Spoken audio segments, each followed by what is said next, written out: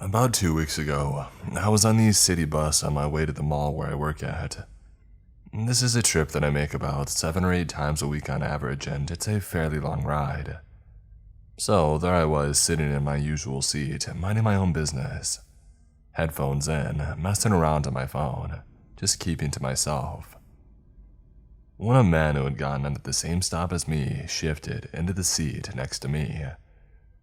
This guy was bigger than me, in a ratty t-shirt and shorts. He looked pretty dirty, like the way you get after being outside for a while on a hot day, and his eyes were open really wide and were a little scary. He tried to get my attention, so I took one headphone out and I gave it to him. When I did, he started mumbling, "I know I'm not a very attractive male, but I find you very attractive," and I cut him off, knowing where this was going, and said, "I have a boyfriend." He got a little more gruff at this and insisted, "Would you take my phone number?" To which I quickly replied, "No," and I put my headphones back in, turning back to the window, just wanting this to be over. He moved back to his seat, and for a few minutes, I stared out the window and listened to the music. I felt kind of bad and thought about apologizing for being so blunt about it.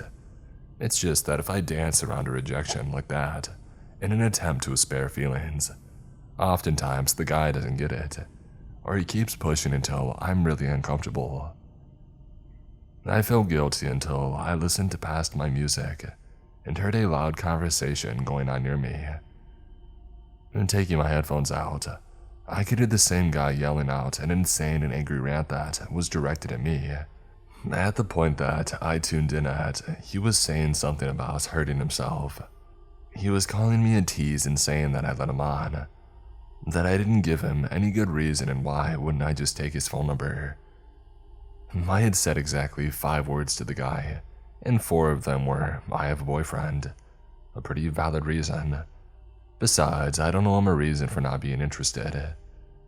And then he got in a rage about how apparently the sunlight was reflecting off my phone and into his eyes, and I was sending him mixed signals.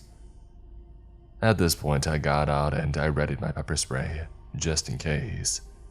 I'm a very small woman, about 5'2", 118, and he was much bigger than me. He got up, apparently too upset to even sit near me, and stormed to the front of the bus. As he passed me, he looked me right in the eye and said, "Be glad I don't have a gun," and put 2 fingers to his head and pulled the trigger. His ranting just got louder and worse when he sat towards the front of the bus. It would vary between angry growling that I could barely hear, to shouting directly at me, and he called me a lot of bad things, said something referring to between my legs, made a comment about how someday someone would take it from me, and he said a whole slew of things, a lot of which sounded crazy and incoherently threatening. I was scared and I was terrified. Not a single person on the bus seemed to notice this man harassing me, these horrible things that he was saying. I sat there as stiff as a board, clutching my pepper spray, scared to ignore him completely in case he got up again and came after me. It was at this point that the driver, a young woman, pulled the bus over and told him that he needed to leave. He argued with and yelled at her, eventually saying that he would just shut up, and that he needed to be on this bus. She shrugged and picked up the radio, presumably to call the cops. At this point, he gave in and he got off the bus. When I got to my stop at the end of the route, I waited to be the last person, and I thanked the driver, who immediately asked me if I was okay, and told me that a man getting off had alerted her to what was going on, and she was amazed that no one else was doing anything about it. She told me her words that if he hadn't gotten off when he did, she was about to mess him up. I thanked her again and I got to work, where it took me several hours to even stop shaking. I spent the whole shift scared that he caught the next bus and was headed for the mall, and then he would see me and find out where I worked at. I spent the next week terrified that he would find me at the bus stop that we both got on at, or on the bus, and this time he would have that gun. Like I said, I have to take that bus upwards of 7 times a week.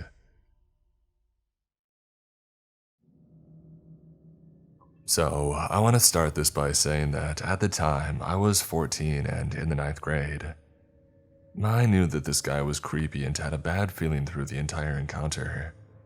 Even years later, it still makes me uneasy.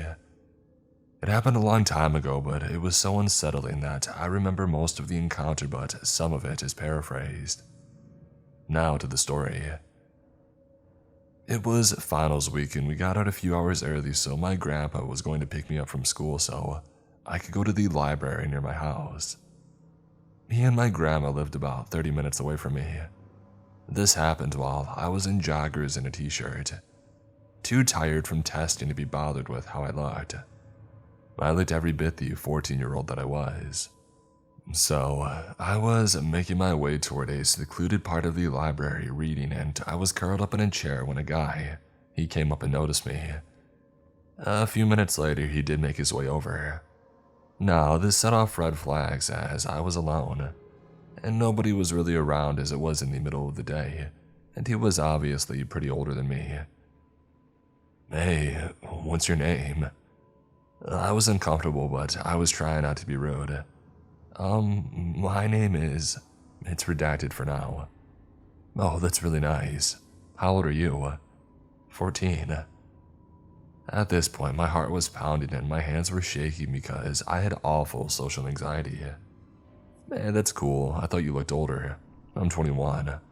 You know, you're really pretty and I'm sure you're still in school. What do you want to do when you get older?" I was gathering my things and trying to get out of there. A vet." That's nice, you know. I can pay your way through college.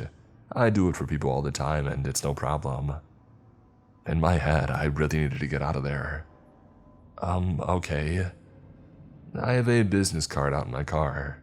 Want to come with me to get it? It'll only take a minute." "No thanks." "You sure? Here, I'll just give you my number instead." He pulled out his paper and wrote his number on it. I immediately escaped the children's section of the library and hid there and watched as he left. I ripped up his phone number and threw it away. He was really creepy in the fact that he said all those things to me, and I was a kid at the time, and then he said he did it to other girls too. No way, I've watched too many true crime shows for that. I tried to never go to the library alone after that, just in the fear of crossing paths with that guy again.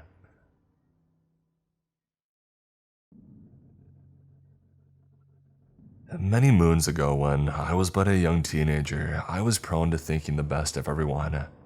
What an epic downfall at times. I was lucky though. I had an older protective brother, a loving mother, and a father who was a cop, so most people didn't mess with me. I had met a man through someone I thought was a good friend at a party. It turns out that she really just loved drinking and was in with some questionable people. The guy was named Tom. He seemed nice enough. Charming, handsome, somewhat intelligent. My friend tried to set me up with him, but I wasn't interested. I was the DD and I was driving my friend home. She had invited Tom to come with us, even though I had no desire to bring him home, which would have been very much out of the way. But I was too nice to directly say no, so we all get into my car. I tried to drop him off first, but he was being very vague and wanted to go for a drive instead. That's a red flag, I know that now. My friend was adamant about just going home, so I felt forced to drop her off first. Boy, I was a silly young woman at the time. So I drop off my friend and end up what I thought was a nice conversation. He was talking about his ambitions and dreams. Something about wanting to work at Disney or as an animator or something. Eventually, I get it out of him where I can drop him off. I remember it being a strange location, but I thought nothing more of it. A few days later, I was in our basement at home on the family computer. The days of MSN Messenger and LimeWire. It was late at night, my back was towards all the windows because of the location of the desk. I hear my big brother leave the house to drive his girlfriend home. A few minutes later, the hair on the back of my neck stands up as I hear a tapping at the basement window. I furiously messaged friends on MSN Messenger telling them what was going on. I was frozen in place. I didn't want to turn around to potentially see a maniac face framed in my window. My parents were 2 floors up asleep and I couldn't yell out to them to wake them up without alerting whoever is at the window. The person tapped at every window of the basement. I prayed it was my brother playing a trick on me. To get to those windows, the person would have to walk up to our driveway through our gate and around half the house in our backyard. It must have lasted a half hour or longer. The tapping continued, and it was horrifying and I was terrified. What if it wasn't my brother and he forgot to lock the door when he left? I didn't know what to do.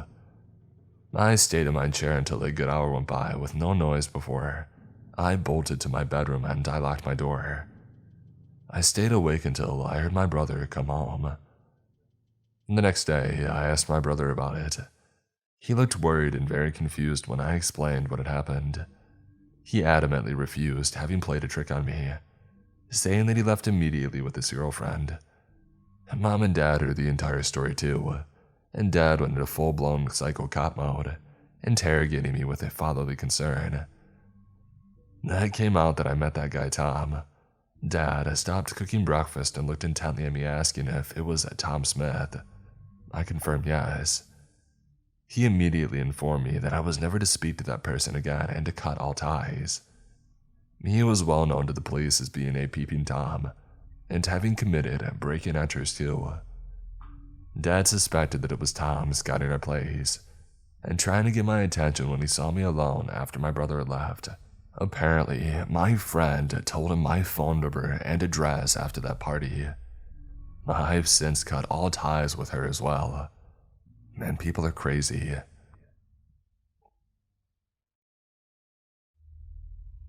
I've alluded to this story a few times in previous posts, but I'm finally doing it now. Sorry for the wait. I've been busy with wedding stuff for Sarge and I, but here I am, so let's hit it. We are on our honeymoon and I'm writing this on the plane as we hit another destination. Sarge, my at-the-time boyfriend, and I were visiting Russia together. We had seen his hometown before, but now we were in a different, undisclosed city or town. It was snowing, of course, it is Russia, but we were still walking around. It was like a cultured village, but a little more modern. It was rustic, if that's the word. So, the snow obviously doesn't bother anyone there, except for me. Sarge has a couple of layers on, sure, but I'm bundled up as if we were in a blizzard. Even Comrade, our service dog from Russia, was fine. He wasn't shivering at all, and believe me, I was checking. We ended up going into this cute, diner-type establishment that serves stuff like mostly soup and sandwiches, but it's not like I could read the menu, so I just told Sarge to order me whatever he was having and that I would be good. We were sitting there for a while, just chatting away about random stuff that Sarge used to do as a kid. It's irrelevant, but here's one that I distinctly remember. When Sarge was like 10 or so, he had built a snowman in his yard that were like 3 or 4 feet tall. Then the neighborhood jerks down the street came marching, and they kicked all of his snowmen down. Upset, Sarge rebuilt them after they left, but poured lots of water on them so they turned completely to ice. When the bullies came back again later, one went to kick one of these snowmen and screamed in pain, and had a broken foot or toe because of it. Sarge's mother was about to punish him, but his father was too proud to let her do that. Anyway, sorry. Just as we got our food, this big group of people came in and sat in the tables and booths to our left. These people were evidently Serbian. When Sarge told me that quietly, I asked, "How do you know? They sound Russian to me." Yeah, Slavic accents sound really similar, but if you're Slav, you can tell the difference. Okay, babe, but why are they whispering? Because they're in the... And since we both know ASL, I taught him myself. He fingerspelled M-O-B. The what? Mouthing and fingerspelling. Mob. Oh, like the... I fingerspelled out mafia. Mafia is the Italian mob. Oh, that makes sense. So, we're sitting next to the Serbian mob and on the other side, some normal, wholesome-looking Russians. We're gonna be okay, yeah? Oh, of course, there are mostly Russians in here, they wouldn't try anything. So, we're eating a little bit, and Sarge isn't nervous or tense at all, but I am. He doesn't seem fazed at all to be sitting next to the mob. But the Russians on the other side of us keep eyeing the Serbs every now and then, like they're a little bit stressed out. The Serbs are a bit rowdy, kinda loud. Mostly 99% men. They had nice clothes and they were smoking. Probably everybody reading this knows that I have foreign accent syndrome, which causes me to unintentionally mimic other accents that I hear, or just start speaking random ones at random time. This time, I was getting a Serbian one by sitting next to the Serbs. Again, I thought in my head that it was just a Russian one from talking to Sarge. That still happens today. I'll be living my life and then randomly have a Russian accent from Sarge. I thought at the time that that's what this was. As it was getting stronger and Sarge could hear it, he says, "Stop talking." Huh? Shh. I look at him like I'm saying, "What the heck is your problem?" Sarge then signed to me, "You sound Serbian." I have the oh crap look. Hey, don't worry about it. As long as you just sign instead of talk, maybe calm down so your accent goes away, you'll be fine. And don't worry about it, love. In my head, I'm still worried because Sarge isn't fluent in sign language yet. He knew enough at the time, but he wasn't great. At this time, Comrade is now starting to get a little antsy under the table, sensing my anxiety. So I pet him and it makes me feel better. Sure enough, the server comes over and asks something. Sarge translates and asks me, "Do you want to try anything to drink?" I didn't drink and I still don't really drink, but I wanted to try kvass for the heck of it. My fingers spell it out, but he doesn't get it. He keeps asking me to repeat it and I keep going slower and slower, and eventually, I get so stressed between everything that I just end up saying, "Kvass." He goes a little pale. Someone from the Serbian side goes, "Hey, she's one of us." This is roughly the conversation. None of it was in English, so while this was happening, I was just sitting there all dumb.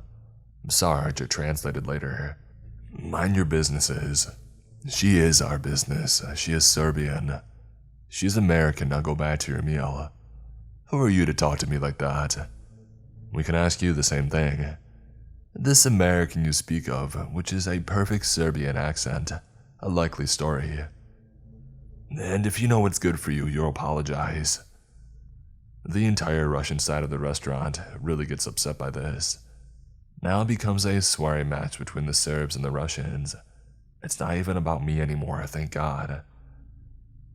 About 3 minutes later, while the stuff is still going strong, I really have to pee. The problem, Sarge doesn't want me to leave his sight for obvious reasons, but it's not like the mob would let me get up to walk to the bathroom, since he was the one who kind of helped instigate the whole thing. A few more servers come in from the back and try to defuse the situation or throw the Serbs out, but they're not having it. I'm about to seriously pee my pants, so I got YOLO mode and just got up and went with Comrade, during all the chaos, to slip into the bathroom. After I relieved myself from thinking, you know what, I'll just stay in here until Sarge comes and gets me, and we can make a run for it, or maybe I'll wait for the mob to leave. Waiting out in the bathroom didn't sound like a bad strategy at the time. I grabbed my phone to text this to Sarge, but I freaking left my phone at the table. Of all the times to not have my phone. I tried to come up with a new plan. There's no way that I can just waltz back out there. Should I try to get outside? No, that's probably stupid, right? Well, I was stranded in there. Someone else comes into the bathroom and I hear a very heavy Russian accent say, "Excuse me, ma'am." I poke my head out of the stall. It's a server. Apparently Sarge asked her to help me out with the 7% of English she knew. She gives me my phone and I start rapidly trying to message Sarge. The lady, I'll call her Olga. "So, are you scared of Serbs?" "Not until now. I mean, should I be?" My best friend that I mentioned in some of the posts, Luna, and her boyfriend Peter are both Serbian. Peter grew up with Sarge in Russia though. Luna and I met in 7th grade and the rest is history. They're terrific people. No, Serbs and Russians are usually like family, but these guys are mafia. I decided then that I really liked Olga. We started playing with Comrade to pass the time and eventually, Sarge came to the bathroom and we sped walked out of the restaurant, while the other servers kept the mob members from leaving or following us. Then we left. Later, Sarge acted like it was no big deal and it never even happened.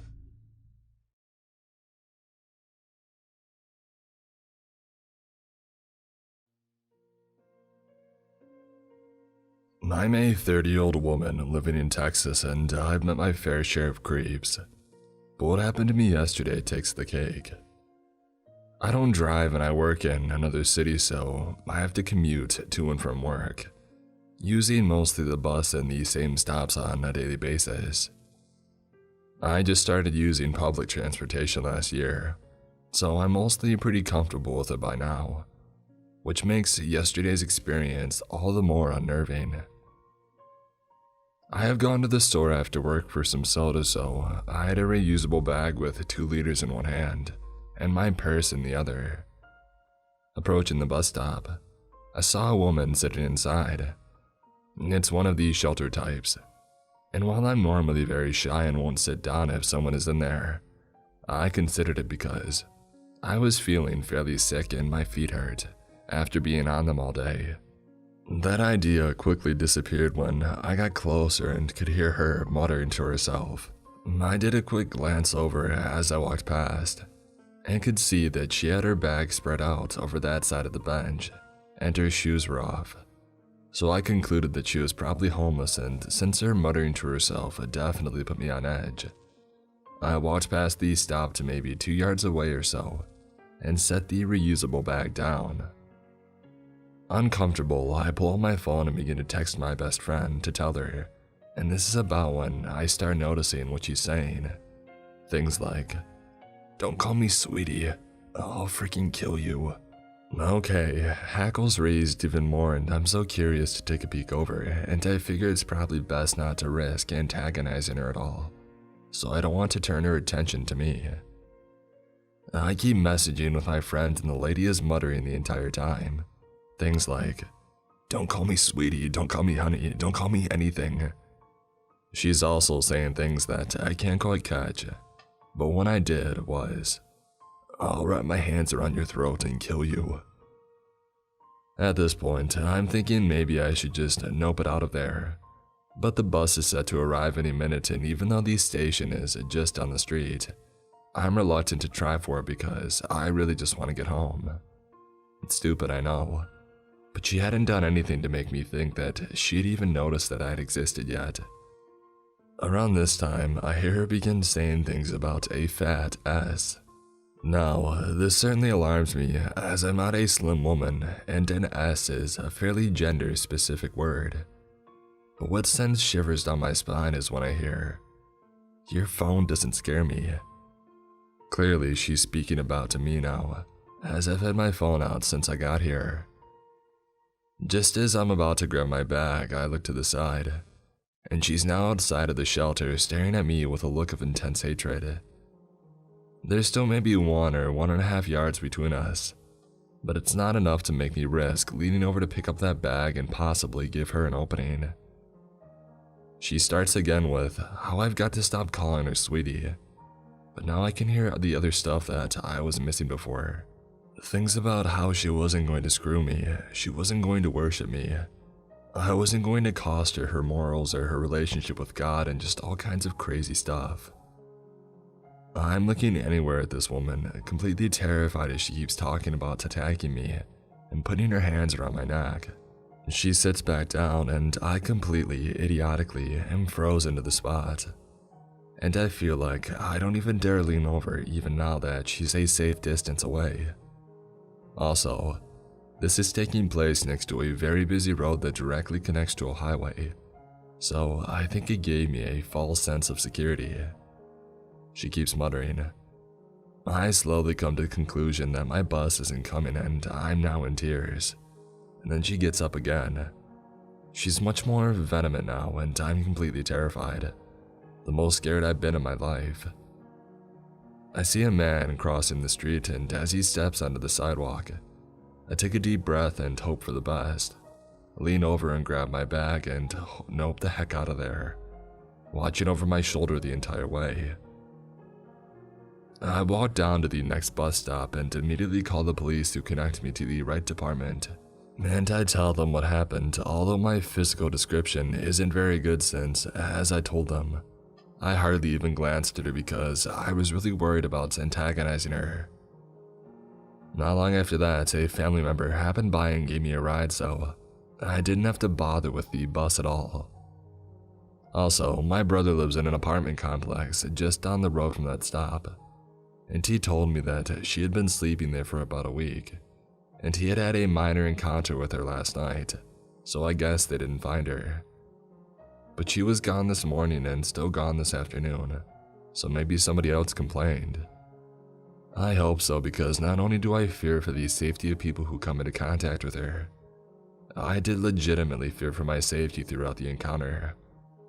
But I feel really sorry for her, and I hope she can get the help that she needs as well. Back when I was attending university, I used to work on campus at one of the dining halls during the dinner or night shift. I lived in the next town over since it was cheaper to live in a crappy little apartment out of town than to live on campus in the dorms. But I didn't own a car, so I had to take the bus to commute. One night, I had just gotten off a shift at work. My feet were killing me and I was completely exhausted, and I slowly made my way to the bus stop. I noticed a man much older than me sitting on one of the two benches at the otherwise empty bus stop, but I didn't pay too much attention to him. I simply sat down on the second bench and listened to some music while waiting for the bus to arrive. And the first sign that things were starting to get weird was when I kept noticing out of the corner of my eye that he was staring at me. At first, I thought I might be imagining it, so I looked over and caught him quickly turning his head to look away. Okay, so he was staring at me. This wasn't completely out of the ordinary since being a young college girl seemed to gain me a bit of attention from older men. So like usual, I just ignored him. That was a mistake. Again, out of the corner of my eye, I saw him look at me. But instead of just staring at me this time, he got up and walked over to sit next to me instead. I continued listening to my music, hoping that he would see my headphones in and take the hint that I wasn't interested in talking. But instead, the man literally took them out of my ear. "Hey there, sweetheart," he said as my head snapped to look at him in shock. I should have told him off for touching my things and demanded that he leave me alone, but I was sort of frozen, and I didn't want to make him mad. Hi," I replied quietly. He started introducing himself as Mike and telling me that he lived in the area, and that it was always nice to see pretty girls like me at the university bus stop. He explained that he was a real man, unlike the boys that I went to school with, and that I should go home with him that night. I was a shy, scared girl who had never had a man be as bold as this to my face. I say to my face because I had certainly got my fair share of unsolicited private pictures online by that point, but I digress. I didn't know how to respond, so I didn't. But that didn't stop Mike from continuing to explain to me all of the fun things he wanted to do with me at his place that night. At that point, I wished that I was anywhere else but that bus stop. But it was just the two of us in the dark alone, as I counted these seconds until the bus would arrive. And then Mike took things to a different level of shocking by telling me, "Listen, the demons want me to ask for your phone number, and they say that you should give it to me or you won't like what happens." He actually had the audacity to start stroking my hair. His hand was gentle, but I didn't want him touching me at all. And this was shocking for a number of reasons. The demons, I wouldn't like what would happen. Why was he touching me? What the heck was this guy talking about? As though he could read my mind, Mike went on to explain. "My therapist knows the demons are real. I told her about them and she says that I'm not crazy and that the demons are real. He laughed and then abruptly stopped. "No, give me your phone number like they said," he demanded. As his hand stroked my hair for the last time, he stopped and gripped the back of my neck, still gentle but even more terrifying. I was scared, and obviously didn't want him to have my phone number, but he was taking out his phone and I knew that he was going to call the number I gave him to make sure that I wasn't lying to him. And he still had his hand on the back of my neck, so I reluctantly gave him my real phone number.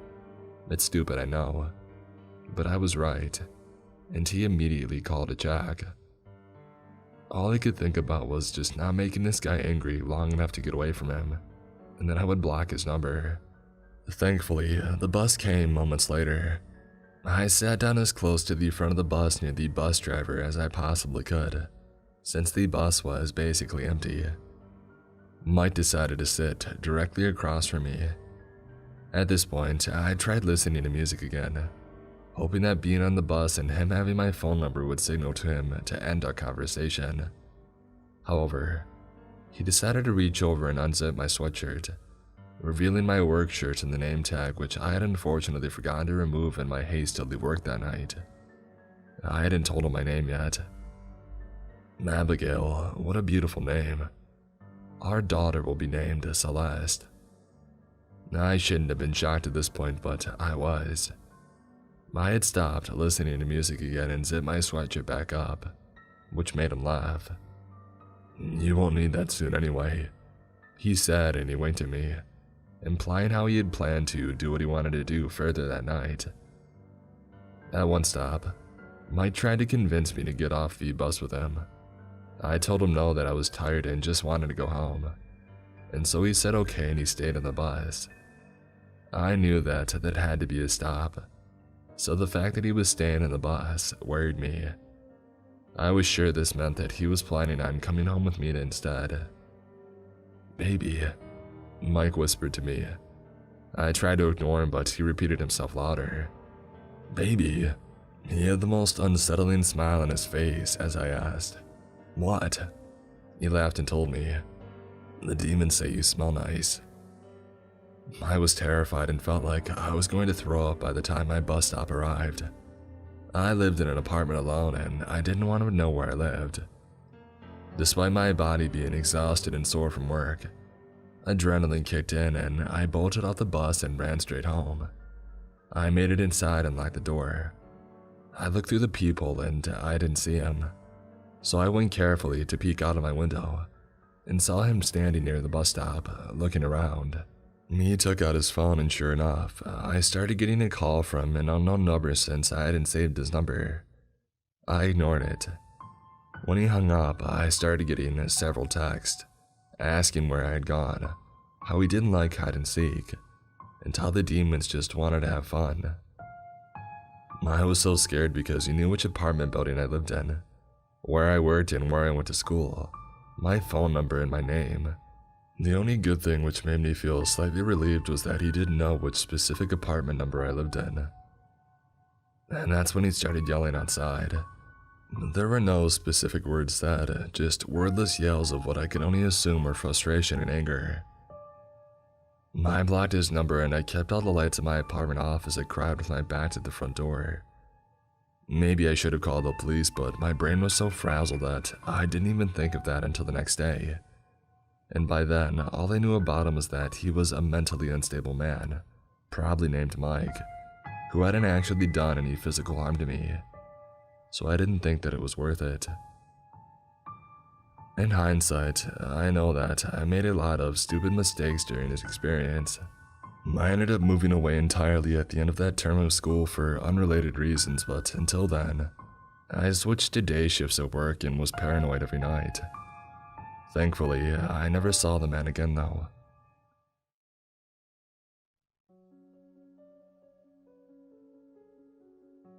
I'd like to preface this by saying that not all mental health professionals are bad people. Good doctors and medication have saved my life. I also didn't grow up in the US, so if you see something in this story that makes you go, that's not how it works. Keep in mind that other countries might have different laws. And furthermore, this describes my experiences with staying at a mental hospital, so prepare for triggers. Alright, here we go. I was a troubled kid. I'm kind of a troubled person in general.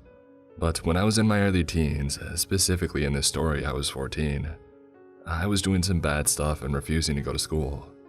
So I was put on a waiting list for a children's mental hospital. I know now that the fact that I was on that waiting list for close to half a year should have been the first warning sign.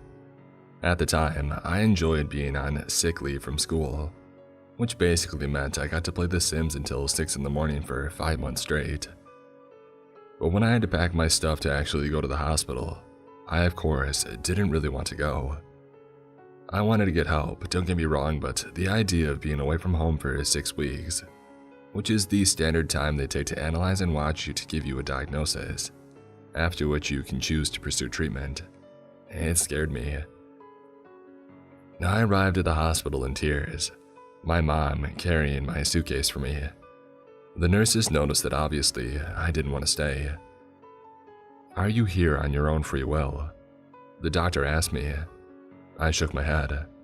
They just shrugged it off, saying they could get a judicial decision forcing me to stay there. I never go to talk to a judge. I never got to defend or explain myself.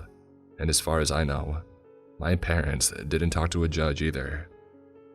A judge glossed over my medical history and then signed a piece of paper that forced me to stay in this place for 6 weeks. The contents of my suitcase were searched, and I remember feeling like I had just arrived in prison.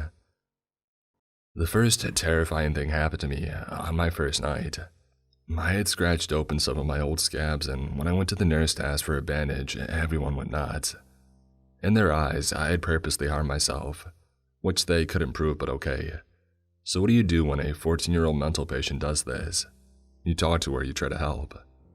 No, you take away all their jewelry, a necklace from my mom and a bracelet from my ex-girlfriend, who at the time I still had very strong feelings for her, and send her off to the timeout room for 24 hours.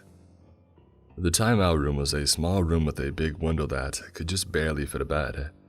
If I'd use the bathroom, I'd ask a nurse to accompany me. And no joke, at one point I was in the bathroom, with a nurse standing guard in front of the door. She asked if I was doing okay, and I sarcastically responded with, "No." She goes, "Really?" and she ripped the door open. All of my clothes were taken from my room and kept in the front office for the time I stayed in the timeout room. So whenever I needed them, I had to go up to the front office to ask for them. But apart from having to ask for clothing and the bathroom trips, I was completely left alone in that room. No one ever came to check up on me. Getting out of the timeout room wasn't a lot better. For the first week or two, I had bad stomach problems. I would get up multiple times a night to use the bathroom, which, by the way, you didn't have one of them in your room. You had to walk down the hall to use it. And because my stomach kept me up all night, I would often not get enough sleep and end up sleeping through the day, which led to me not partaking in group activities. And instead of, waking me up, I was yelled at, and I quote, "If I was up all night roaming the halls, I would be tired too." And because I didn't partake in group activities, I couldn't earn outside time. Yes, I had to earn going outside. Even just sitting on the front steps with a nurse right next to me had to be earned. So, for the first 6 weeks, I was effectively locked up, except for school and weekends where I was allowed to go home. It was blatantly obvious that none of the nurses really cared about any of the patients. They weren't even real nurses. They were more like prison guards. One of them straight up looked like they were homeless. Another one sounded like she had been a 5 packs a day smoker her life and all. And I mean all of them were chain smokers. Every free second they had, they would use it for smoke breaks. Right outside of the door too, with the doors open. So that all the other kids who were currently going through nicotine withdrawals could smell the cigarette smoke. Within 6 weeks of staying at the mental hospital, I saw a psychiatrist at whooping 2 times. Once for a general introduction and once for an IQ test. Anyone who's ever struggled with mental illness probably knows the sentence like, "Just pull yourself together or get over it." They're the least helpful things one could say to a mentally ill person. I've never heard it that much in my entire life. There was one instance where another patient, who was deathly afraid of spiders, came running out of her room in a borderline panic attack because she had woken up to a spider directly in front of her face. And you know what they told her? Don't be such a baby, it's just a spider. They gave her a broom for her to get rid of the spider herself, which obviously she couldn't do. My roommate and I ended up helping her out. Both of us were scared as well, mind you. But possibly the most outrageous thing happened on my second to last day. Someone had told the guards that I had tried to smuggle in something. So they pulled me out of breakfast and searched my room top to bottom. They didn't find anything, but they found one laying on the floor in the hallway, and it was even still in its wrapper. I wasn't the only patient that did this. As a matter of fact, I don't think there was a single patient who didn't do it. The blade could have belonged to anyone. They had no proof that it was mine. But of course, it was deemed that it was mine. And despite me not having any new cuts on my arm, I was thrown into the timeout room for another 24 hours. Literally my last 24 hours. And they paid so little attention to the timeout room that a fellow inmate was able to slip a letter inside the door so I could take out my frustrations. In case any of you were wondering where my parents were in all of this, my mother wanted to get me out of that place as soon as she had heard about the timeout room. But since my parents had joint custody, she needed my father to agree to it. And my father deserves a story like this for himself, but to make it short, he hadn't talked to me in over 4 years but was somehow convinced that I needed help and refused to get me out of there. My final diagnosis from that place: narcissistic neurosis. I was 14 and to this day, I had no idea how they came up with any kind of diagnosis, considering I had seen an actual doctor a total of 2 times. Additionally, this result was delivered to us, my parents and I, by the head doctor of the hospital, who I had never seen in my life, during a conclusive meeting on my last day. I was offered to stay and start behavioral therapy, but I guess it goes without saying that I politely declined that offer. Every therapist and psychiatrist I have talked to since, and trust me, there's been a few over the last 7 years, have disregarded the diagnosis entirely. Some have even laughed at it. I'm currently diagnosed with bipolar disorder, depression, and a panic disorder, and my current psychiatrist has suggested that I might suffer from borderline personality disorder. I guess the moral of the story is to always do research on the hospital you plan on getting yourself admitted to. I'm sure as heck that I hope I never have to see any of those guards, nurses, or doctors ever again. I seem to be a magnet for creeps and weirdos, and since I got such a positive response on my last experience, I figured I would share a few more with you all. I'll be writing in order of let's not meetness, so scroll to the end if you only want the scariest. Now a little bit of background. These all took place outside my home at the time, which was on the literal last block of a major city, right across the street from the beach. The building was framed on 4 sides by the beach, the woods, a construction site, and a few other sleepy houses, as well as a muni line. Think the subway but above ground. It's the very last stop on the muni, so unless you catch it at the right time of the day, or at the height of tourist season, the area is basically empty on the sidewalks. The house itself has an initial patio door, which doesn't always fully close if you don't slam it, and then an entry area with a staircase and leading up to a second locked door that leads to the apartment.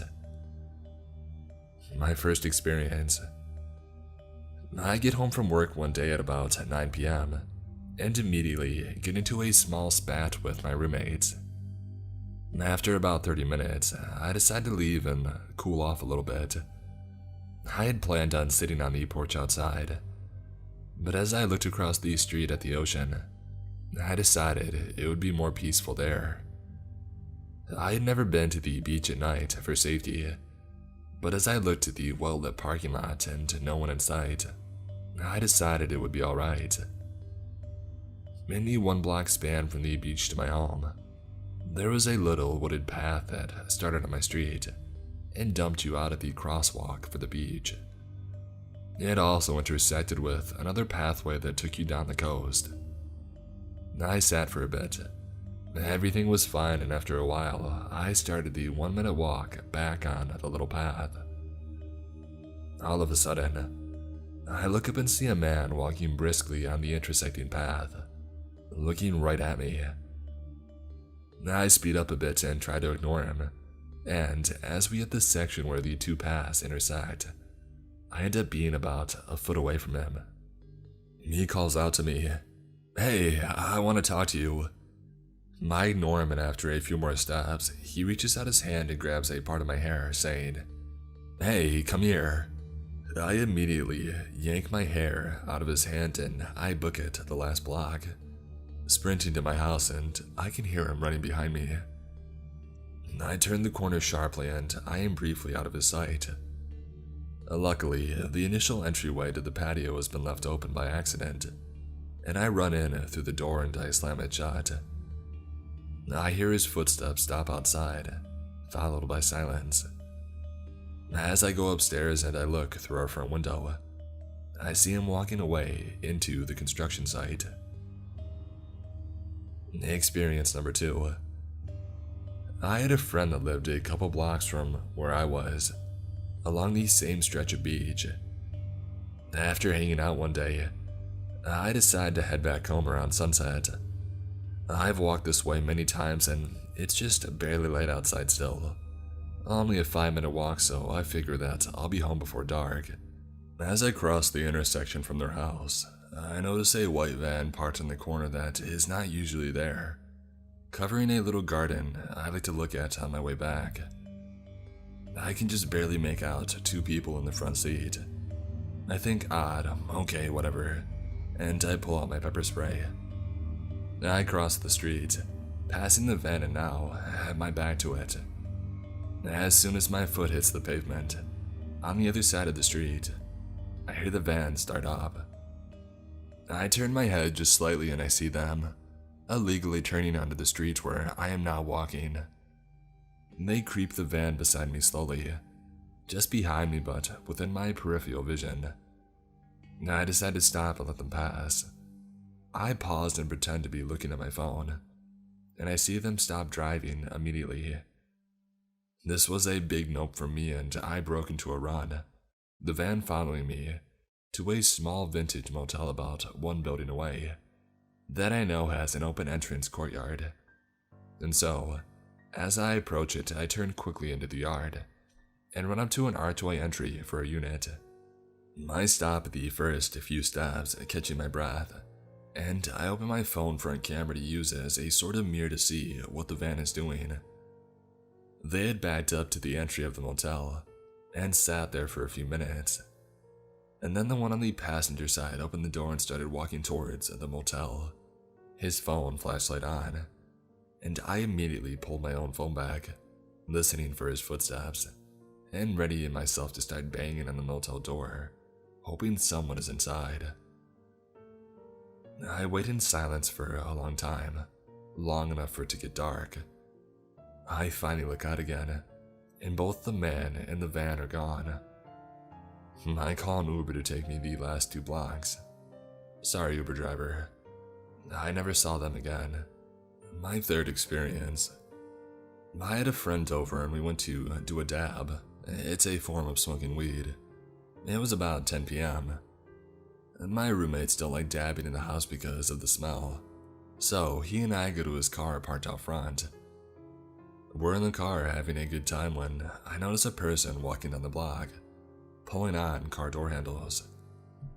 I notify him and we watch as the same person comes up to his car and yanks on the back door. He honks his horn and they back up for a minute, and then walk up to his driver window and knock on the window, making a motion to roll it down. Just as I'm about to tell him, don't, he rolls down the window a bit. The person is clean and normally clothed and asks what day it is, and then what time it is, and to which my friend answers. And then they stand there and stare at us as he tries to usher them away, even offering them money. Without saying anything, they walk away down the block, and once they reach the intersection between the construction site and the woods, they roll their head back up to the sky, and just start screaming at the top of their lungs as they back away out of sight. I take this opportunity to dart back inside my house as my friend watches, making sure to close the patio door. A few hours later, one of my roommates comes home very drunk, and as we had figured out later, they failed to make sure the patio door is shut all the way. Morning time comes and I wake up in an empty apartment. I open my phone and have a singular message from my roommate from 3 hours ago, stating that when they had left for work this morning, there is a person they didn't know sleeping inside the patio area. They thought that it was a drunk person who lived in the neighborhood, and they had entered the wrong house by mistake, and evidently did not find it enough of a reason to call me or wake me up. I immediately go to the entry of our apartment, pulling the door open fast. To my surprise, the person who had been talking to us in the car the night before is laying casually across my staircase, fiddling with something. I scream, "Hey!" loudly, and they immediately hop up and run out of my patio door. I run down the stairs after them and open the door. They are standing across the street, just smiling at me and giggling. They then give me a little wave and they run off.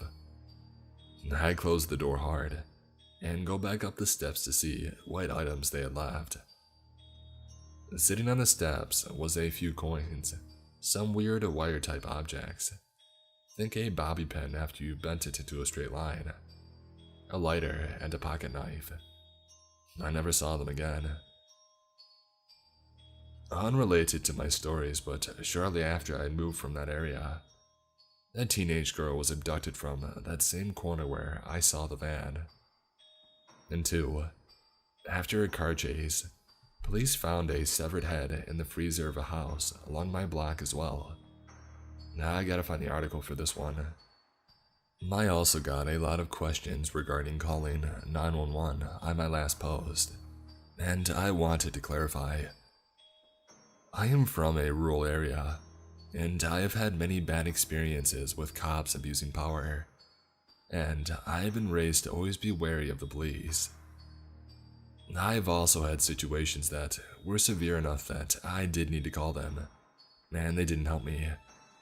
So, that is not really a thought that goes through my head when dealing with these situations, and I've learned how to take care of myself or utilize community resources for other situations.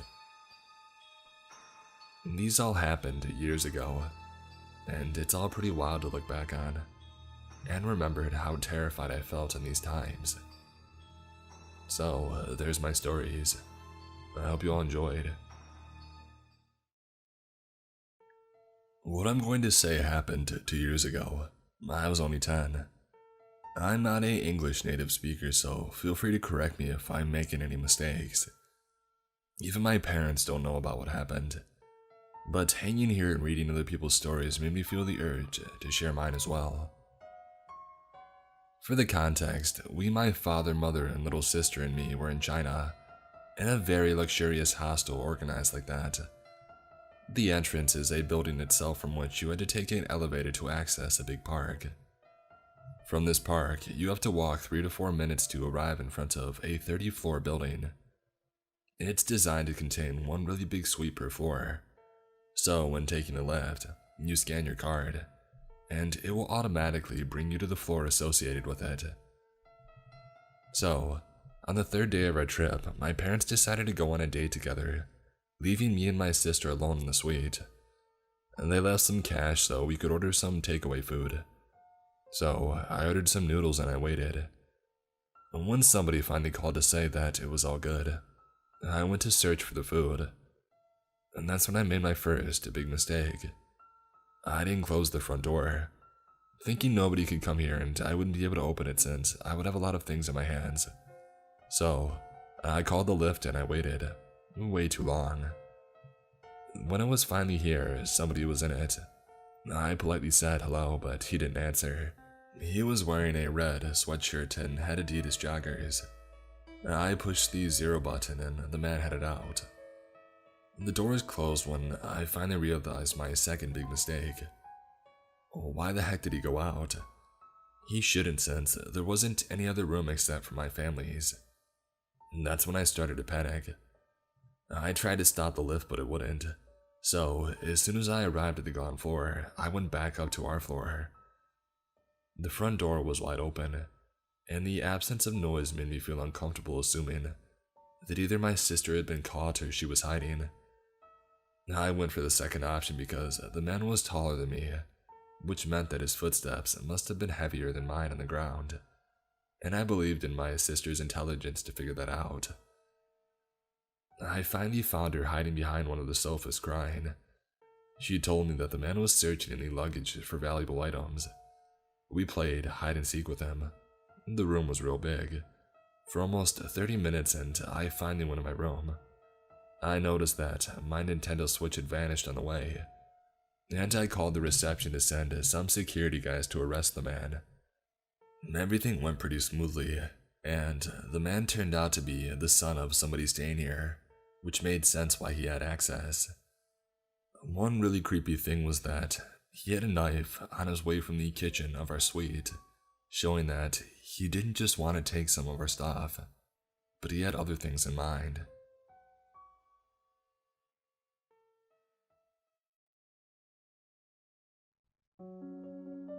I was a stubborn and precocious teen.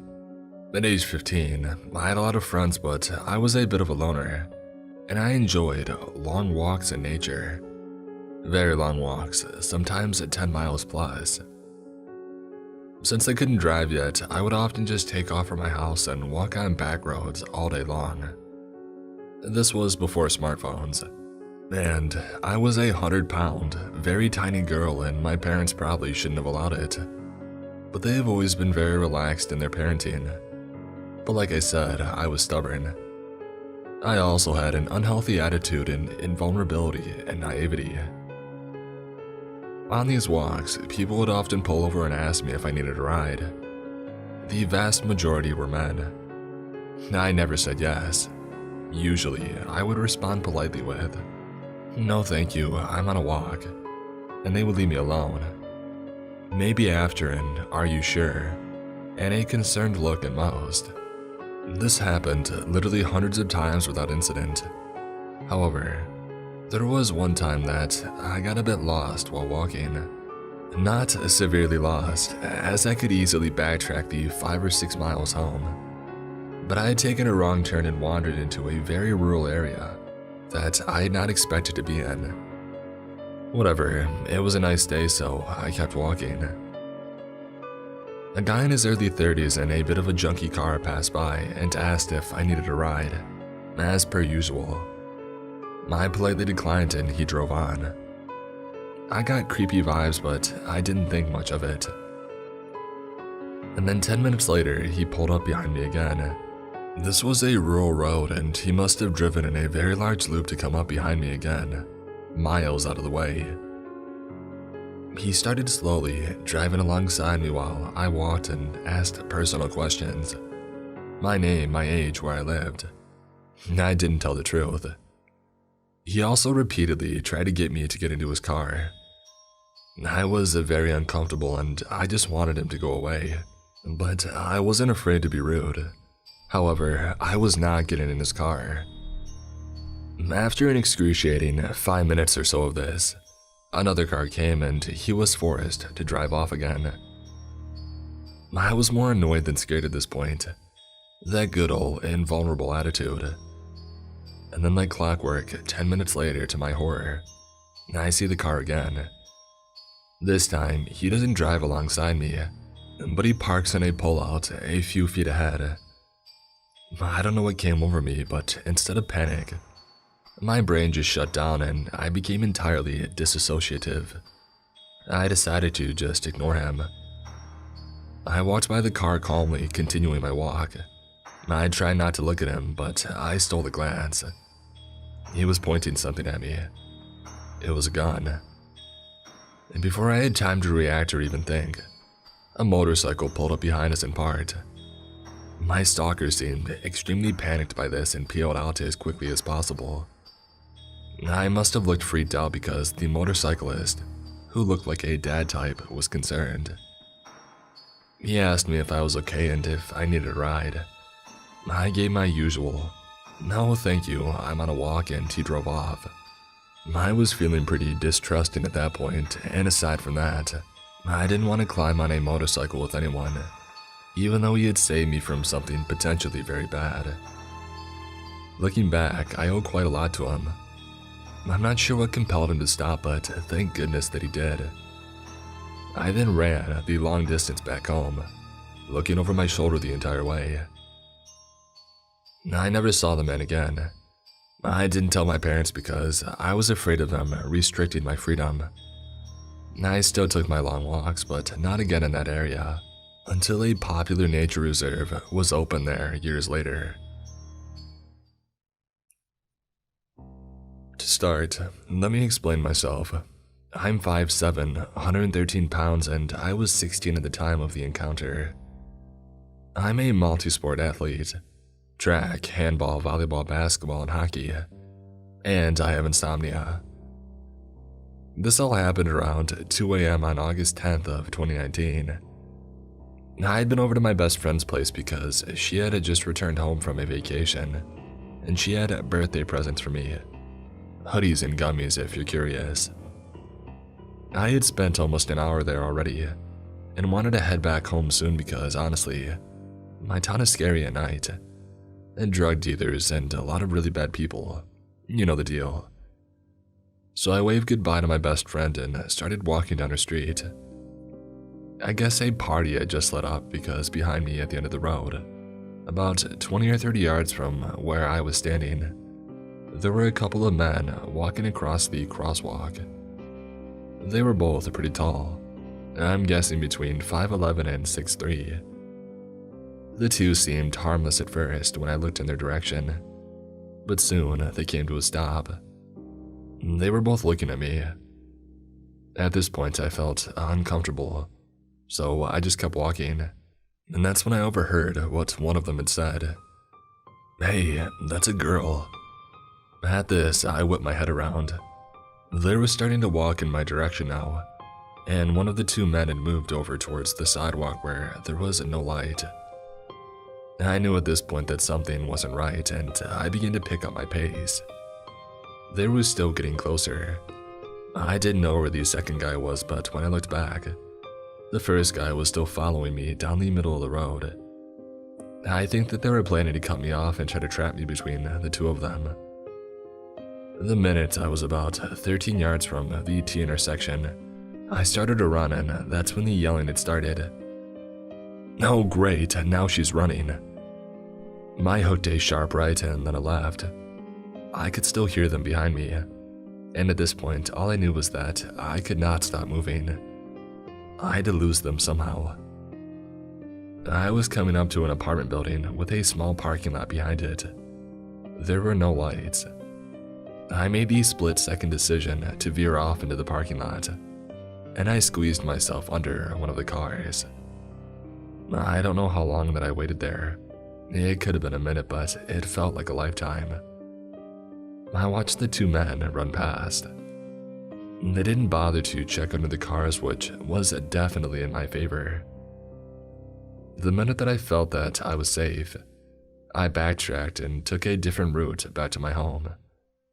I was too scared to take the main way, in the fear that I would have bumped into them. I know what I'm about to say is stupid, but I didn't go to the police.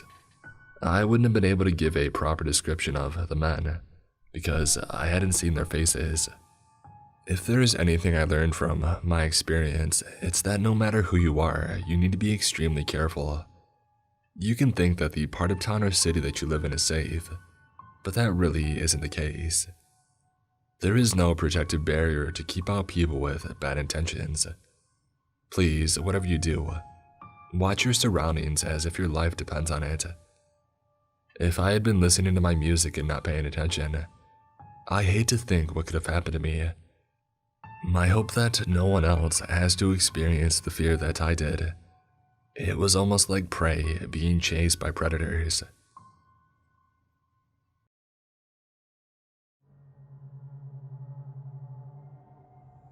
In the summer and fall of 2005, my grandparents had moved into a tiny mobile home park kind of in between two small towns. At the end of the road they live on is a shopping center, and it was still being built, and at the time, there was only a Target.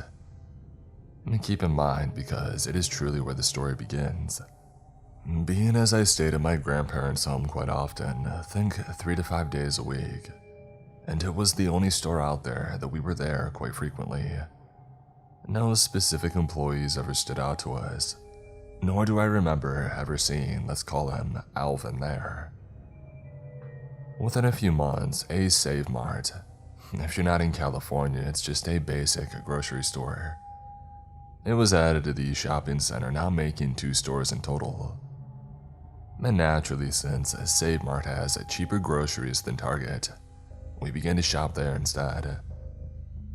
And this is where Alvin made himself known, whether he intended to or not. Now, I can't tell you how many times we would go down random aisles and this dude would just show up. At first, he would act like he was just restocking the shelves or cleaning, but eventually he would just stand there and stare at me. And he would do this in every aisle that we went to. Then, as we would leave, he would refuse to let anyone else bag of groceries for us, and he would still bag the groceries and follow us to our car, even if we refused the help. This went on for months, until just as quickly as he made himself known, he quickly disappeared, or at least we thought. As time went on, things were quiet, and I eventually started seeing Alvin again around Save Mart, but he no longer did that weird stuff like before. Around 2009-2010, I got into more of the internet and social media, and I became quite into a site called My Yearbook, and it was actually quite popular on there, and I would get multiple friend requests a day. So when I got a request from a guy named Alvin, given that I never knew this guy's name, no alarm bells went off. I would exchange phone numbers sometimes and meet people from my yearbook, and eventually I began texting with Alvin. For over a year we texted and nothing more, but we were able to have a good flow of conversation and talked about life. I found out that he worked at Save Mart and tried to figure out which one. There's a few in my hometown, so that maybe one day when I was out running around, I could stop off and say hi or something. But he kept refusing, so I let it go. Eventually, New Year's Eve 2010 rolled around, and I was having a party with my best friend, her brothers, and a few of our other friends, and I invited Alvin. He tried to say that he worked late and didn't know if he could make it, but I was determined to get him over to the party. I talked him into showing up, and when he did, I instantly regretted it. My best friend and her brothers, let's call them Leo, Randy, and RJ, knew all about this guy and how weird he had been. And when he showed up, and I realized who he was, I did my best to just enjoy the party without interacting with him too much. My friend's brother, who I kinda had a thing for, stayed right with me, but so did Alvin. And the whole night, no matter how many times my friends tried to interact with him and get him away, he wouldn't even budge. He wouldn't speak to them or even acknowledge them. He literally just stood there and stared at me the whole time.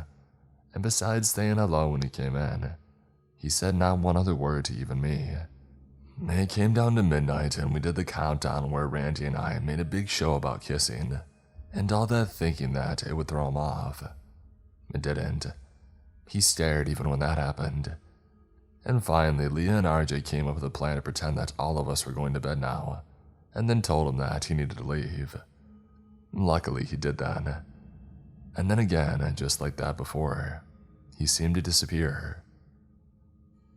Around November, I had gotten and lost my first job, which afforded me to buy a car. And Grandma and I were still shopping at Save Mart, but Alvin wasn't bothering us really, except for again occasionally seeing him around the store, where he would speak to my grandma but not to me. This particular day though, he hadn't followed us at all, and I thought us leaving would go over without any appearance from him. But I was wrong.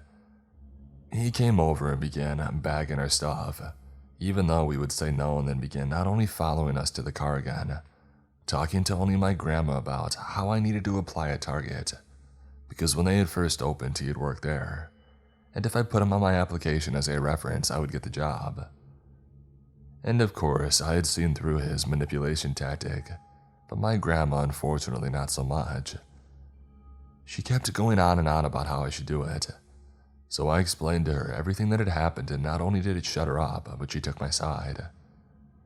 Long story short, I applied without his reference and got the job, but I had to turn it down for a better opportunity. He began following me around the store again, and I a few times would say hi just to let him know that I knew that he was there. And eventually he did ask me to hang out, under the guise of it being a group hangout with him and some of his coworkers. It was all a lie. When I showed up, which was my biggest mistake, but I was a bored 20-year-old, and my boyfriend at the time had encouraged me to go because he wanted me to make more friends. But it was just him.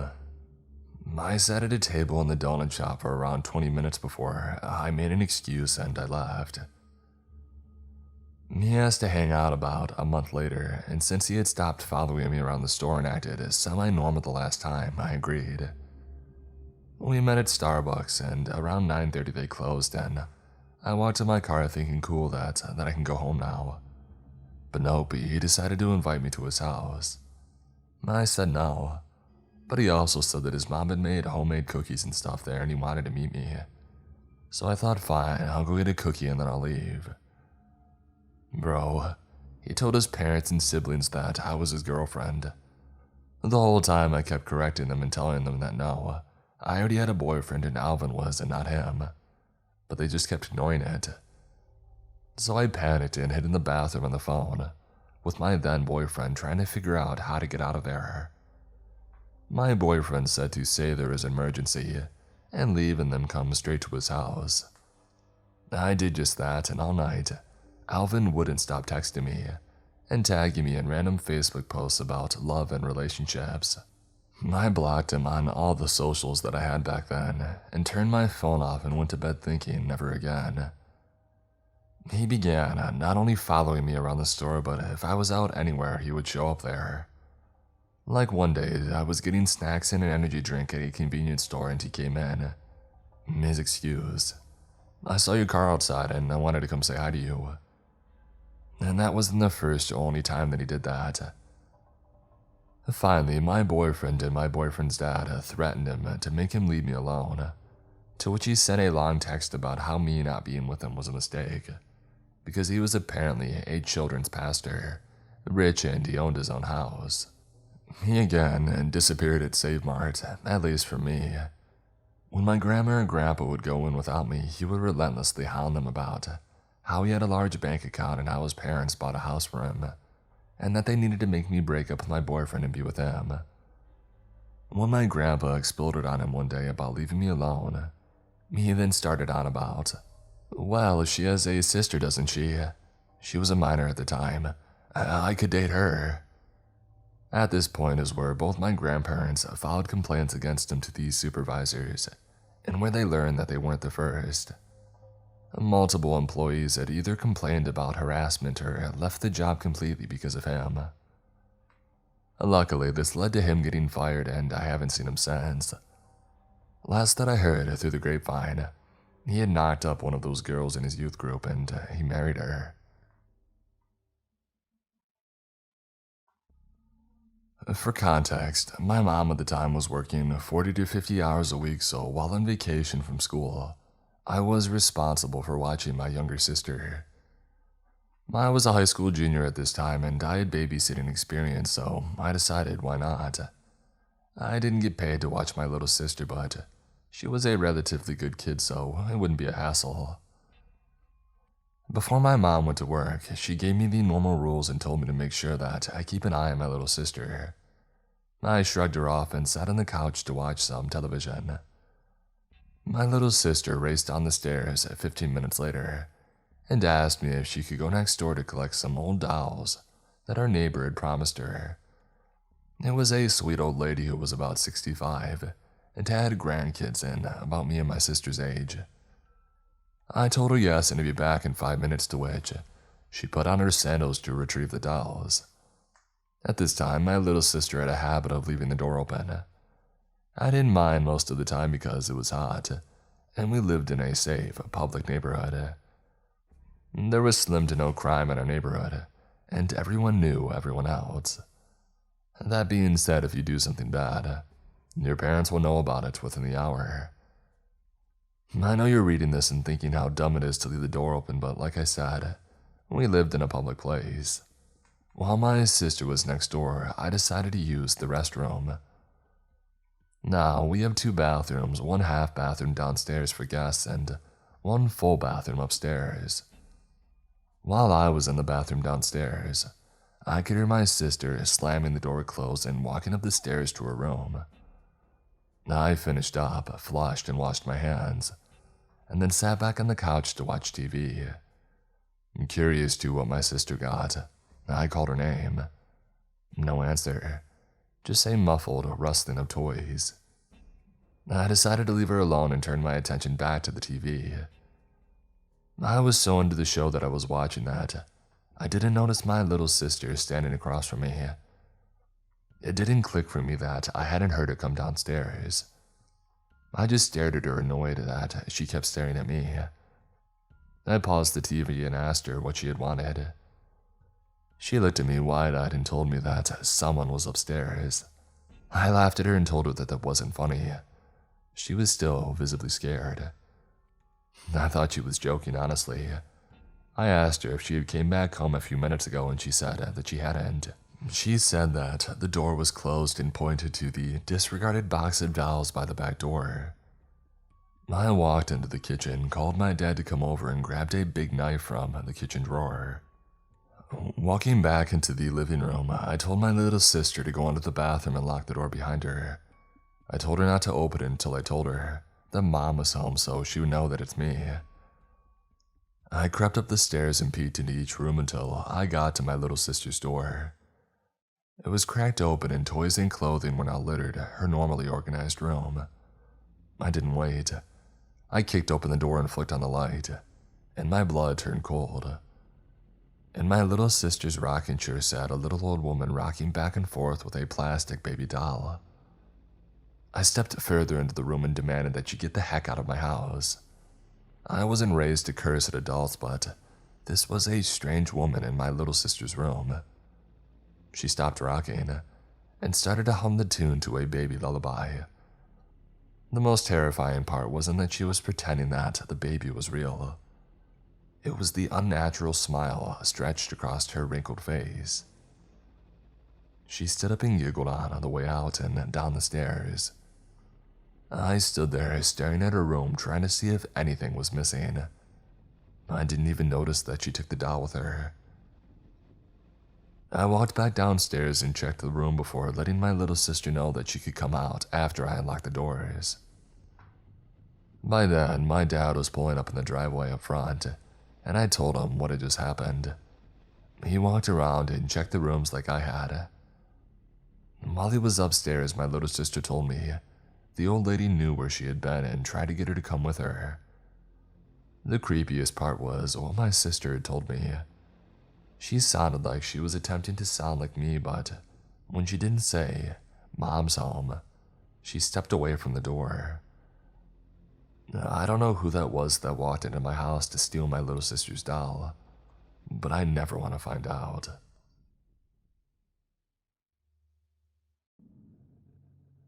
So, I work late a lot.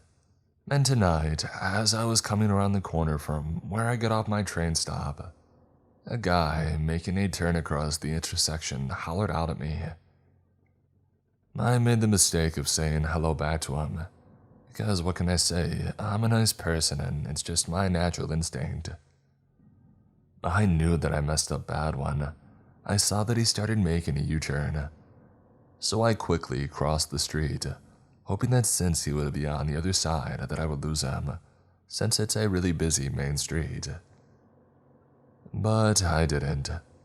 He made another U-turn at the next light, and pulled up directly beside me, and I screamed at him to leave me alone and started walking even more quickly, but not running yet because I didn't want him to see where I was going to turn to walk into my neighborhood.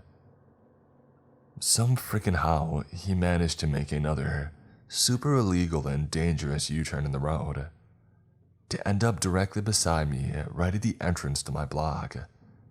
And luckily he got caught at a red light, because I realized then just how sketchy this was and how much danger I could possibly be in.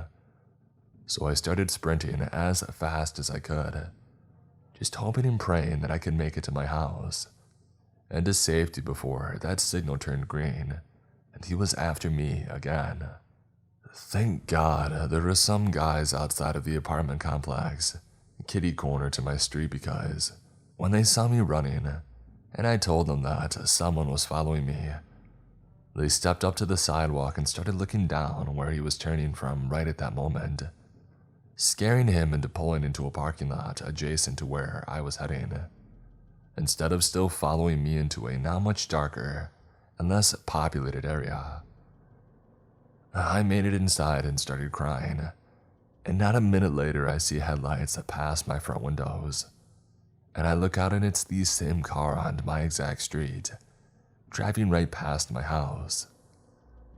He must have pulled through the parking lot and proceeded into the same direction that I was, obviously going from the opposite way, hoping to catch me before I made it back home. I'm in tears. No one that I live with is validating how serious and scary this was. I live in a major city. The street that he followed me on for the majority of this time is incredibly busy and well lit. Bars everywhere. It's Friday night. He didn't care. He could tell that I was a young woman alone at night and headed home, and he planned on following me all the way there, and then he followed through with that plan. I may have made it home, but he drove on my street. He drove by my house.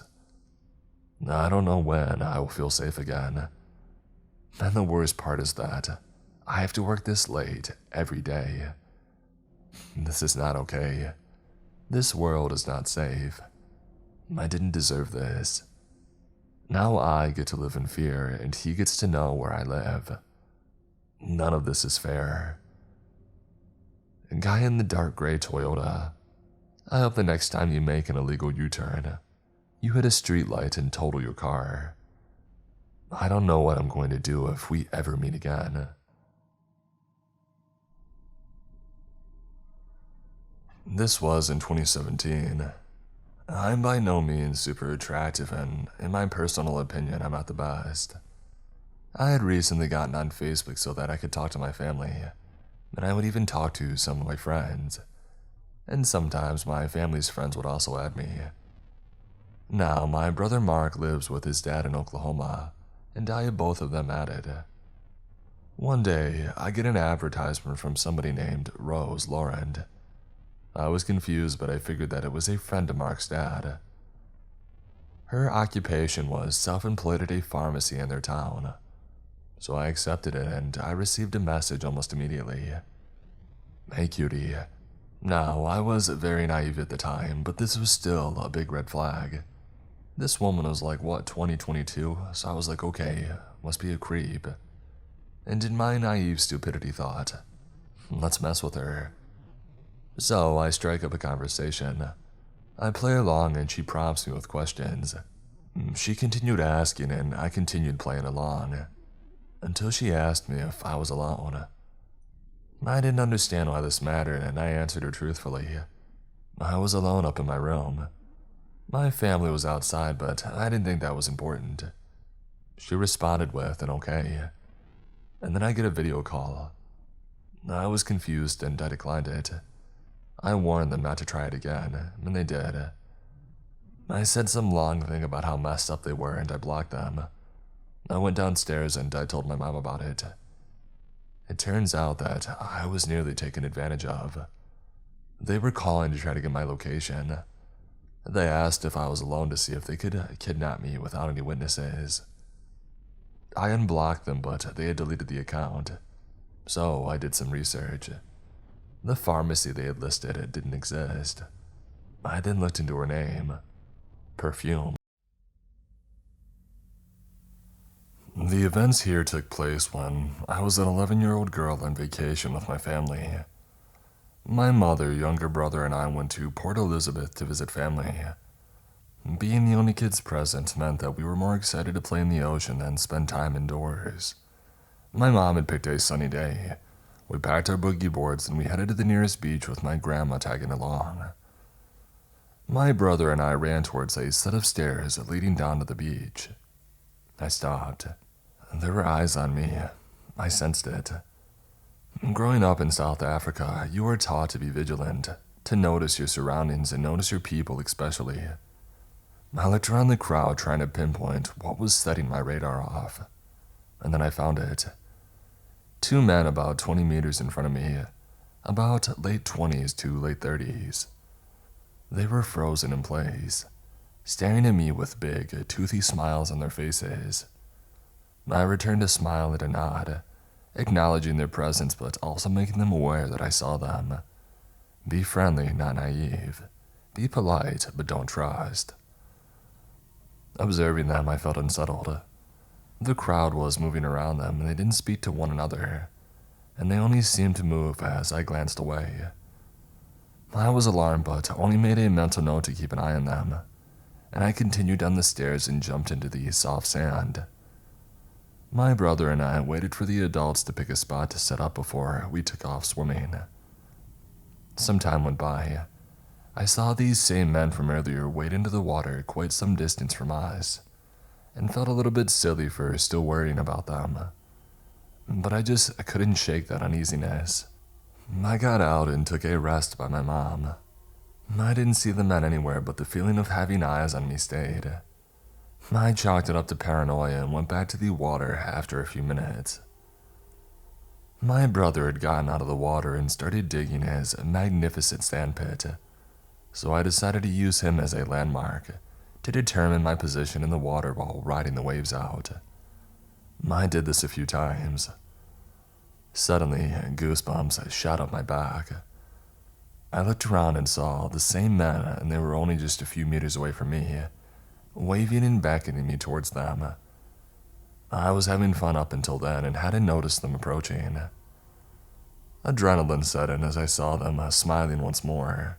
Their eyes seemed blank, insincere and out of place with those huge grins. I nervously grinned back and just shook my head at their invitation to come closer. I'm sure that the fear was written all over my face though. As if to confirm my fear of their intentions, they started towards me. I knew that I wouldn't be strong enough in the water to fight, run, or swim, and nobody was close enough to hear me call out. As I was panicking, the water suddenly pulled me deeper into the sea. A big wave was coming. I placed my boogie board in position and started paddling. I was now further into the ocean than the creeps. The wave hit when they were about 1 meter away. It took me right past them. I felt relief for a split second, but then I felt a hand grabbing and yanking my ankle hard. My heart caught in my throat. I kicked out of instinct. Fortunately, being sunscreen doused, I was slippery and I managed to get free instantly. And the wave carried me all the way back to the beach. I was coughing with a mouthful of seawater, but scampered to my feet and ran to fetch my brother. I told him that I'd race him back to Mom, and he was delighted for the challenge. I glanced back from where the sea had just ejected me.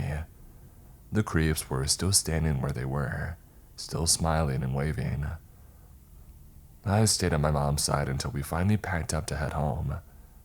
As we walked to our car, I looked over my shoulder, and there they were. Two grown men staring, smiling, and waving at a child that they had tried to grab like nothing was weird. And then they turned around and disappeared into the crowd.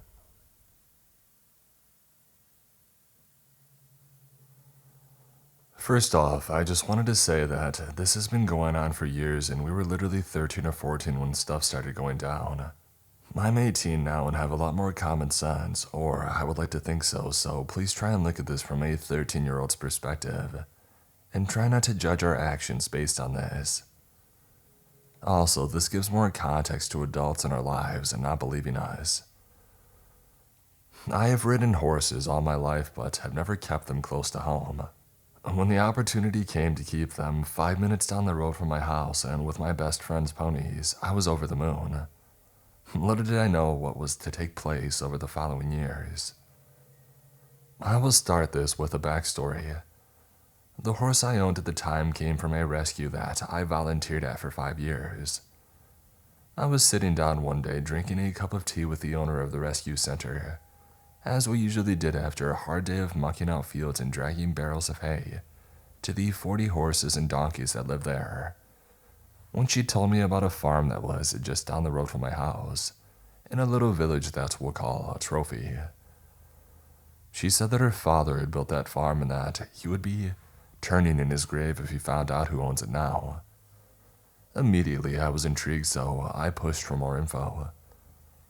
She told me that the man who now owns it, Elliot, who's a pig farmer, he had murdered his brother-in-law who was asking for him to pay back $150K in debt, ground him up in a meat grinder, and fed him to the pigs. He then moved those pigs about 3 hours away for long enough so that when the police eventually tracked them down, any DNA would have been long out of their system. He was actually charged for murder, but ended up being acquitted by the judge due to lack of evidence. What's ironic is that he moved those pigs without a moving permit, which is illegal, and it's really sus as moving permits are not hard to get a hold of. So in the end, he got punished for the illegal transport of livestock, and not for murder. She told me that although he was eventually found not guilty, everyone in the village knew that he did it. Now that we've got that out of the way, we'll go back to the farm that I'd be keeping my horse at. I had known the owners for a while as I used to ride one of Annie's horses, my best friend from earlier. Nothing really scary had happened while I was riding for her, except one time. We had decided to ride down a different trail that day, one that went past an unfamiliar farm. We didn't know who owned it and weren't sure if they were friendly, so we proceeded with caution. All seemed fine as we were riding through the fields until the path came to a stop. There were gates and guard dogs in the way. We assumed that we must have taken a wrong turn, so instead of passing through the gates, we decided to carry on through the fields and around the outskirts of the farm. Unknowingly, we were now trespassing. The horses started to feel extremely uneasy beneath us. Mine would stop and shoot forward, and he started bagging up into the brook that ran alongside us. Annie was hanging off hers, deciding whether to throw herself off, before they both ended up in the ditch, when I looked towards the farm. A man was stood completely still, staring at us. I honestly thought he was a scarecrow at first, and I had no idea how long he had been there for. He disappeared after about 30 seconds of making eye contact with me. For some reason, it made the hairs on the back of my neck stand up. There was something so unsettling about him. A few minutes later, we finally got the horses under control, and that's when we heard gunshots behind us. Guns are illegal in my country. Only licensed owners can have them. The only reasonable explanation was that someone was scaring birds off their crops, or shooting bunnies then they hadn't seen us coming. We went into a flat-out gallop, literally crapping ourselves because if they really did not know that we were there, we could have been caught by a stray bullet. All the while, we were looking back to see if any birds flew to confirm our theory. They never did. It was meant for us, to warn us to stay away. Later that night, we looked back at the map to see where our wrong turn was. The gates were where the trail carries on, but who in their right mind would go past a bunch of snarling guard dogs? At any point, that man could have redirected us. Shooting towards us was pretty psychopathic. We didn't tell anyone that day, as we thought that we would get in trouble for trespassing. That is only where the problems begin. When I brought air to the farm things, it calmed down. There were odd scenarios that played out. Sheep were stolen, our ponies were let out, and a white pickup truck would be seen prowling the area often. But again, nothing too serious. This was until October of that year, when we would end up riding in the dark as days are shorter in the winter. This particular evening, we were goofing around and laughing like 14-year-olds do, when we heard an owl hooting. It was coming from one of the fields that the scary farmer owned. I began imitating it, joking around and not expecting a reply. It did reply. I found this hilarious, and Annie began joining in. This carried on for about 5 minutes, which in hindsight is definitely a red flag. An owl would have stopped replying within the first 2 or 3 calls, realizing that it wasn't speaking to one of its own. This one always replied and sounded louder every few calls. The longer this went on, the less owl-like this thing sounded. There was a moment where the noise almost sounded strangled, and that was when Annie turned to me and said, "That isn't an owl." We realized that we had just led whoever was in that field right to us. They could now pinpoint exactly where we were. We turned our flashlights off and ducked, trying to be quiet, which is hard when you have a 1,200-pound animal squishing through the mud underneath you. We decided to screw it and gallop the rest of the fields back to the farm. What we didn't realize was that the weight of the horses had left deep hoof marks in the soil leading straight back to us. We were freaking out as we got back, but the adrenaline began to wear off and we ended up laughing about it while untacking the horses. We were about to lead them to the field when we heard the crunch of broken glass being stepped on from one of the old greenhouses opposite the stable. It was pitch black except for the dull light coming from behind us, so we couldn't see anything. Immediately, we turned all the lights off, picked up a pocket knife that we used to cut the hay bags open with, and hid behind the stable door. We waited for 10 minutes with no phone signal to call the police, but didn't hear a thing. Scared to even breathe in case it made a sound. I decided to be brave and make a dash for the horses who were tied up outside, thinking that I could jump on one if I saw someone and get out of there quicker than they could run. My eyes had adjusted to the darkness now, so I could kind of see into the greenhouse. I shouted back to Annie, "There's no one here, we're just being paranoid." And again we laughed it off, trying to shake the terror that we had just experienced. It was only until the next day that it became very, very real. The next morning was hot. The ground had baked and preserved the hoof prints that we left from the previous night. However, there was something else in between them. Massive boot prints leading from the field that we had heard the owl, all the way back to our farm. That was where the nickname, Farmer Bigfoot, thing came about. We told our parents. However, they decided that we were just making drama out of paranoia and they didn't believe us. And that was that. These boot prints started appearing a lot. We would skate on the ice where the fields flooded over in the winter. We had noticed the prints a few times, stopping on the edge of the field where we would skate, and then continuing in the opposite direction. We didn't ever see anyone watching us though.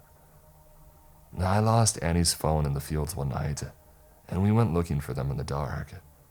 The next morning, footprints, Bigfoot footprints. Our trail started getting blocked off.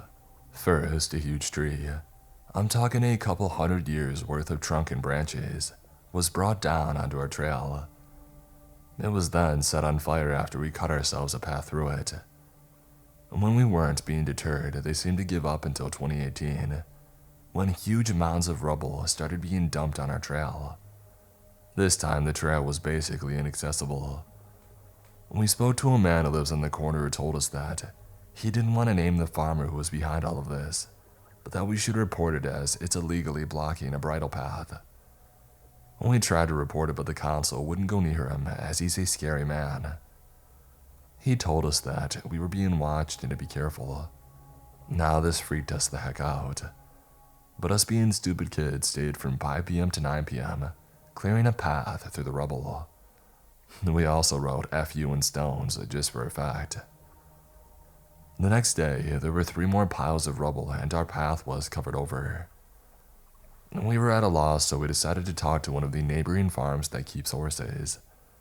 Without telling us a name, she said, "You have to be careful messing with him.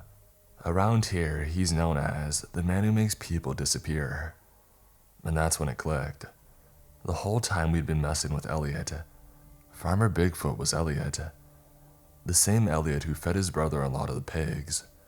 No wonder the council wouldn't go near him. Again, we tried to tell our family, but nothing came of it. They thought that we were just being dramatic. Things continued happening. Bones were left on top of the rubble piles. Again, I'm guessing to scare us. And I have photo evidence of most of this. A whole herd of sheep were stolen. The horses kept being let out. The owners of our farm would never say who they suspected, but we all know who it was. The white pickup would turn up almost every week, and we started leaving breadcrumbs on our Snapchat stories, thinking if it was weird enough for people to screenshot, that we would have multiple witnesses if anything happened to us. We told friends that if we disappeared, make the police look at Elliot. We were terrified. It quieted down after a while until September of last year. We had just finished riding, and I was leading both the horses back to the field on my own. It's down a dirt track about a 2-minute walk from the stables. I walked through the wooded area on the track, and immediately the smell hit me. It was violent. I knew what it was immediately. Death. Literal rotting flesh. It was enough to make you gag. I put the horses out and immediately ran back to Annie to come and investigate with me. The farm owner, Ryan, overheard me and went into the house to grab a flashlight. Annie has a weak stomach, so as soon as the smell hit her, she threw up. It was so strong and so disgusting. Ryan soon joined us and said, "Someone has definitely been in here," and this just added to our fear. Annie had recovered from her vomiting fiasco and rejoined us in the search. Ryan then said, "I really don't know what we're going to find here, girls, but I don't think it's going to be an animal." Our fear meter was now at the max, but morbid curiosity drove us forward.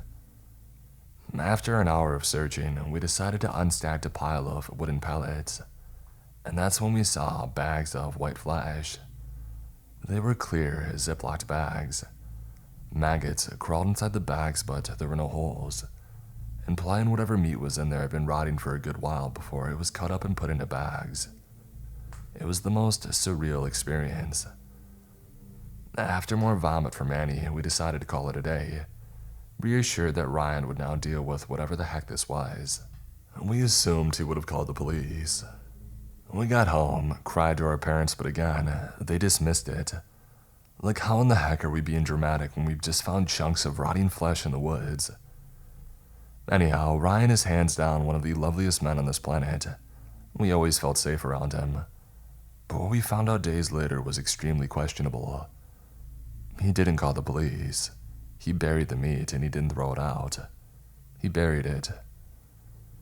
We assume now it's because he's old or vulnerable, and he didn't want to get involved in anything that might be him or his family at risk.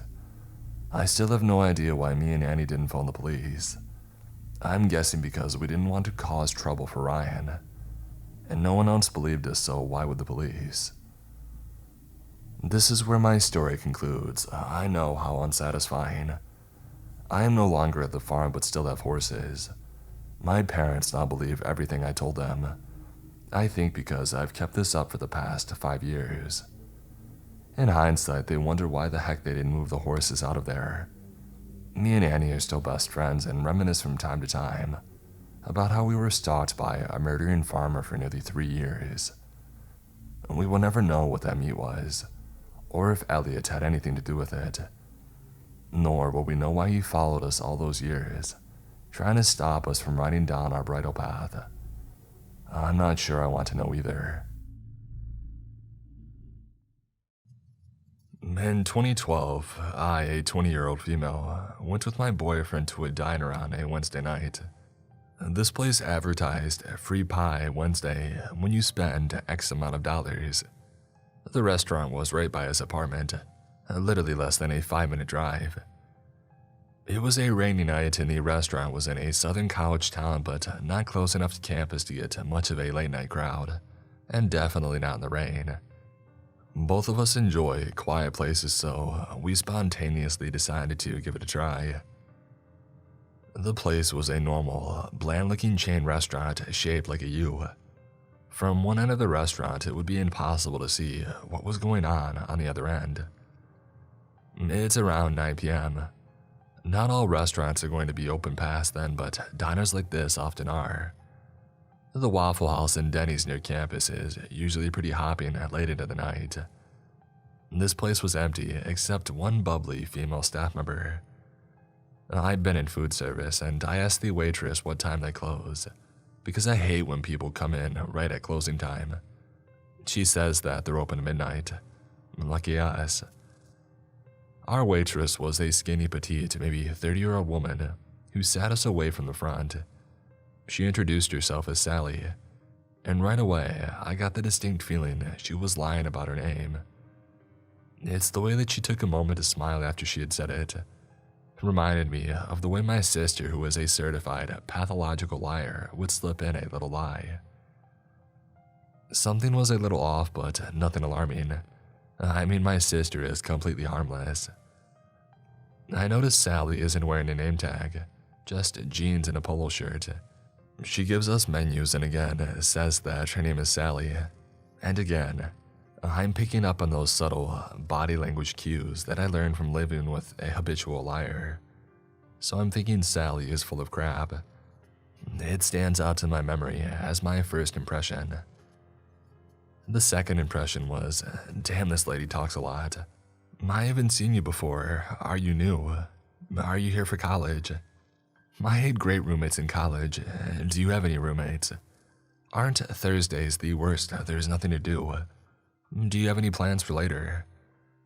It was kind of annoying, but she seemed nice and we figured she was probably just bored out of her mind and or making an effort to get tips for being friendly.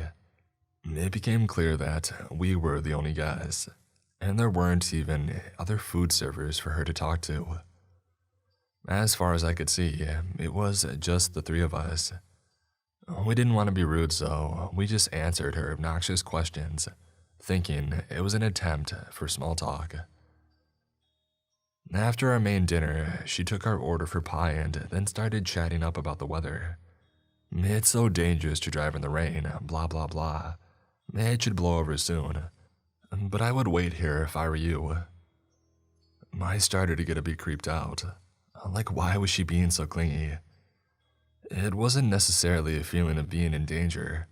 More like, why are you so obsessed with me? So, I get creeped out but then feel bad for it. Who do I think I am, Regina George hating on some nerd? The lady probably just really needs to bring home some tip money. She brings us 2 slices of pie and gives us some peas. The pie was gross. It had a mixed berry and it tasted super fake sweet. Very artificial, like a child's lip gloss flavor. I don't know why I ate more than one bite, other than I was broke and never wasted food. After a few crunchy bites, I look to the back of the diner and the waitress is standing near our back door, staring at us with some man. Heavy-set, pale skin, sweat-stained white shirt, a huge barrel of a man, with a facial expression like he was watching cockroaches that he was about to step on. They were both just staring silently. My blood went cold. All the hairs on my neck went up. They saw that I was looking at them and they went into the kitchen quickly. Finally, alarm bells in my brain are ringing like a freaking tornado siren. I whispered, "We need to leave now. Just sneak out and go." My boyfriend could see that I was freaked. He threw down some cash with a big tip, grabbed our jackets and left our gross half-eaten pie, and we bolted. We drive home and start laughing at our overreaction. That man was probably just a cranky cook who wanted us to go so he could chill. And that waitress was just fishing for tips. Man, boy, did she luck out. She got well over a 50% tip, because I was too chicken to wait for change. I'm feeling silly and really rude for judging a book by its cover, and running out on the nice lady like that. And then the night went from kind of creepy to actual horror. I remember laughing in the car, and then I was waking up shivering and shaking in our dark apartment. My boyfriend was laying on top of the bed, fully dressed with his shoes on. I had been slumped over, half on the bed, half on the floor, also dressed in my rain-soaked jeans and boots. But I think I had my jacket off. It was midnight. I didn't remember parking, or unlocking the door, walking inside or anything from the last 2 hours. I wake my boyfriend up in a panic. He remembers coming back, but not too clearly. He says that he remembers going to the bathroom and becoming super disoriented, like the room was spinning but feeling a strange calm. And then nothing. We had both blacked out, something neither of us experienced before or after. We didn't have a drop of alcohol, or intentionally do any drugs. Holy balls, are we lucky that we live so close. Literally a 3-minute drive away. If we passed out like that on the road, who knows what would have happened if we had stayed at the restaurant for even 3 more minutes. This was almost 10 years ago, and I remember calling the non-emergency police line about it in the morning after I had calmed down a little. The person that I talked to on the phone sounded like they didn't believe me and questioned if I was partying. I wasn't, and generally had the tone that I was wasting their time. It was a frustrating phone call where the police person asked, "Well, what do you want me to do?" I don't remember my response. It was awful. Probably worse than the feeling of violation from that night was the attitude of annoyance and dismissal from the authorities. Later, I looked up the restaurant online, and the hours are 7 a.m. to 8 p.m. Just a little extra spice to the WTF soup and further confirmation that something definitely wasn't right from the get-go. What sober person passes out like that, slumped over the edge of the bed in cold rain-soaked clothing? 2 sober people with no history of fainting just collapse for no reason. I think we've all been told never to leave your drink alone if you go out to a bar or a party. It never occurred to me that same danger could come from a chatty waitress in a chain restaurant.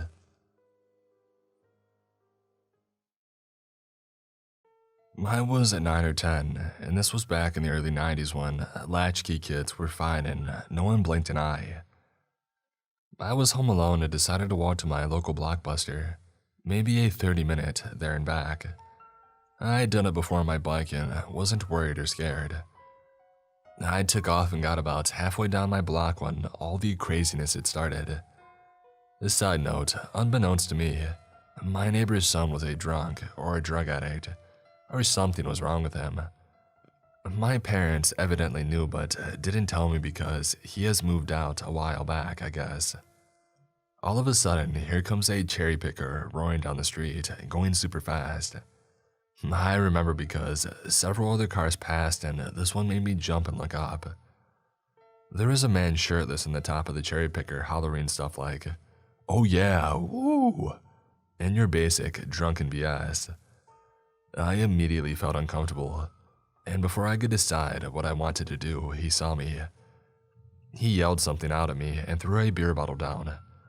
That freaked me out, and I immediately decided this trip was over and that I was going back home.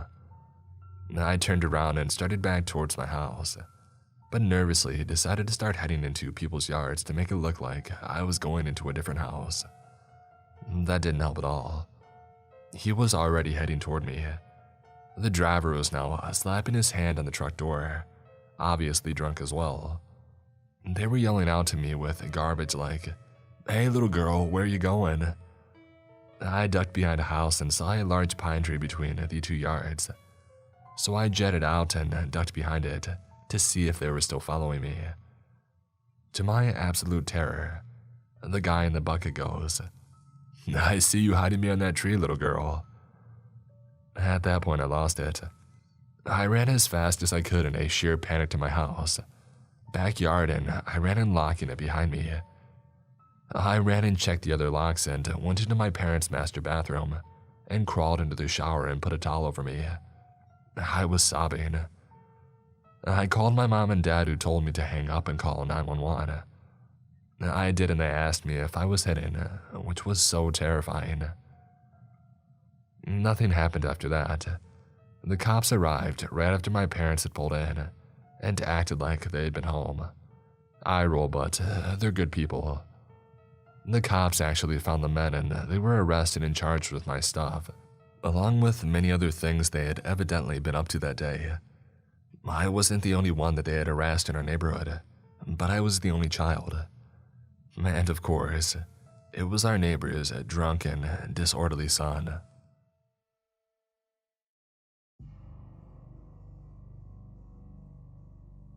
I'm 5'3", 115 pounds, so I guess I'm pretty small. That's my reasoning for being very submissive over all of this. This is a lengthy story, so I'm just going to skim, and I'm not the best at telling the story, so prepare yourself. When I started working at this fast food chain, I was 16. It was my first job, and I was excited to finally take my first steps into adulthood. This coworker of mine was training me. For privacy purposes, I'll call him Frank.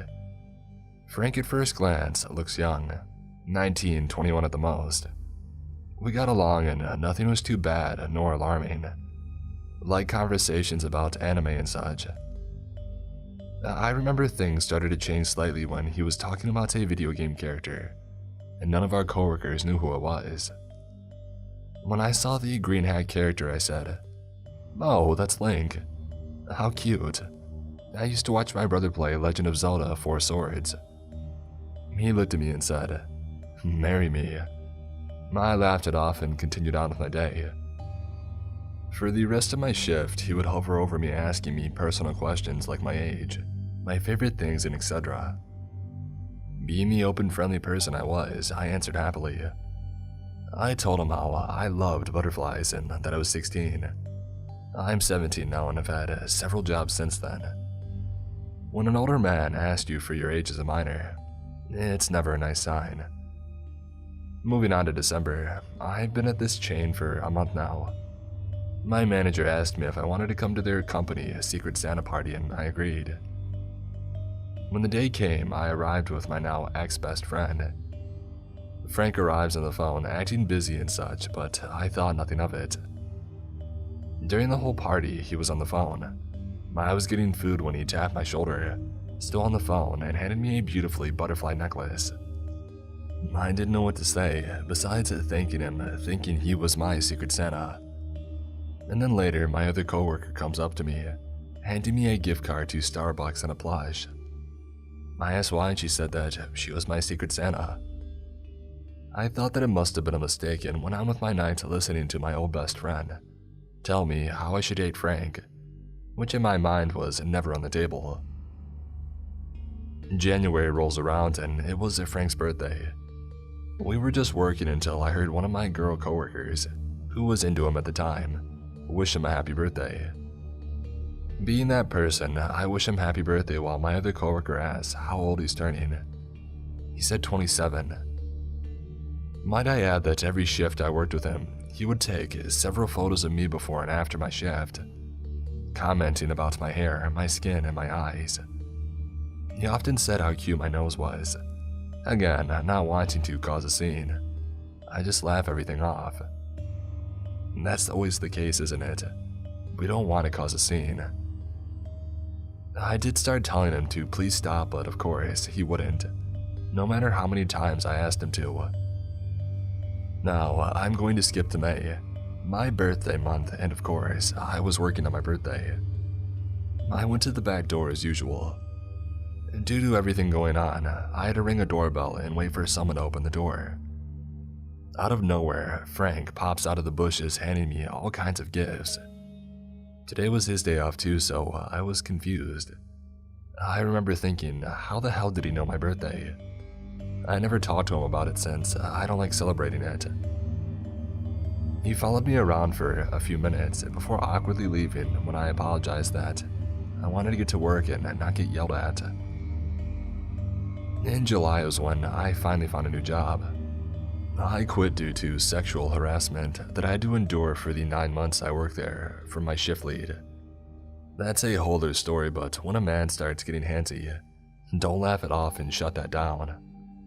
It got really bad when that ex-best friend that I had mentioned earlier started showing all my coworkers, including Frank, and that shift lead, explicit photos of me that she stole off my phone without me knowing.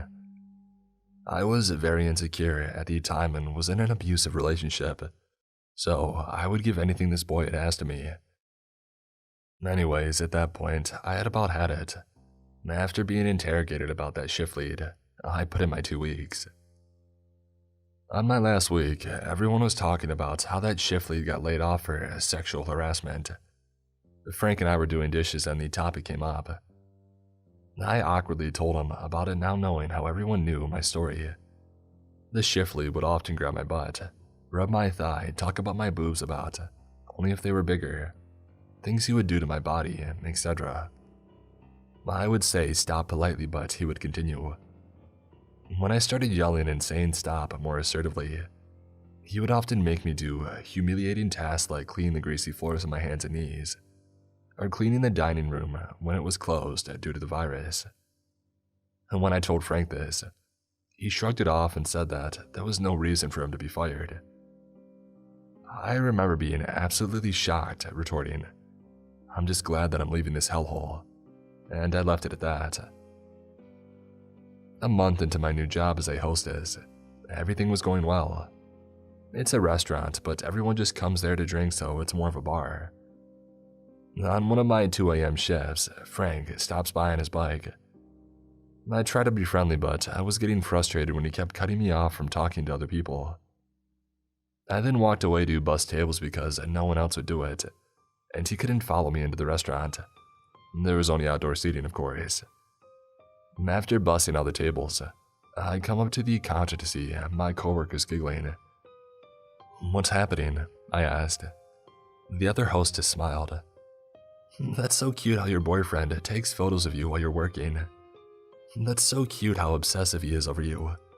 He wouldn't stop talking about you to us." Boyfriend.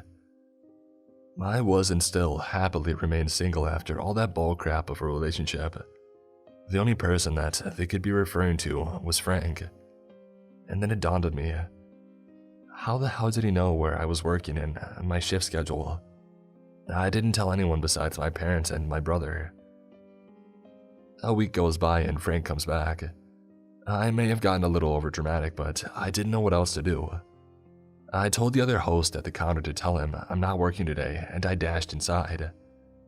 I told my manager that this man, Frank, keeps taking photos of me as I'm working, and it's making me uncomfortable.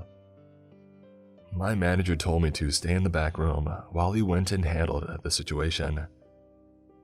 Our restaurant is very popular in the area, so it's very crowded in the front. Frank with his bike would block customers, and that's what my manager was telling him. My idiotic ass was popping my head up a little under that back room window where I could see what was going on in front. I freak out a little when I see Frank get aggressive with my manager. He begins thrashing when my manager tries to lead him out of the front. Suddenly, Frank throws his bike and tries heading into the building. A few male waiters see what's happening and were informed by my manager. I remember one waiter standing in the background with me watching the door, as another was practically fighting with Frank. I could only hear yelling outside the door and then it went quiet. I spent the rest of the shift like that, cleaning silverware with that male server. From then on, people would walk me to my car even if it was in broad daylight. From August to November, he would be on his bike passing by the restaurant from a distance. He would just be watching and taking photos for 10 to 20 minutes before leaving. Now, the reason I thought of putting this here was it's been a little more intense besides just the looking from a distance. Due to the virus, I'm not needed anymore because now my restaurant is takeout only. I've been working seasonal jobs while working at the restaurant, but now I'm not working, waiting to get my schedule. Because I was bored this day, I drove to my local mall just to do some Christmas shopping. While driving, I look in the rearview mirror to see a recognizable face. It was Frank. I practically choke on spit seeing his face in my mirror. I try not to get the best of myself and knock it off as a coincidence. It wasn't. He followed me throughout the mall and then later followed me as I was driving home. No one knows where I live besides that old friend, and I would like to keep it at that. So I drove for an hour, getting lost and taking every random turn I could until I lost him. I now believe this is how he would track me down. My car isn't common, but it doesn't stand out too much. I've rarely left my house since. It's January 2021, and ever since the start of this new year, I've been getting phone calls going like, "Hello?" Somebody breathing into the phone like a creep. "Hello?" And the call ends.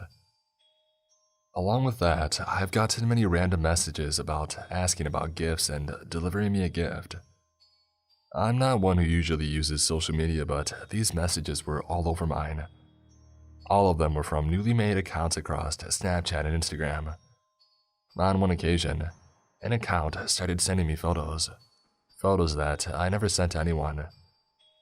These photos were photos of my cat and that I had saved in my Snapchat account. Just photo after photo of things I've never sent, and ending with, "I have a gift for you." I deleted both apps along with deleting almost everything off my phone. A week ago, I downloaded Snapchat again due to some dumb assignments my teacher wanted us to do with that crap social media app. One of my old coworkers sent me a message and I opened it. "Frank wants to give you your Christmas gift. You want to stop by?" Maybe I'm just overreacting, or maybe those accounts were Frank. I just want to say that my personality has changed because of all of this. I'm very protective now. I rarely talk to anyone. Not as friendly as I was then. It's only been a little over a year yet. I feel like I've aged more than 10. I just want to say, Frank, I don't want your Christmas gift.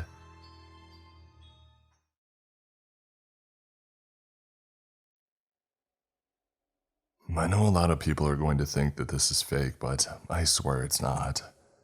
I've got my best friend as a witness. This happened a few years ago when I was about 13. I'm 5'7" and 125 pounds, so I'm pretty small. But I usually have pepper spray and a pocket knife on me. I am embarrassed to say, though, in the excitement of exploration with my best friends, that I forgot my pepper spray and knife. I love to explore and travel even, or especially in places that I'm not allowed. So when I moved in, of course, one of the first places that I explored was the train tracks. So I had my best friend come over one day to explore the neighborhood with me, and we decided the train tracks was the perfect place to go to. We were walking for an hour or two, but it was still light outside, and we had just passed a small neighborhood street, so we felt safe. But when I turned around to throw a stick, I saw 5 hooded figures following us from about 200 feet away. I tried to pretend that I didn't see them, and I told my best friend calmly. We decided to look at them straight on and see what they would do. Once we looked at them, they stopped, and so did my friend and I. We stared at each other for a few seconds, but it felt like hours. Finally, they made their move. The 3 of them went left, and 2 of them went to the right. We heard the sound of loud and fast footsteps, so we finally snapped out of our trance and ran away as fast as we could. We were both in cross country, and we were being held together by adrenaline, so we could run faster than we ever had before. Luckily, because I had explored on those same tracks alone a few days ago, I knew that if we ran half a mile more, we would be on a bridge above another small neighborhood. We somehow made it. I had no clue if we were still being followed or not, but out of fear, we jumped. The jump was only about 10 feet down, and we kept running deep into the neighborhood until we finally saw other people, and then we slowly walked home, shaking and exhausted.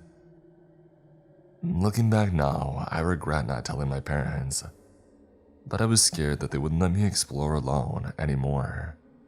But I never went back to those train tracks again.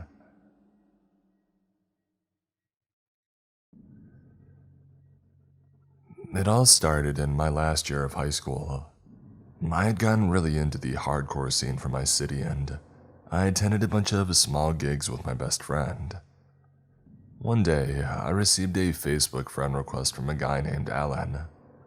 Looking at his profile and the stuff that he posted, I noticed that he was only 3 years older than me, from the same city and liked many of the bands that I did. So, 17-year-old me added him. We soon started talking, mostly about bands and school. He was in the middle of getting his college degree, and I was about to choose mine. From time to time, he would tell me how pretty I was and asked if I had a boyfriend. I did find him attractive too, so I flirted back. However, I quickly lost interest, since a few minutes after flirting, he would tell me that he actually had a girlfriend, but they were having some trouble. I didn't want to take part in any cheating kind of stuff or such, so I just told him that he should think what was best for him and his girlfriend, and to do the right thing. From then on, I limited my chats with him to music and school, once more, and he too stopped flirting with me. Anyway, a month or so had passed without texting, when suddenly I got a message from him. We talked like we had used to, and just before I had to say bye, he told me that he had broken up with his girlfriend and felt so much better. He thanked me for always listening to him without judging, and said that my advice had really helped him out. I felt happy for him. I honestly don't know if this girl was really mean or not, but he seemed happy to be out of the relationship, and I wanted to be a good friend, so I was happy for him too. Now at this point, I don't know what came to me. Maybe it was because I did find him attractive, or because it was very late and I wasn't making the best decisions. But I told him that my best friend's birthday was in a couple days, and that he should come to the party too. He agreed in a second, and I told him to meet me at the station close to her house. So, I finally got to meet him at the station, after almost half a year of talking online. I know what you're thinking, and no, he wasn't some 50-year-old weirdo. Although I must admit, I should have been more careful because he could have been someone interested in taking my liver. Nevertheless, we met. It was a bit awkward at first since neither of us knew what to say, so we just walked to my friend's house making small talk. I guess we were both very nervous. When we got there, things got better, and we actually had a pretty good time, although he pretty much only talked to me. For the next month, we kept going out for basic dates, until he officially asked me to go study and we became a couple. From here on, the actual creepy stuff would start. It hadn't been more than 3 weeks and I was starting to feel anxious. It's a weird feeling that I used to have when I was little, and knew that I was going to be punished for either getting bad grades or doing something bad in general. It was stupid though, because I wasn't a child anymore, and I wasn't doing anything wrong. I just had this feeling whenever he was around me. What made it even more complicated is the fact that I didn't really feel that he had changed. He wasn't rude or anything. He was just unsettling. He would want to see me 24/7. We never went to his house, and whenever we were at my house, he would refuse to be anywhere else but my room. He would spend hours just staring at me, and believe me, I know you could take all of this with romantic intentions, but the way that he made me feel was not warm and fuzzy, but instead shivery and anxious. I must admit, I took the first opportunity I could to break up with him. He meant to text his ex some lyrics to a breakup or love song, and he texted them to me by accident. He apologized and explained that it was just to let her down for good. but I had none of it. I told him that we may have jumped into the relationship thing too soon, and that I thought it was better if we went back to just being friends. That night, he called me 37 times.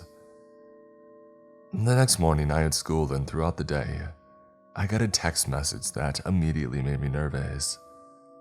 "What time will you be home? I'm coming to talk," he wrote. I really didn't want to see him, so I told him that I wasn't sure and that he shouldn't go, and that he should just leave. Plus, we had only been dating for like 5 weeks, so why make a big deal about it? Just let it go. I did in fact get home late that night, and oh surprise, guess who was standing in front of my door? He had a blank stare, and when I was passing by to park the car in the garage, he followed me with expressionless eyes. I went inside and left my stuff in my room, shaking. My brother came to me asking what the heck was going on. He said that Alan had been standing outside for over 4 hours now. I told him that I would handle it, since he's my little brother and I didn't want him to worry. I took a deep breath and I went outside.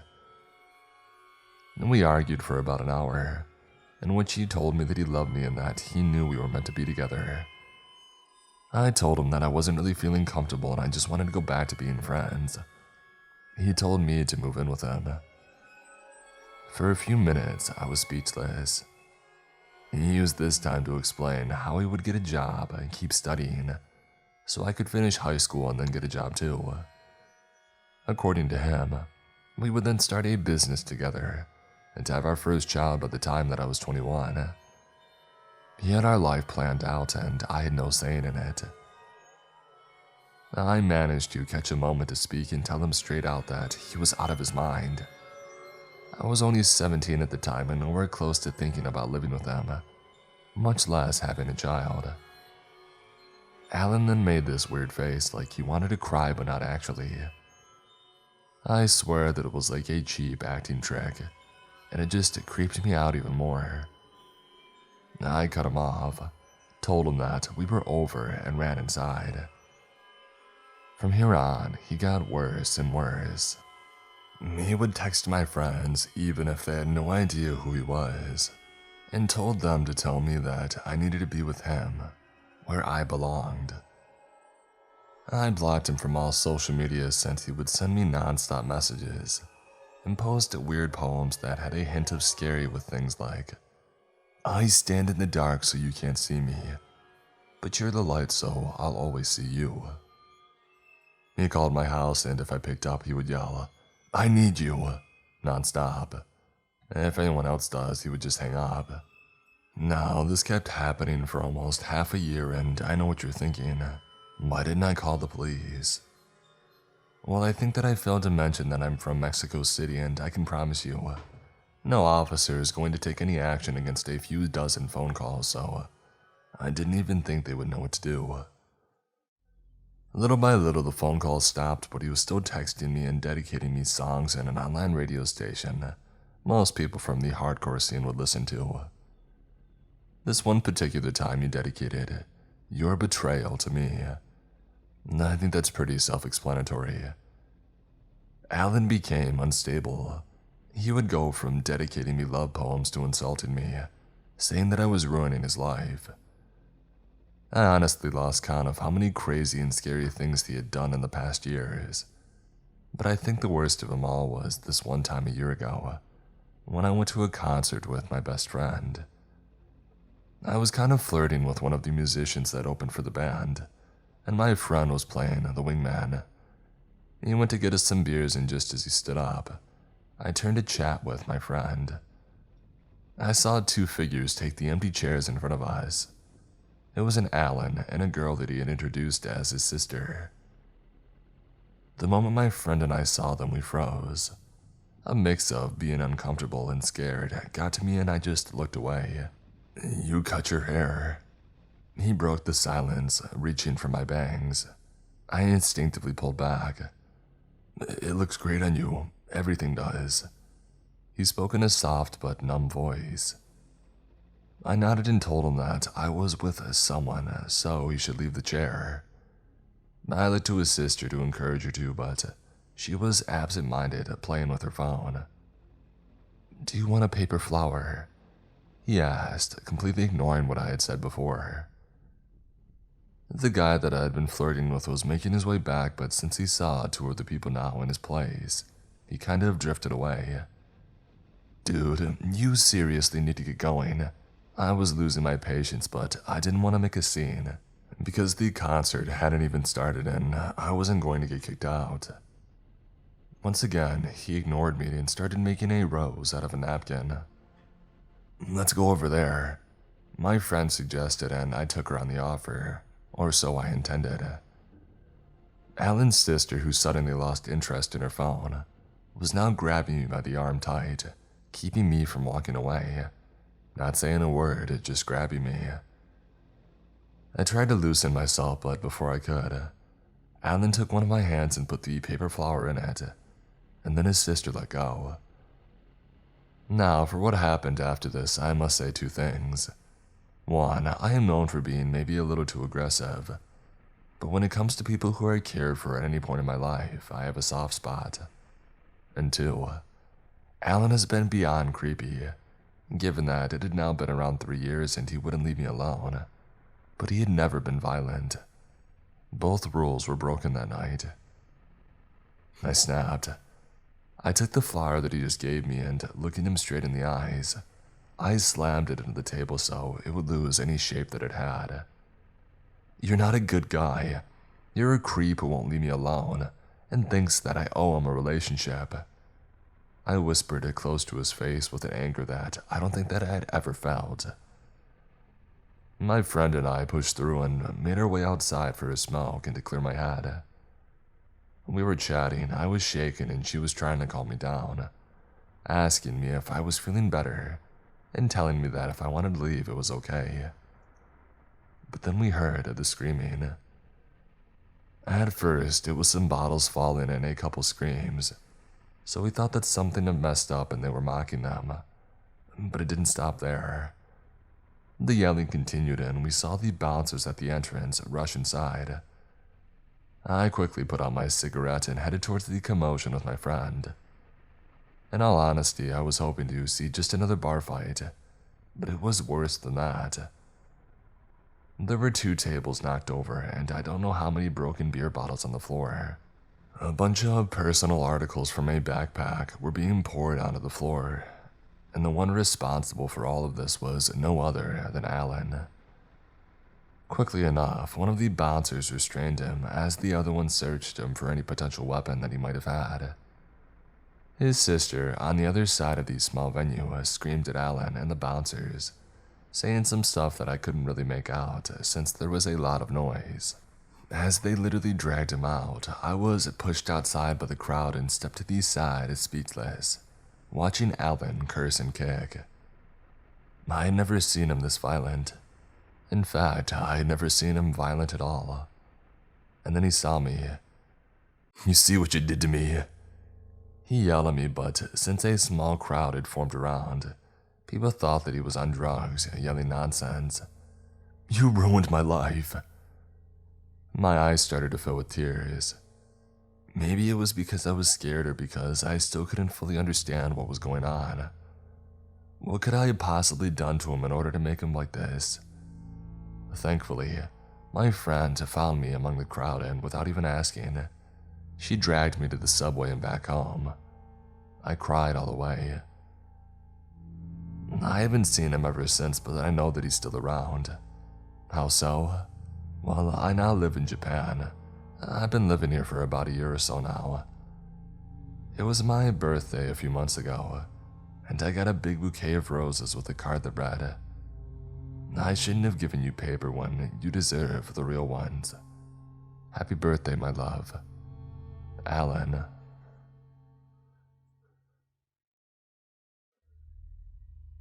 When I was 12 years old, I got an unusual opportunity.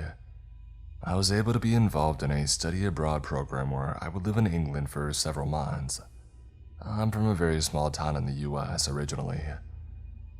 The program was run through my middle school and went over to England with a group of around 15 other 12-year-olds. Before we went to the homes that we would be living in for the next few months, we ended up staying in London for about a week to do some sightseeing. When we got there, we were staying in a small hostel downtown, and my school had essentially rented out the entire hostel for the kids, and for the adults that were chaperoning the trip. If I remember correctly, there were 2 adults with us. Every day, we would have a scheduled activity, and then we would have a significant amount of free time, where we were allowed to explore the city as a group with just the kids and no adults. The second day that we were there, my friends and I were out together, and we ended up stopping to look at some kiosks that had souvenirs. We were about a block from our hostel. I was around the backside of the kiosk. It would look like that I was alone, and I feel someone grab onto me. I turn and see a middle-aged man, most likely homeless, looking at me, and he says, "Hey there, pretty girl," in the creepiest voice that I had ever heard. I immediately darted around the other side of the kiosk, back to my friends. Before I could even tell them what had happened, he came around and got super close to me and said, "You can run, you can hide, but I will find you." And then he walked away. I immediately grabbed my friend and started pulling her back towards the direction of our hostel. I was crying when we got back there, and I told our chaperones what had happened. They essentially brushed it off and didn't do anything. Every day that we were in London from then on, I would see him 1 to 3 times a day when we were out. He would never get close and never say anything, but he would always be smiling while watching me. Every time I would see him, I would point him out to either one of these chaperones or another kid in our group. On the last day that we were there, we were getting ready to leave and we were catching a train from London to Leeds. While we were waiting at the train platform, I hear, "Bye, little girl, I'll see you soon." And I turn around and sure enough, there he is. He quickly leaves, and again, no one in my group really does anything, except for the other kids that were completely freaked out. I never saw him again after seeing him on the train platform, but I still remember his voice, and every time I think of it, I get a shiver down my spine and think about how close to danger I was.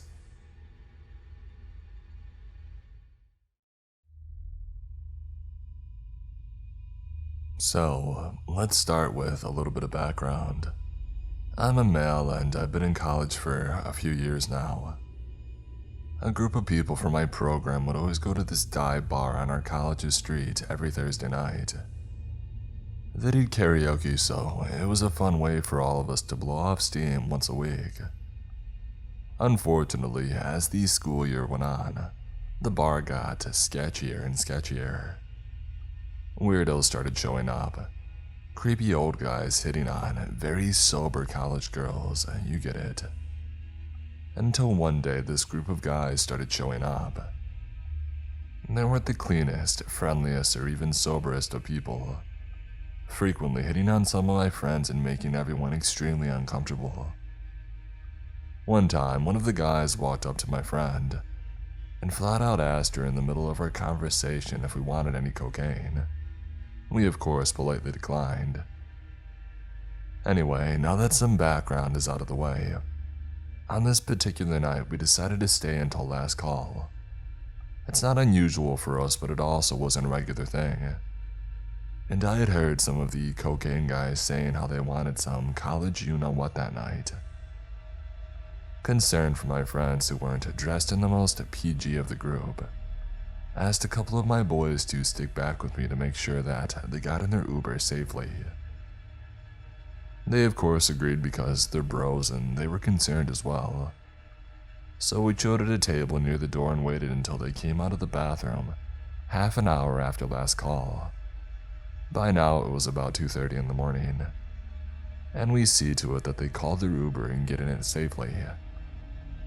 Once they drive off, my buddies and I start walking back to our house. So it's just the 3 of us, me and my 2 friends, walking back at about 2:40 in the morning. We get about 5 minutes away from the bar when we hear the scuffing of shoes behind us, I turn around and see that one of these shorter guys was walking a little ways behind us quickly. It was late, I was tired, and I made nothing of it. Big mistake. 5 more minutes pass and I hear someone say, "Hey, wait up," from behind us. It's the same guy and he is a taller friend with him now. Immediately, I get this awful feeling in my gut. We ignore them and start walking faster, but the shorter of the two between my friend and me stops dead in front of me. Crap, I think to myself, and this is where I die. R.I.P. me, nice knowing you fellas. The bigger guy looks at us, almost sizing us up, and says, "You boys know that there's a tax for walking out here so late, right?" We all look at each other with a mix of annoyance and confusion. The little guy chimes in, 30 each, now. Now, with us being poor college students, we don't carry cash on us, and we made that known. "Give us your wallets then," the big guy said. We lied through our teeth saying that we didn't have any of those either. So the big guy puts his hands on my buddy's shoulders and says, while pointing down to a very poorly lit street, "And then you don't mind if we pat you guys down over here, do ya? You're not carrying your wallet, so there's nothing to worry about, right?" "Of course I mind, you weirdo. Leave us alone." My buddy has the same idea because he shoved the guy's hands off his shoulders, saying, "Nope, you're not going to do that." And then the big guy out of nowhere grabs my buddy by the throat and punches him square in the jaw. My other buddy tackles the big guy off of him while the little guy jumps on his back. I'm standing there basically frozen and never having been in a fight before, let alone a mugging. My buddy realizes it and turns to me shouting, "Frickin' run!" So I start to sprint away, looking back and seeing my boys not too far behind. The big guy yells, "Hey, get back here!" But obviously we had no intention of returning to them, so we just sprinted, eventually losing them. My buddy called the cops and they meet us back at the residence. We give them our statements. I take the officers to the bar and where we had gotten attacked at, and they say that they'll let us know if they find them. One of our other friends, who just so happened to be up at the time, came and invited us up to his room for some celebratory whiskey, because the only reason that we had stayed behind and gotten mugged in the first place because we wanted to protect our lady friends from those same guys. It's been a couple of months and I've heard nothing from the cops, but needless to say, we had to find a new hotspot for our Thursday night outings.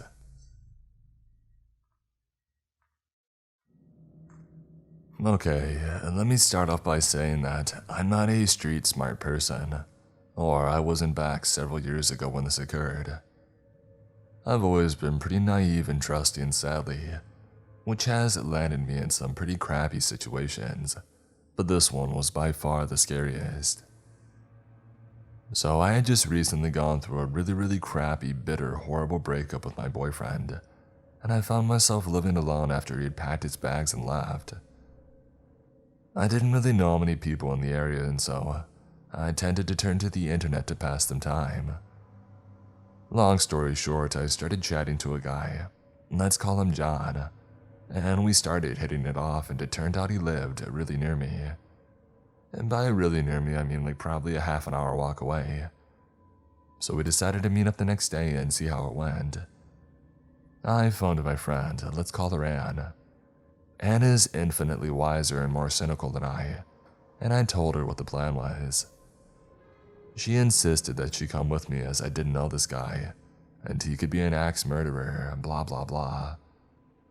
So the next day, Anne and I met with John at around lunchtime in a local pub.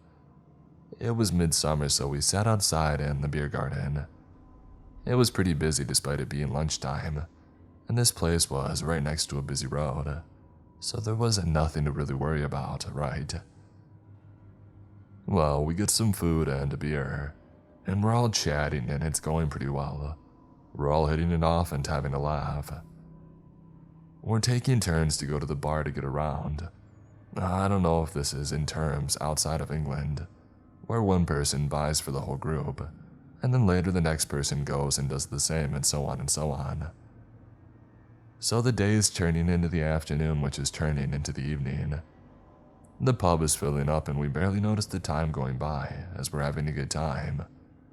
And we are filled with about 5 or 6 beers by this time, so we're getting pretty tipsy too. So John goes to the bar to get his round in, and the next thing I know, I'm waking up the next morning in my own bed. My face hurting and there is blood all over my sheets. I start freaking out at this point because I have literally no recollection of what the heck happened between 8 p.m. and waking up the next day. I don't know where the blood came from, and I don't know why I'm hurting. So tentatively, I get up and I take a look in the mirror. Now my face is an absolute mess. I look like I've been in a fight and I've lost badly. I have a black eye, a split lip. Half my face is just scraped and bruised. I felt sick. I was totally gobsmacked. What had happened? So I open my bedroom door and go to the bathroom when I see out of the corner of my eye, John laying naked on my sofa. Now at this point, I'm just losing my mind and I start yelling at him like crazy, demanding that he tell me what the heck was going on. He eventually calms me down and explains to me that I'd got out of my mind wasted the night before and I was embarrassing myself, slurring and stumbling all over the place. And eventually I fell over a picnic bench and hit my head pretty hard. Apparently I was bleeding and refusing help from anyone, so he called a cab and brought me home like the absolute knight in shiny armor that he was. I didn't remember any of this, not one single moment. I had a million questions, but at the same time I was utterly speechless. I know that I had had a few to drink, but it was no more than an average person would consume at a night out in the club, and I had had many of those. Was it possible that I had just that one too many? I mean, I guess so. What other explanation was there? I just looked at John with my mouth open, head absolutely pounding, and eventually I managed to muster, "I'm gonna be sick." So John looked after me that morning. He peppered the day with the odd tale of dumb things that I had done the night before, and how I must be so grateful because anything could have happened to me, and I never would have gotten back without him. I ate and got dressed, and by that afternoon, I was feeling better, so he said that he wanted to take me to his house and make me dinner, so that we could resume our date, from the point where I had ruined it by getting blackout drunk. So I said yeah, sure. It was nice of him to still want to hang out after everything. Like I said, I was so naive. I really didn't have much situational awareness at all. So we get to his house late in the afternoon, but when I say house, he lived in a static caravan, in a caravan park. I mean, it was nice enough inside, but I couldn't help but get a creepy vibe from it. It was tiny. The layout was, you open the front door into the living room, and then the further you went had the kitchen and the dining area. And then through a door into a tiny hall you have 2 small bedrooms and the small bathroom. And then after that there's a back door and the main bedroom. Now I'm sitting in the dining room while he's cooking and we're just generally making chit-chat. I'm feeling pretty awkward now because I can still remember absolutely nothing of the night before. So it feels a little like there's already been a power shift. Like he knows more about me than I'm aware of, and it's really uncomfortable. I decide that I would eat his food and then politely excuse myself back home. I didn't know what I was thinking coming here in the first place.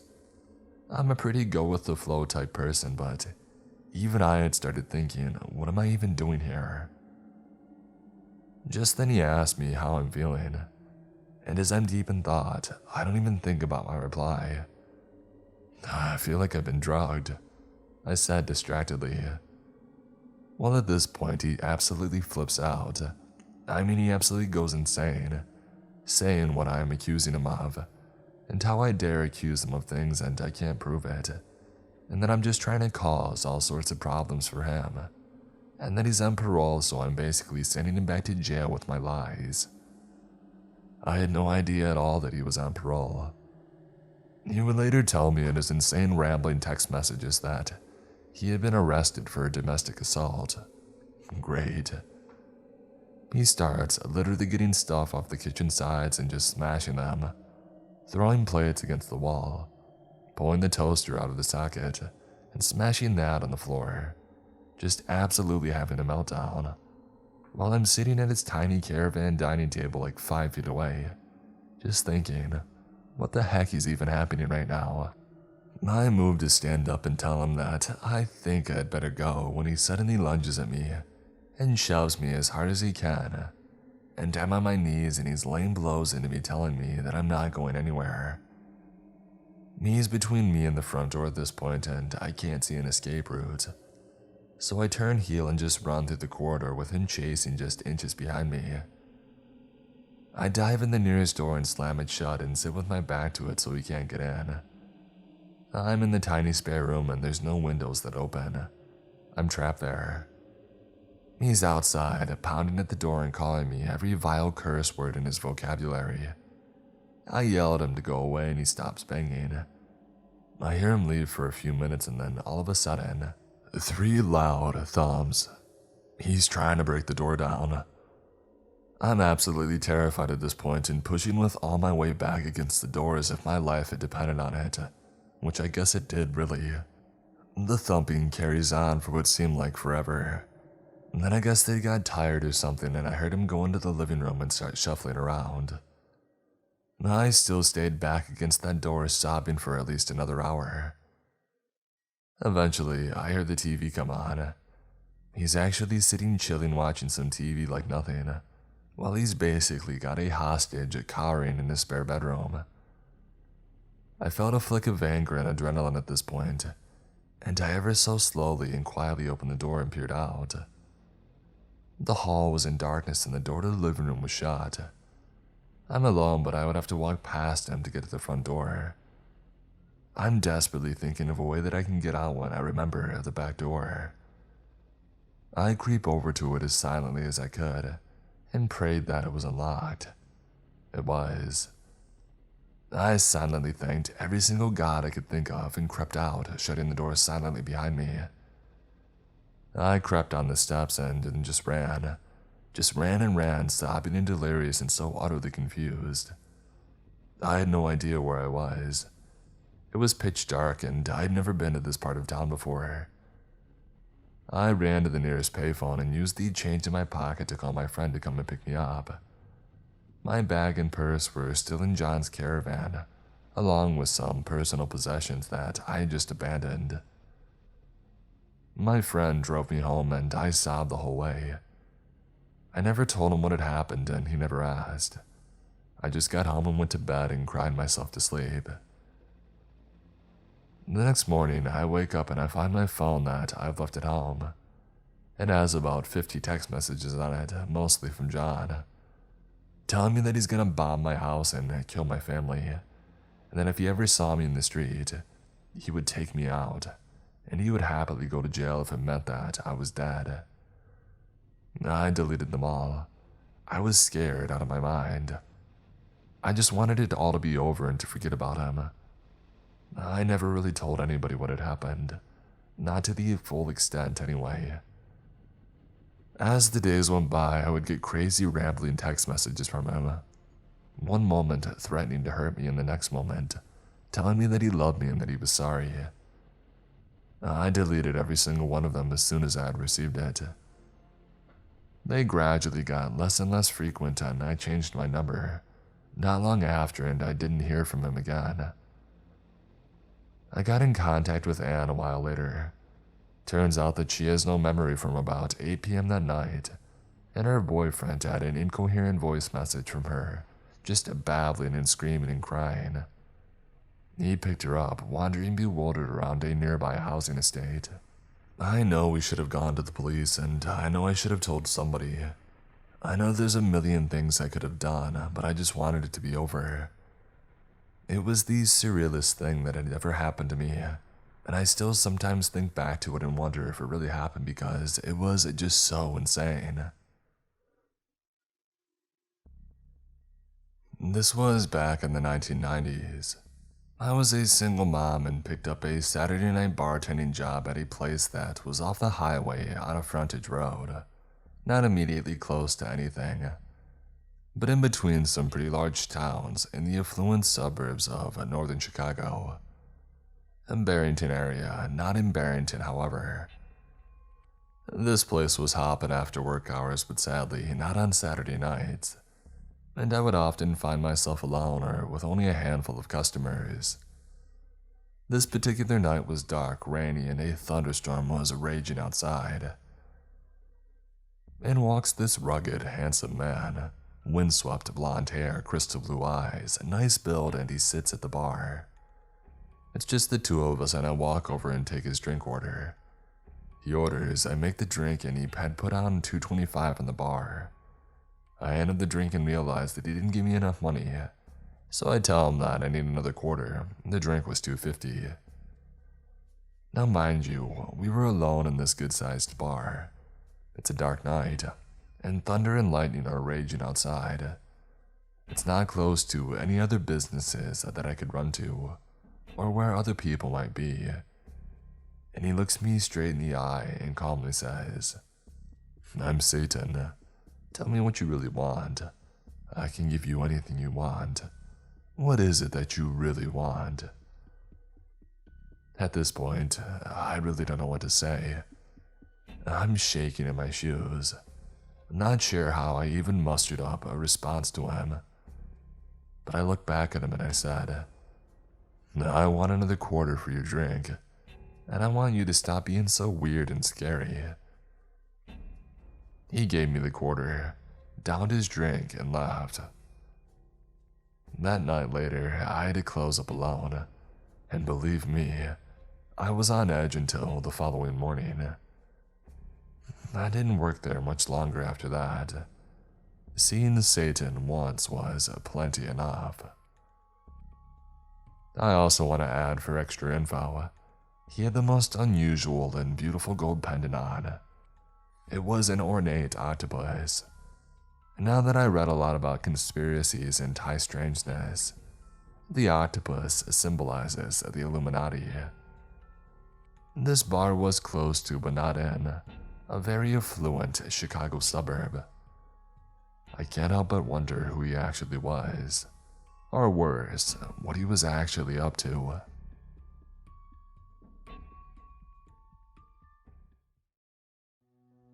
My family used to live on the far outskirts of a city on the west coast.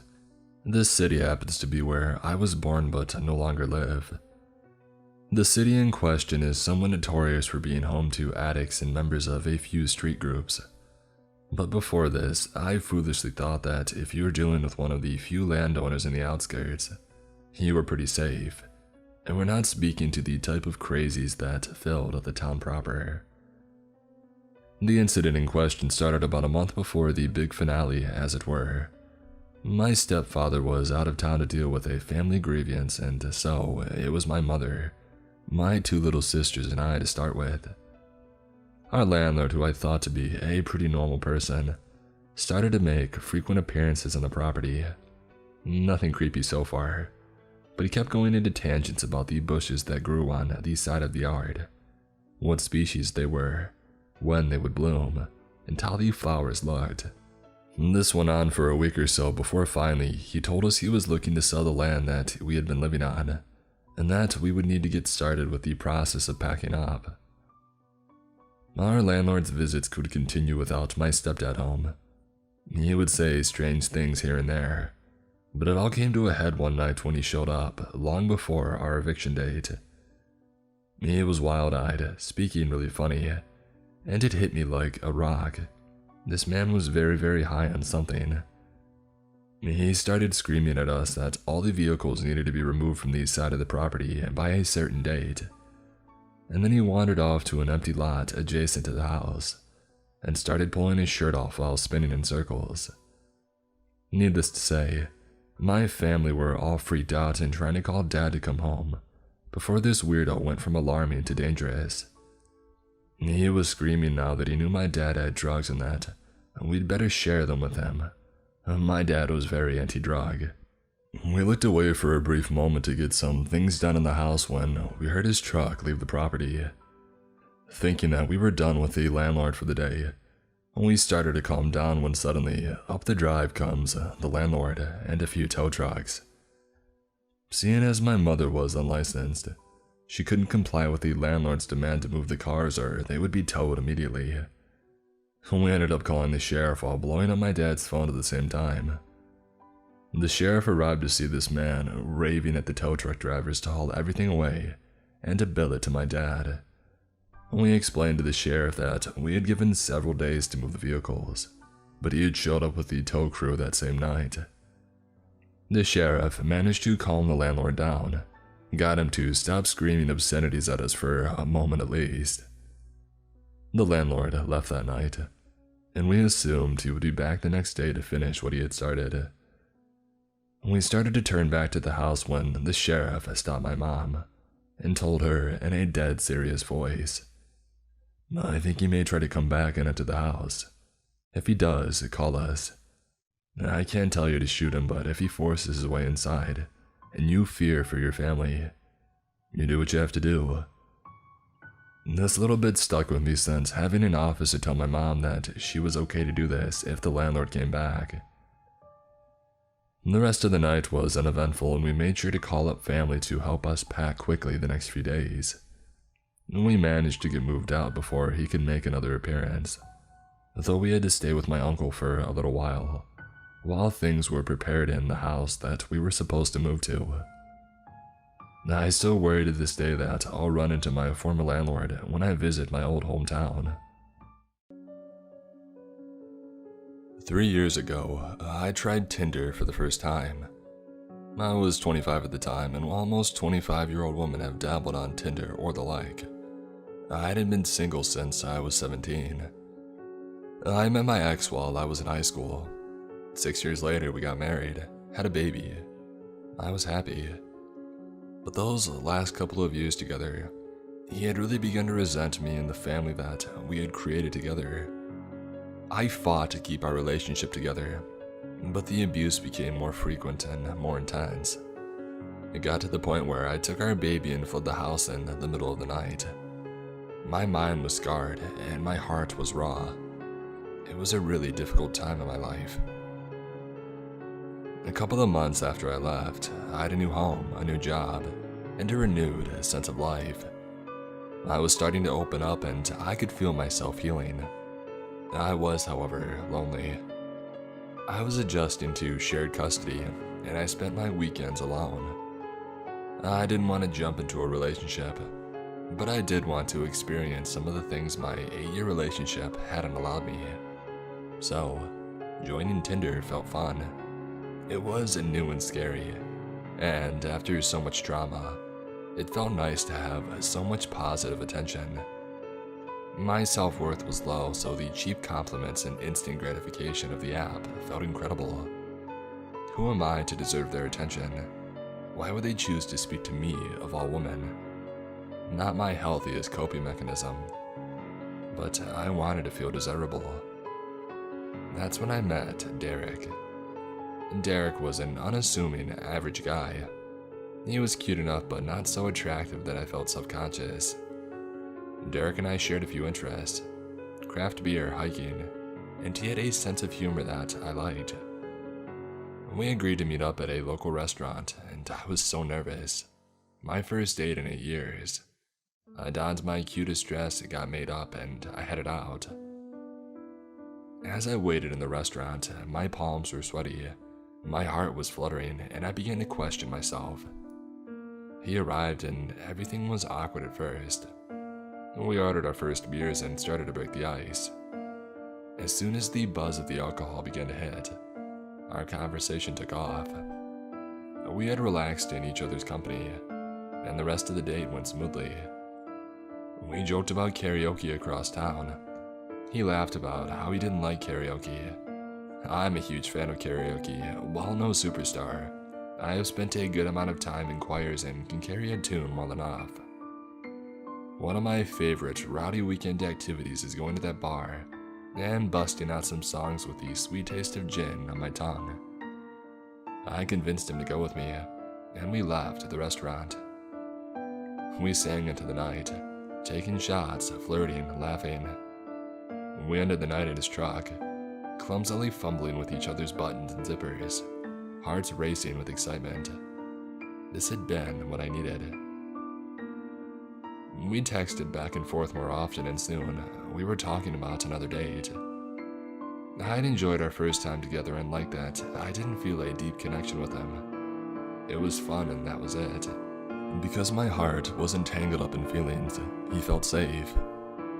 We decided for our second date that we would go tubing down a river that runs through our town. We had parked his orange truck at the end of the tubing run, and took the tubes and my truck upriver. We agreed that he would zip my truck key with his into a pocket on his shorts, and that he would drop me off at my truck afterwards. Bright summer heat warmed our skin, and the water felt crisp and fresh on our toes.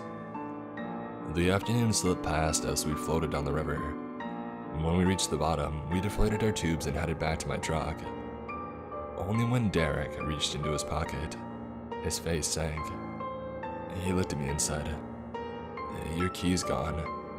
I laughed. Surely he was joking, but he insisted it wasn't a joke. Gravity pulled on my stomach and I began to panic. This was the only copy of my truck key, and I had taken it on the river. I felt foolish and worried about how I would get a new key if we couldn't find it. The river was long and we had been tubing for hours. We had stopped at several places to swim. He offered to drive me home, and I accepted. During the drive, we made a plan to meet up the next day to search for my key at some of these stops that we had made. We spent the next afternoon combing our swimming holes for my key. Up and down we swam with very little hope that we would ever see my keys again. We had to try though, and we kept at it. From one spot to another, we drove, we swam, and we moved on. At the very last place we checked, as the light of afternoon faded into a hazy orange, something caught his eye. Underwater near the shore were my keys. We were elated, and we couldn't believe our luck. To celebrate, we went back to his place for some drinks. He drove me down a long, wooded driveway, and at the very end was a shaded trailer. He told me that he was only renting a room here from an elderly couple, but they were on vacation, so we would be alone. We walked over the creaking porch and entered the trailer. Inside, I could see the kitchen was messy. Not just a couple of dishes, but every surface was covered with mess. He ushered me away to show me his room. It was small and not very clean either. Dirty clothes, a mattress on the floor, a Rubbermaid bin with some snacks like Doritos and cheap warm beer. We had sex, the yellow light of the trailer accentuating these stains in the walls. Afterwards, the spark of fun I had felt when we first met had withered. I felt gross. I decided that would be our last date. A week passed and we hardly texted. Our brief fling was ending and I didn't expect to see him again. My mind moved on to other things. In the coming weekend, my friends were coming to town and I was excited. We made plans to go to karaoke together on Saturday night. When the day arrived, I was surprised to see a text from Derek on my phone. "Are you going to karaoke tonight?" it read. I responded that I was, and he texted back that he would be there. "I thought you didn't like karaoke," I asked him, and he said that he had been invited by a girl that he worked with, and thought that he should give me a heads up that he would be there with a date, in case that I was there. I thanked him for taking the time to let me know, reassured him that I wouldn't be bothered at all, and said that I hoped he had a great date. Around 9:30 p.m. that night, my friends and I arrived at the bar. The dim lights and reflective foil stars an all too familiar scene. We got our drinks and picked a booth with a good view of the stage. I had a strange sensation like someone was watching me. I turned my head, scanning the bar, and our eyes locked. Derek and his date were a few booths away and he was watching us. He waved zealously with a big smile. His date turned around to look and I managed an awkward wave. I was absolutely fine with him being on a date, but I didn't want to advertise that we knew each other or to make his date uncomfortable. My friends were all aware of the time that we had spent together, my thoughts on the experience, and the text that he had sent me earlier. We were all thinking it was a bit odd that he would go out of his way to interact with me in front of his date. But no harm, no foul. He was just being friendly. The evening carried on and we all had a great time, basking in the atmosphere, drinking in these songs and laughter. A couple of hours in, we were sitting in our booth when Derek stumbled over to our table with his date. He introduced her as Kate and plopped down beside me, pulling her down into our booth next to him. The strong smell of alcohol oozed off of them, and I could see that they were hammered. It became obvious that they both had too much to drink, their eyes glazed and their words slurred. Kate seemed really nice despite her state, and she launched into a drunk story to the whole table. My friends and I were fairly uncomfortable and we were unsure of what was going on. Under the table, I felt Derek's sticky hand slide under my thigh. His date was right there and I was stunned. Without making a scene, I subtly removed his hand and excused myself to get another drink. As I walked across the room, I could feel his eyes raking my back, and sure enough, when I turned around, he was watching. When I got back, Kate was slurring that her taxi had come. She and Derek exchanged a sloppy kiss and goodnight, and then it was just us and Derek. Derek's mood shifted after that. He was drunkenly unaware of how uncomfortable the table was, and we could tell that he was brooding about his date having left without him. So, Derek turned his attention to me. He slung his heavy arm over my shoulder and leaned in, his sour breath managing to come together to form clumsy sentences. "You're so cute. I love your laugh." I was rigid and just wanted him to leave. When he got up to get another beer, my friends and I spoke about the situation, one of them remarking, "You know you can do better than this, right?" I said that yes, as casual as this had been, I had made a mistake. We came to the conclusion it would be best if we ended the night early, as we didn't see him leaving me alone. As a backup plan if anything went south, we agreed that the girls would go to the bathroom and leave out the back door, while our male friend would distract him and slip away. Derek arrived back at the table, sloshing his beer onto his front. He slurred, "Where are we going next?" I hesitated, but my friend told him that we would all be going home. Derek said that he would walk us there, and we politely declined. He was leaning up against a wall and barely holding himself up at this point. We asked how he was going to get home, and if we could call him a cab. Derek drunkenly pouted that he could just come to my place with me. Trying to shut him down as politely as I could, I told him that my child was there with a sitter, so I couldn't have him over. He didn't need to know that that wasn't true. He refused a taxi and said that he would just sleep in his truck. Since his eyelids were drooping and looking at the rest of his state, it seemed reasonable that he would be able to fall asleep in a truck, and we accepted that answer. As we started to leave, he stumbled after us. We stopped and reminded him that we were going to bed. He argued again that he should come with me. My friends and I locked eyes. It was time to engage with our backup plan. The two girls and I excused ourselves to the washroom while our friend distracted him.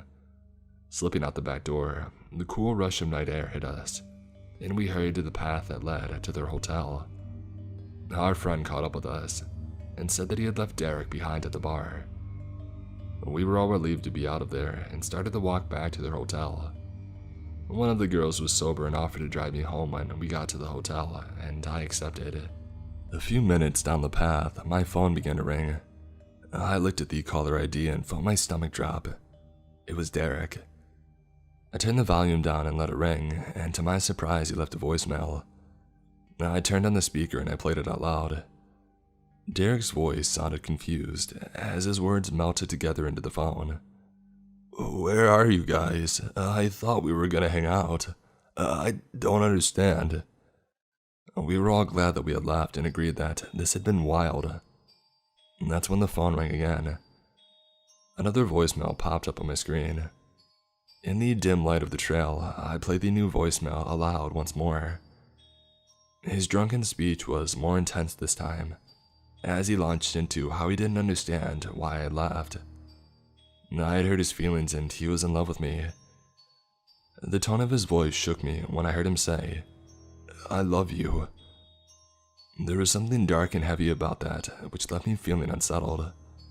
We were all creeped out, but happy to see the bright side of the hotel ahead. We traveled the carpeted hallway to the room, so my friend could grab her keys to take me home. As we entered the room, my phone began to ring again. This time, the voicemail sent shockwaves of fear through my body. Derek's voice had taken on an edge, as he repeated that he loved me, but he was actually really freaking mad at me for leaving him at the bar. He went on about how I could do that to him. He didn't know what was going on. His voice shook with anger as he stumbled over himself, expressing how I betrayed him. The last thing he said before hanging up echoed in the hotel room.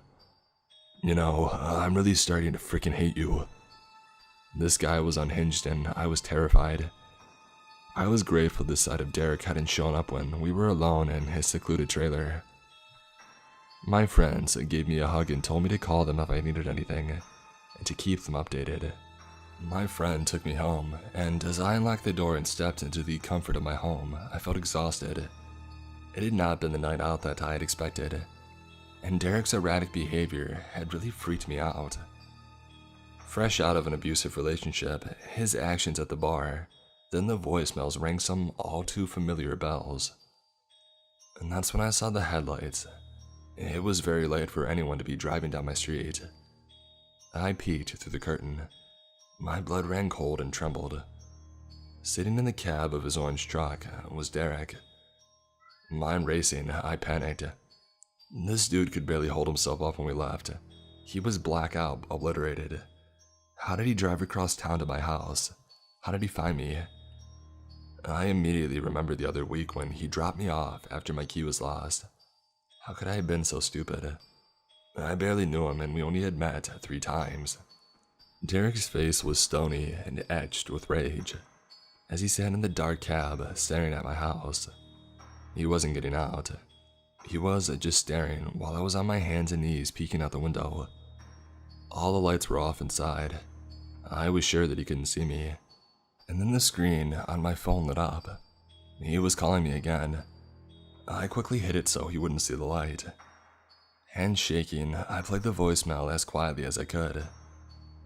Derek only said one thing this time, a phrase that sent terror shooting up my spine.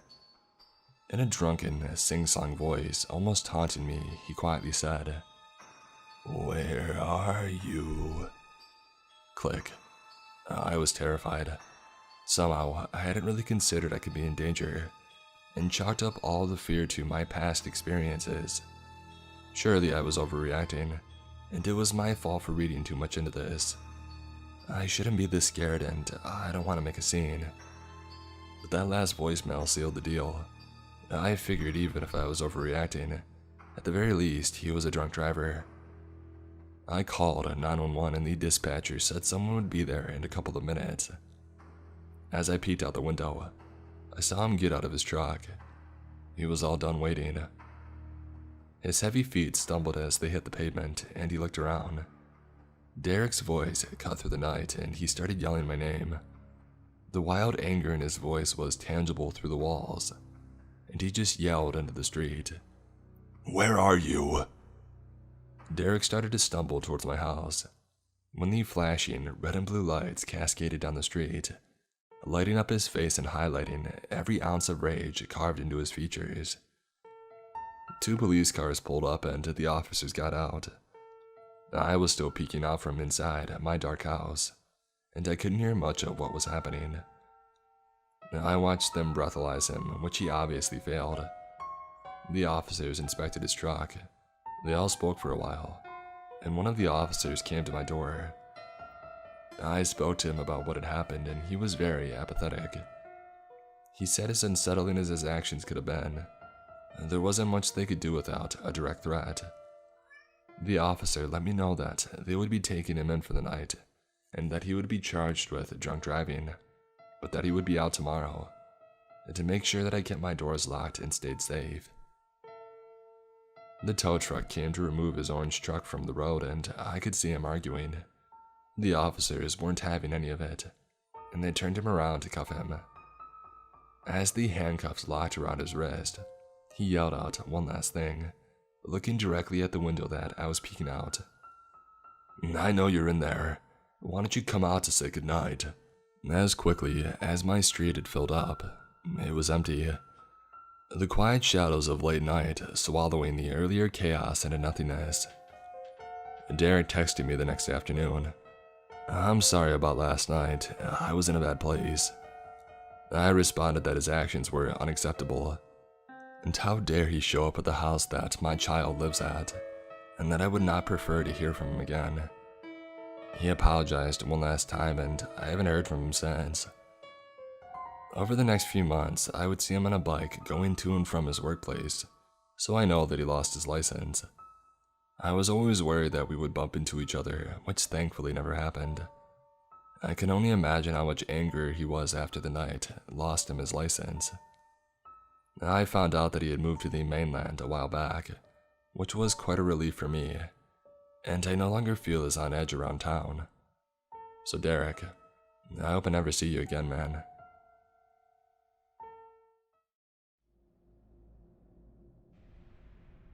This happened a long time ago. I would say this happened when I was around 8, so 11 years ago. My family and I were on holiday in Spain, in a city close to Barcelona. We went to a very big and luxurious resort with a ton of sports fields. From basketball to soccer, it took up a lot of space and it had tall fences around the perimeter to make sure that no one could get in at night. And to give you some perspective, I think they had around 8 soccer fields, 4 basketball courts, 2 rugby fields, and probably some more. During the day, all the fields were full of people playing sports, and it was always a ton of fun there. But at night, the perimeter closes. I stayed late with a friend. I don't remember his name, so we'll call him Brian. So Brian and I didn't want to go home yet, so we stayed a little bit longer to shoot penalties on the soccer field. Eventually, they had closed the fence, but since we were too far away for them to see us, and vice versa, we only found out that the fence was closed when we had tried to leave. This was already scary. It was a huge, unlit place in a foreign country surrounded by big fences. After freaking out for a little bit, we decided that we didn't want to get in trouble, so we set out to follow the fence to look for holes through which we could escape instead of calling for help. After a solid 20 minutes, we found a hole, but it wasn't connected to the resort but to a dark forest instead. We figured it was in a large forest and that it would be safe given it's right next to the resort. We go through the hole and start crossing the forest. A mere 5 minutes later, we enter a large bare spot with an old, damaged, graffitied concrete shed. We avoided it the best that we could, but soon we heard some glass bottles moving around in the shed. Out walks this man, and he stares at us for 10 seconds as we are paralyzed by fear. He looked very deranged, probably had been homeless for a larger part of his life. His clothes were ripped, hair and beard very long and disgusting. He even had a limp. He coughs, which wakes up another man in the shed. This man looks exactly like Charles Padishik from Breaking Bad. They start to slowly walk in a direction, talking to us in Spanish. We slowly back up.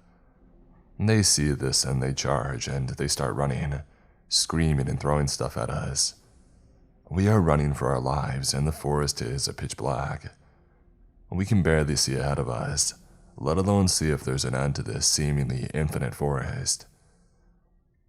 After about 10 minutes of running, we reached the edge of the forest. We were on a small town road next to a huge cliff. No houses and no people, still being chased.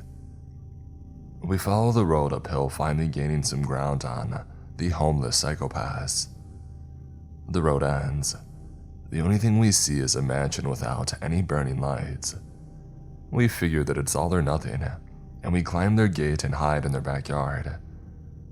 The homeless men follow us, but by the time they manage to get in, we were already hidden in some dense, dark bushes.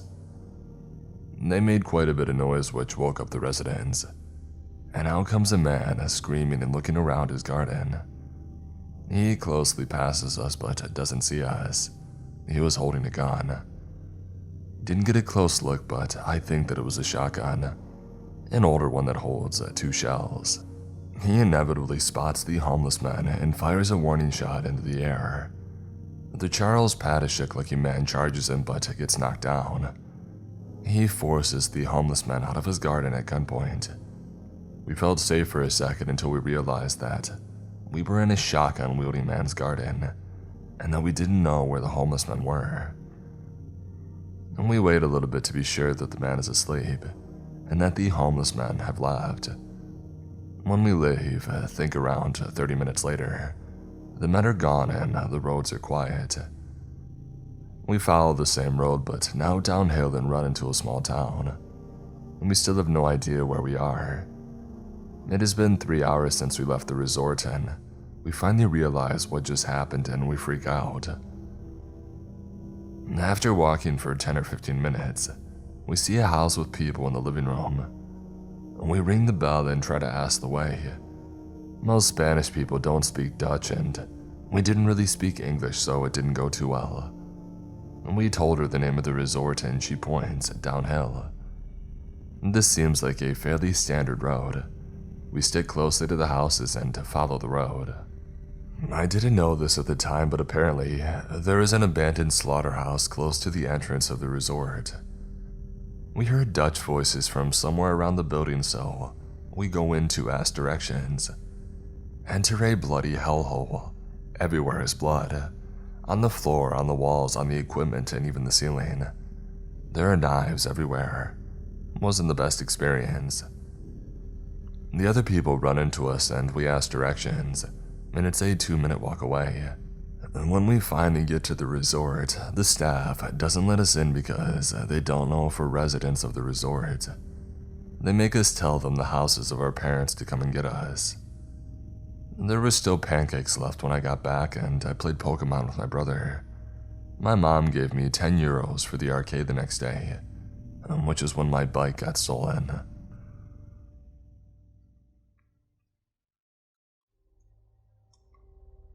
So, to preface, I would like to state that this story is probably going to read like the plot of a campy 1980s horror novel, and it's going to be very long. However, this entire story is true. If not for being 5 miles from cell reception, and the way that the story ends, there would be a police report for verification. I will be changing names, locations, and some details in order to protect the privacy of the innocent. A buddy of mine and I try to camp twice a month now that I have a vehicle that can be trusted to get me to some of the more remote areas of our state. We planned a camping trip for this past weekend. We chose a fairly remote location that we had been to the previous weekend. The previous weekend, we were the only people we had seen within 1 mile of our campsite. Friday night, we got there and set up. This story takes place on Saturday night. It's about 9 p.m., so the sun is long gone, and the moon hasn't quite risen yet. It's pitch black out, other than what our fire lights up. Suddenly, we hear a man screaming. We listen intently, silently sharing an anxious look. At first, we were hoping that it was someone drunk and having a little bit too much fun, but it quickly becomes obvious that this isn't a fun party screaming. It isn't even like he hurts. It sounds full of despair, anger, and anguish. I'm going to take a moment to remind you that this is at 9 p.m., pitch black night in the middle of nowhere woods, 5 miles from the nearest cell phone signal. We hadn't seen anyone in hours.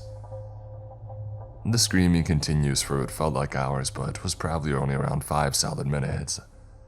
We had no idea what to make of it, and started feeling extremely paranoid.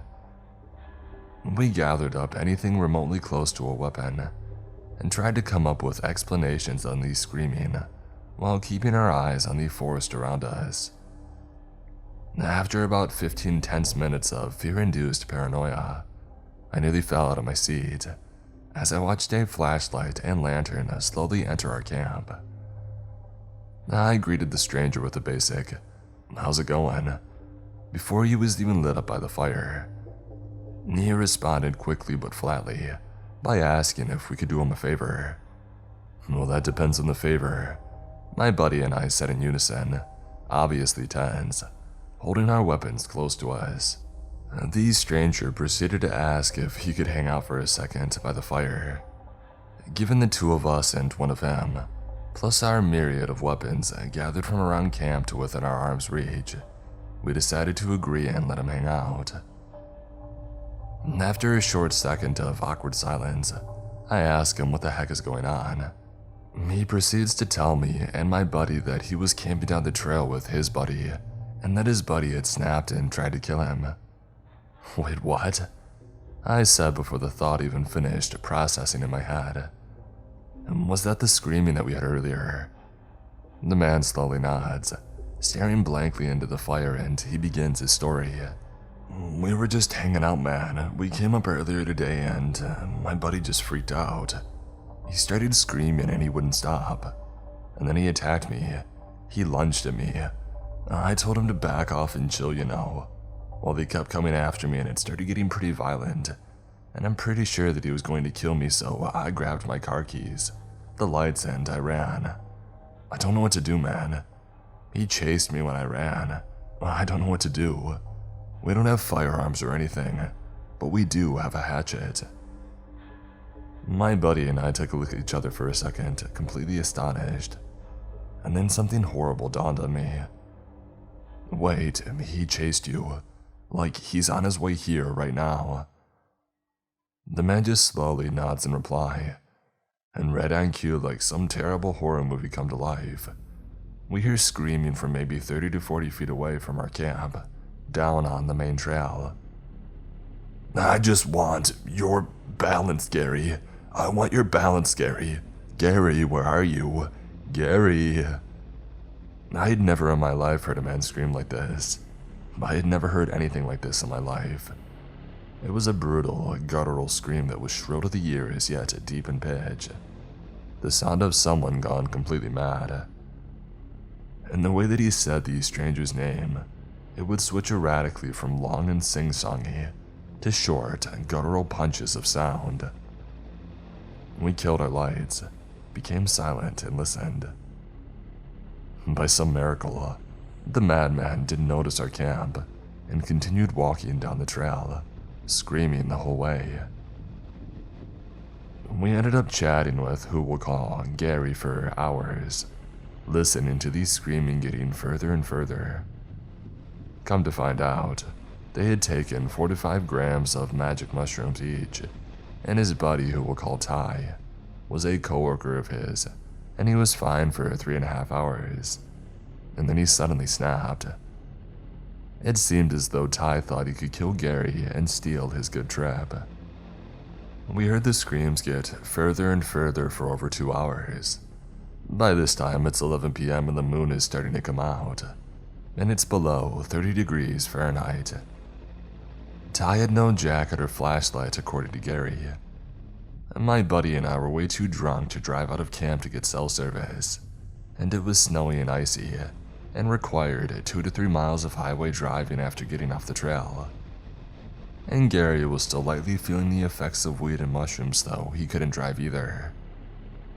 We had to make the decision to let the guy wander, hope that he sobered up, and he could find his way back. And he did. Oh, he did, right into our camp. We hear yelling after about an hour of no screams, maybe 30 to 50 feet from camp again. "Hey, help, please help me, I'm lost." And we can tell the man's walking from the woods into our camp. We tell Gary to hide just in case and greet the man with me carrying my 12-gauge shotgun and my 40 cal pistol holstered, my buddy carrying his AK-47 style rifle, and his 2 9mm Glocks holstered. and with our flashlights on our brightest settings in his face. He was about 6'2" or 6'3" and approximately 300 pounds. We talked to him, decided that he was calm enough to walk with, and walked him back to his camp. He seemed really remorseful, said that he blacked out and didn't remember anything, and he had a falling out with his buddy. We escorted him back to his camp down the trail, returned and told Gary that Ty seemed cool, and if anything else happened, to scream and come running. We would come out and help him out. It ended up being a happy ending. We made friends with Gary, and got his phone number to make sure that the next day he got back into town safely, and back to his wife and kid, and we're actually planning a camping trip with him soon. But Ty, who wandered screaming like a deranged maniac into the forest, potentially wielding a hatchet, to murder your friend to steal his good trip, or whatever it is your psychosis-filled mind was thinking. For the love of God, I don't want to meet you again.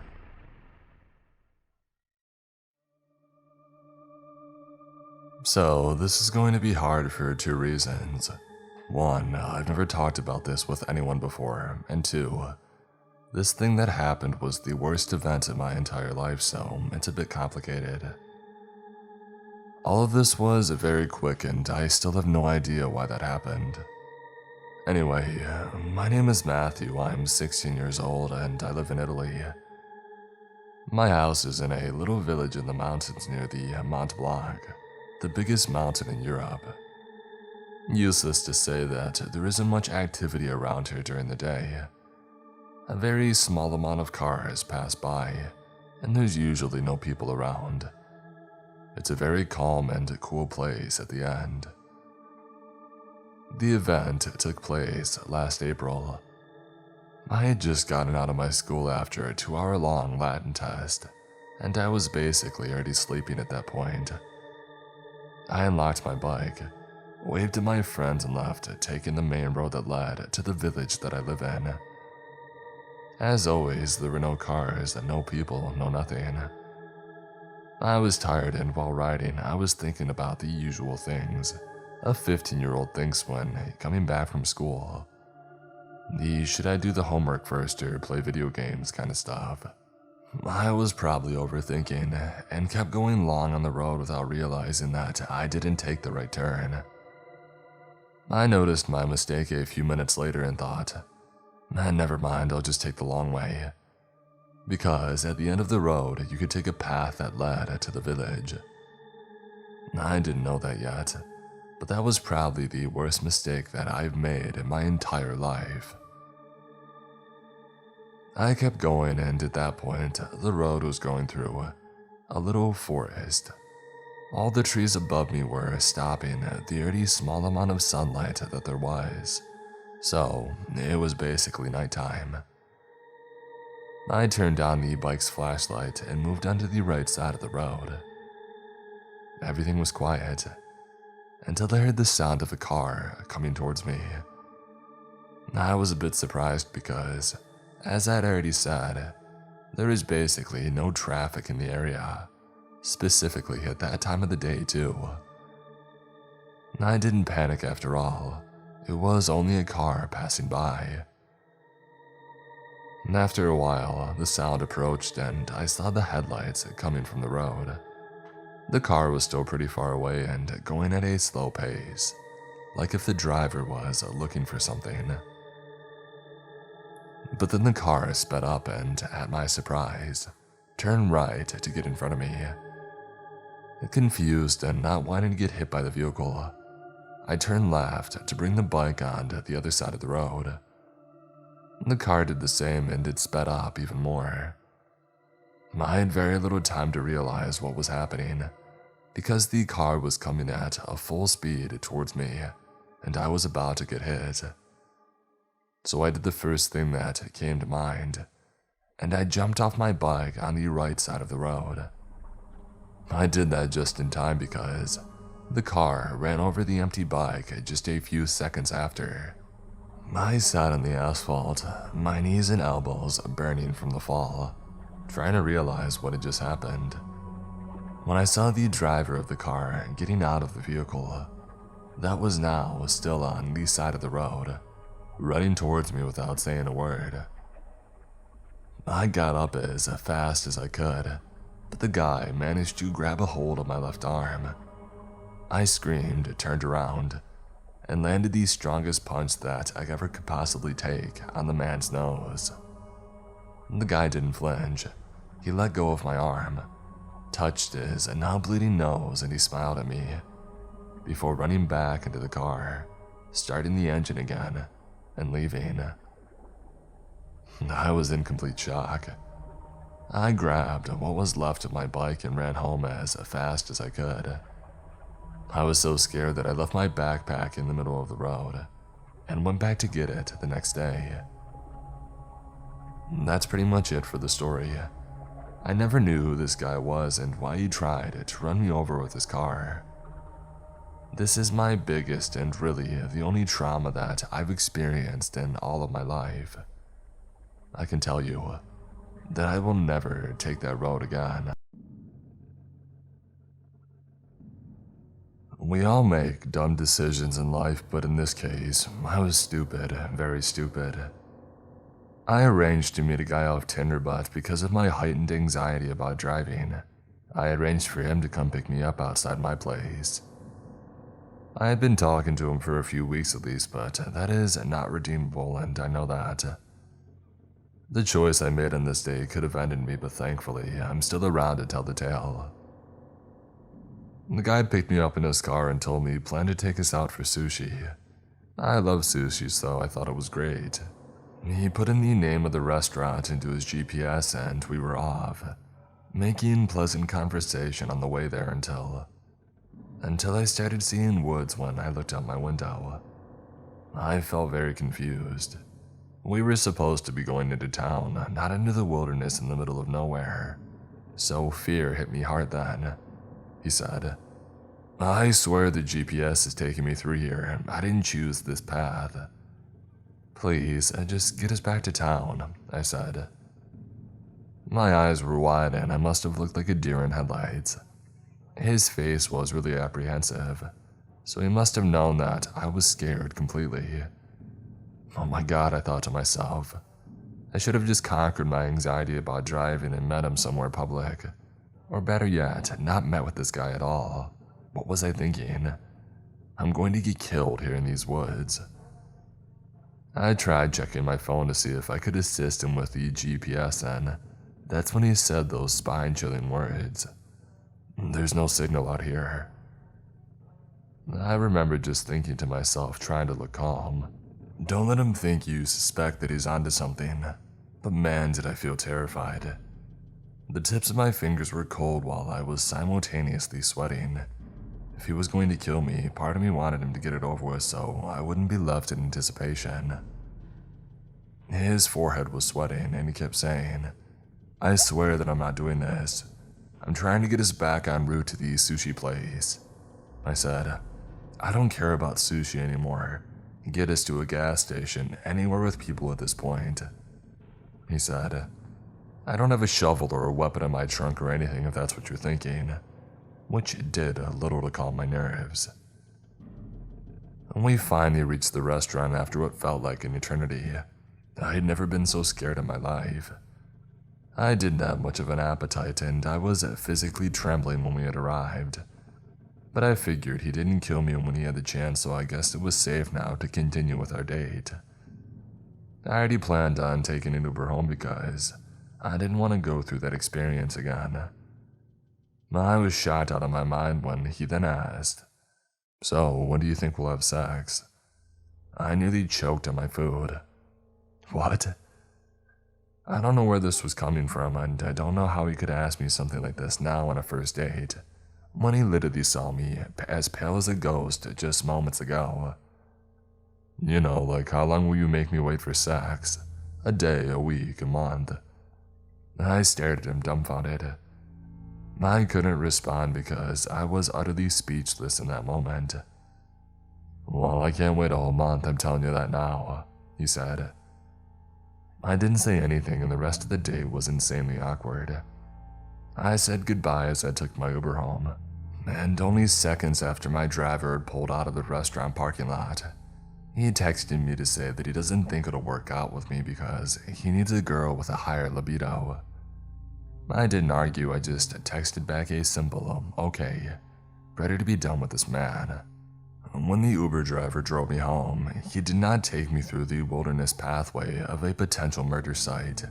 He took me home through suburbs with other cars' lights and the sweetest scene to my immense relief. I couldn't help but wonder why my date had to take me through an hour drive through the wilderness to get to the restaurant, but it only took the Uber driver 15 minutes to get me home from the same location. The whole thing was chilling. I don't know if my date planned on anything sinister, or if it was an honest mistake, but I'm glad that I made it out alive. I learned a tough lesson that night, one that I should have already known but that I foolishly ignored for some reason. Don't let strangers from a dating app pick you up in one of their cars.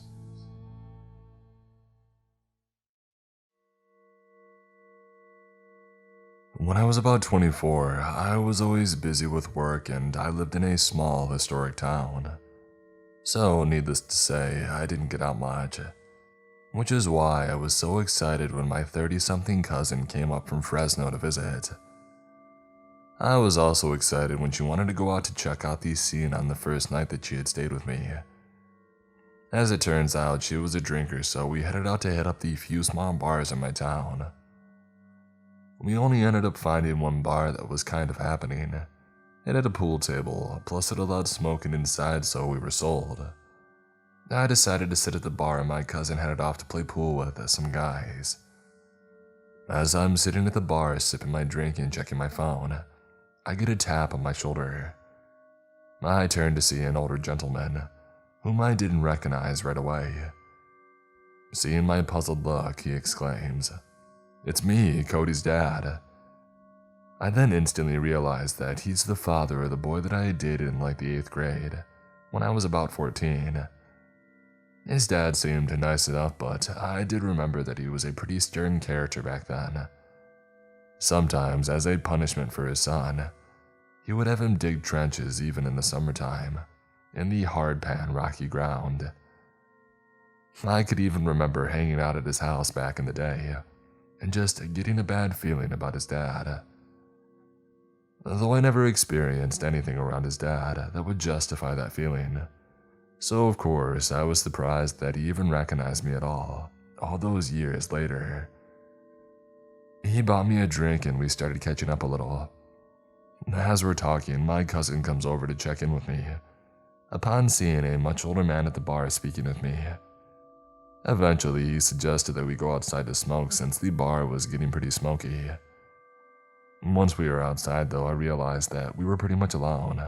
This was fine, I figured, since he was always one of my distant neighbors that I had known off and on over the years, but I figured wrong. I began to understand that as he started asking me more personal questions, he started asking me about whether or not I had a boyfriend, or if I would ever consider dating an older guy. I started getting uncomfortable, so I suggested that we go back in where it was a bit warmer. But again, after a few minutes, he wanted to go back outside. At that point though, I was already trying to blow him off politely. My cousin was seeing all of this since she was walking over again to check in with me. She gave me a sort of a warning look before turning and walking back to her game of pool. As the night progressed, he continued to try and get me to go outside with him. This time though, he wanted to go through to his truck. Finally, he grabbed my arm and just tried pulling me outside with him. Thank God for my cousin, he seemed to come out of nowhere, and she grabbed my other arm yelling, "Get off," to him. He immediately backed right off and disappeared into the small crowd, toward the back exit. For the rest of that night, we enjoyed ourselves and had some much-needed fun. It wasn't until about 6 months later that I heard a horrifying story about him from another neighbor. I was told that he was in prison for life. Apparently, he had been stalking and watching his soon-to-be ex-wife at their former home for months. Eventually, he had decided to straight-up kidnap her, tying her up and gagging her.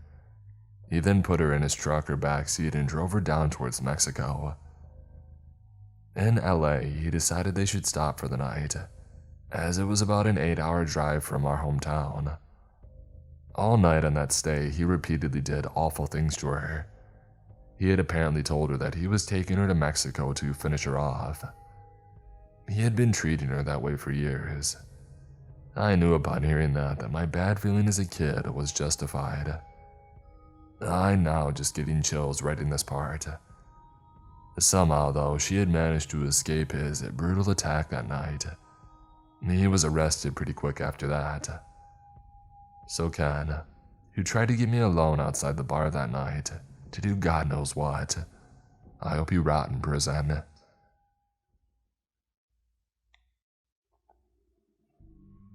I need help breaking this down, and I need to feel like I'm not crazy.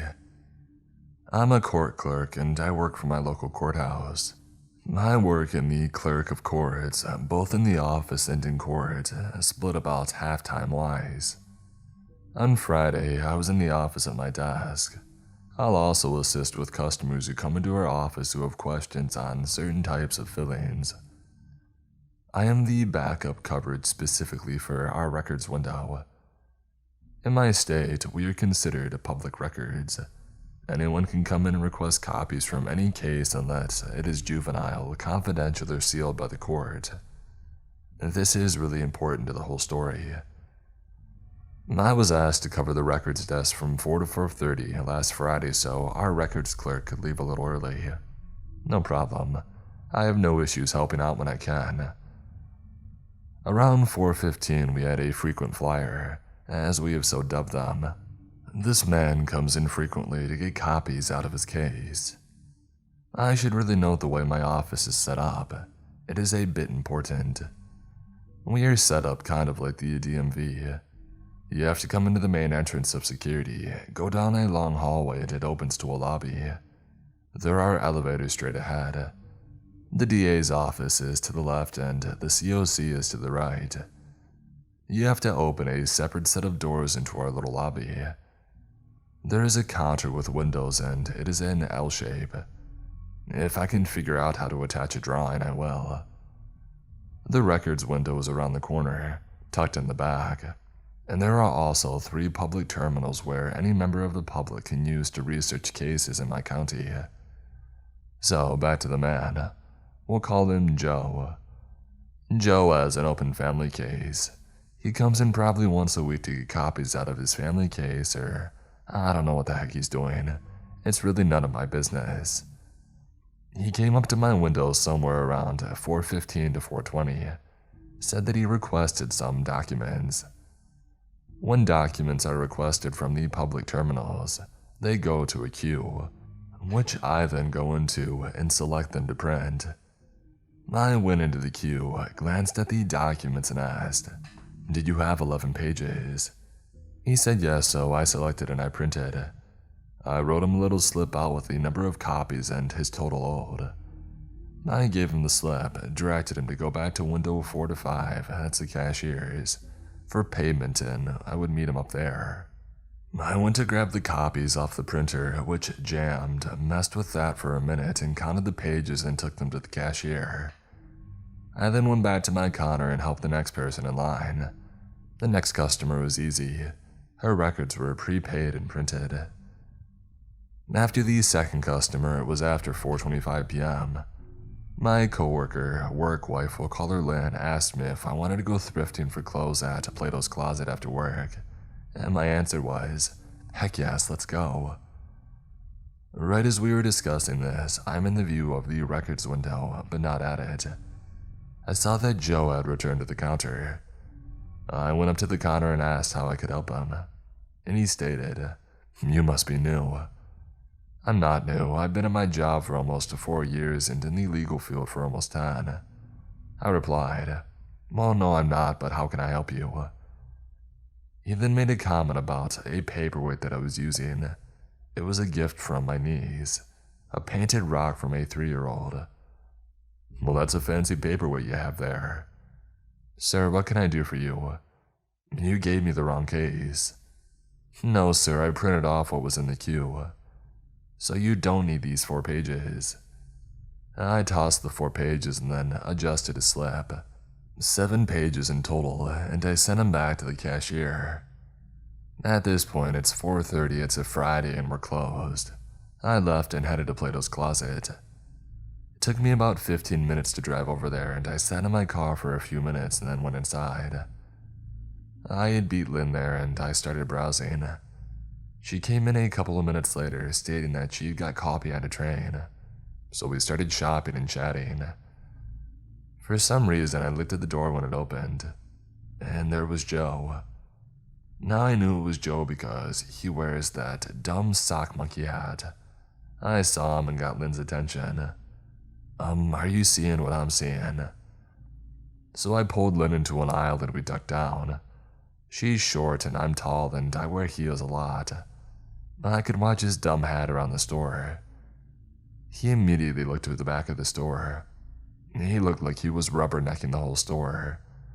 So he goes to the back, grabs a pair of shoes, and glances at them and continues rubbernecking. I continued to watch him as he moved. We moved opposite. We were legitimately hiding behind clothing racks. He moved around the perimeter of the store, continuing to rubberneck, looking for something or someone. So he leaves and we freak out. We check the parking lot to make sure that he's gone. We try and shake it off and chalk it up to a coincidence. And then I realized that we were talking about it, literally in front of him. And Lynn, she's not quiet. She gets scolded on a weekly basis for her loud, carrying voice. I told the cashiers what had happened, and we ended up leaving like an hour later. The next day I felt so uneasy about it. I called my boss and told her what happened and told her that I was going to call the cops. I called the non-emergency number and left a message with a dispatch. I got a call from an officer a few hours later, and I explained what happened. He said to get Joe's name. At this point, I recognized him, but I didn't know Joe's name offhand. He told me that he would call me back on Wednesday when he was back on duty. I got Joe's name and called the officer back on Monday and left a voicemail. Monday was fine. Tuesday I was out of the office, but Wednesday, Joe came back Wednesday. He came at 4:20 to file documents into his case. He took 20 minutes to file 2 affidavits and a motion. Should have been like a minute. 2 because he needed something notarized. He left and I had a bad feeling. I called the officer and told him what happened, and the officer said that if he comes back Thursday to call, they would come down and talk to him. The PD is across the street from the courthouse. Thursday rolls around, no Joe, until 4:25. He beelined it through the computer in the corner. I messaged my boss. We had already put into place a safety plan. The sheriff's deputies who work security were notified. 3 deputies followed him into my office. I called the PD and 2 officers came down and they questioned him. He admitted to being at Plato's Closet. He was shopping for his 2 young daughters, 9 and 11. They don't fit into clothes at Plato's yet. Plato's has a sister store, Once Upon a Child. Those kids don't really fit there either. So he had a receipt in his car for Once Upon a Child for 5:07 p.m. He denied hearing my conversation with Lynn. Going to Plato's after work, he stated that he left my office at 4:15 and took his children shopping for clothes. He didn't have any kids with him at the courthouse or at Plato's. He also asked the officer immediately and unprompted, "Did she call you?" He also stated that he believed his ex-wife was setting him up. So, because my office is a public office, and he has made arguably legitimate reasons to come into my office, there's nothing that the officers can do. They issued him an oral warning and put him on standby. The kicker is, he could opt into his case electronically, but made a big deal about not being able to opt in a few months ago. We told him that if he's having issues to call the court support line and they would be able to remedy the situation. but instead he chooses to come in and pay $1.25 a page instead of a one-time $20 fee, which apparently he's also paid that too.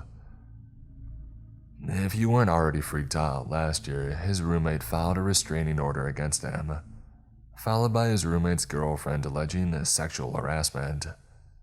I won't go into details. Let's just say it's a little bit more than messy. He's also filing extremely high-level types of documents for representing himself. Update. I was in court all day. I'd come down to my desk around 4:05. He came in at about 4:10. I left while he was still at my office. What am I supposed to do? The officers obviously can't do anything else. I need another incident outside of my office to file a restraining order. I've ordered home security. I've signed up for self-defense classes. I'm purchasing mace and looking into handguns. I don't know what else to do.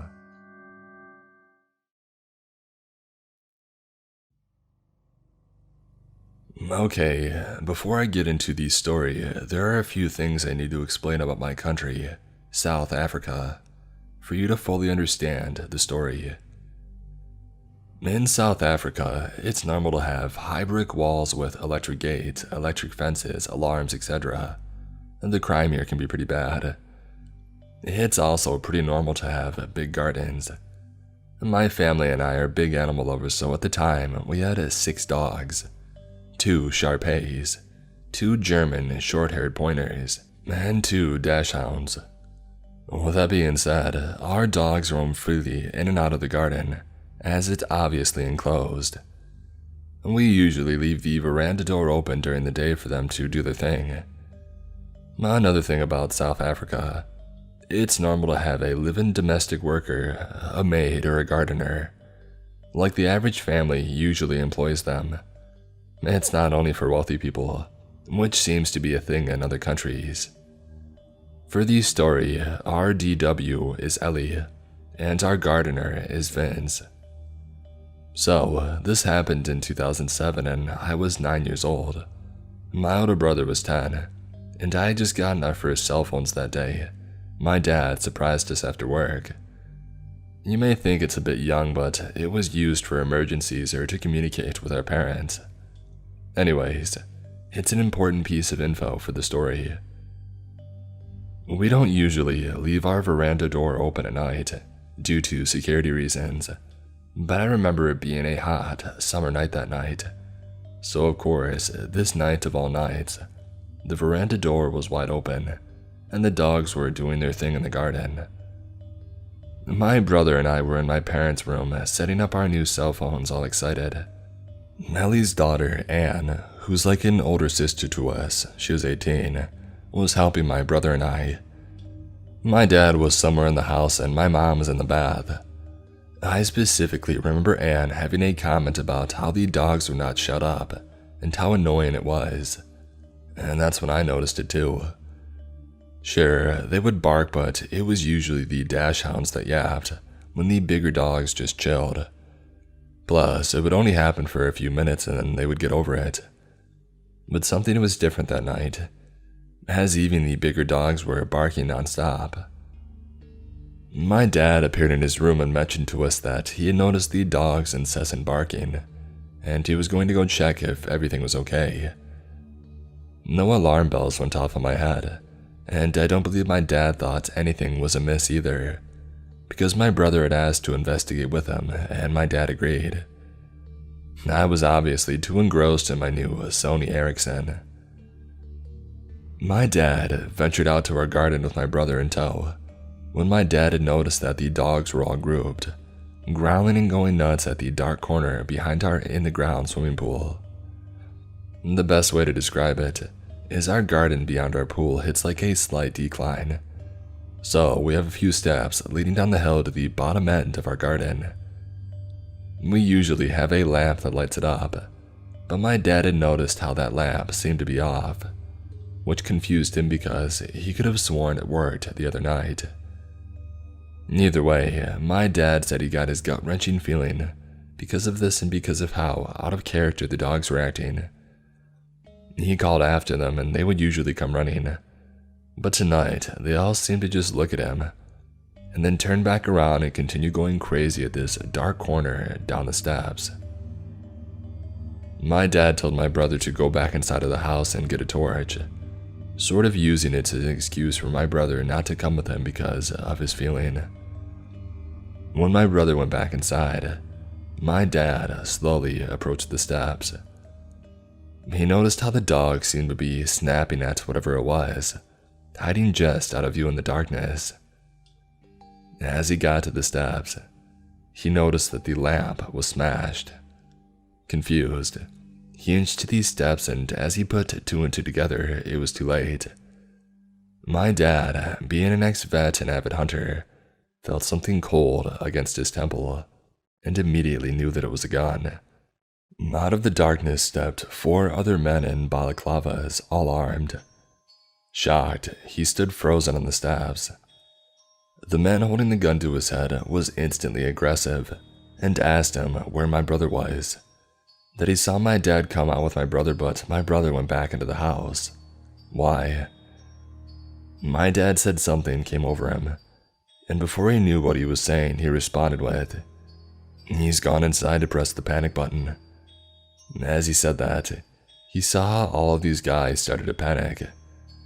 They started speaking in a different language.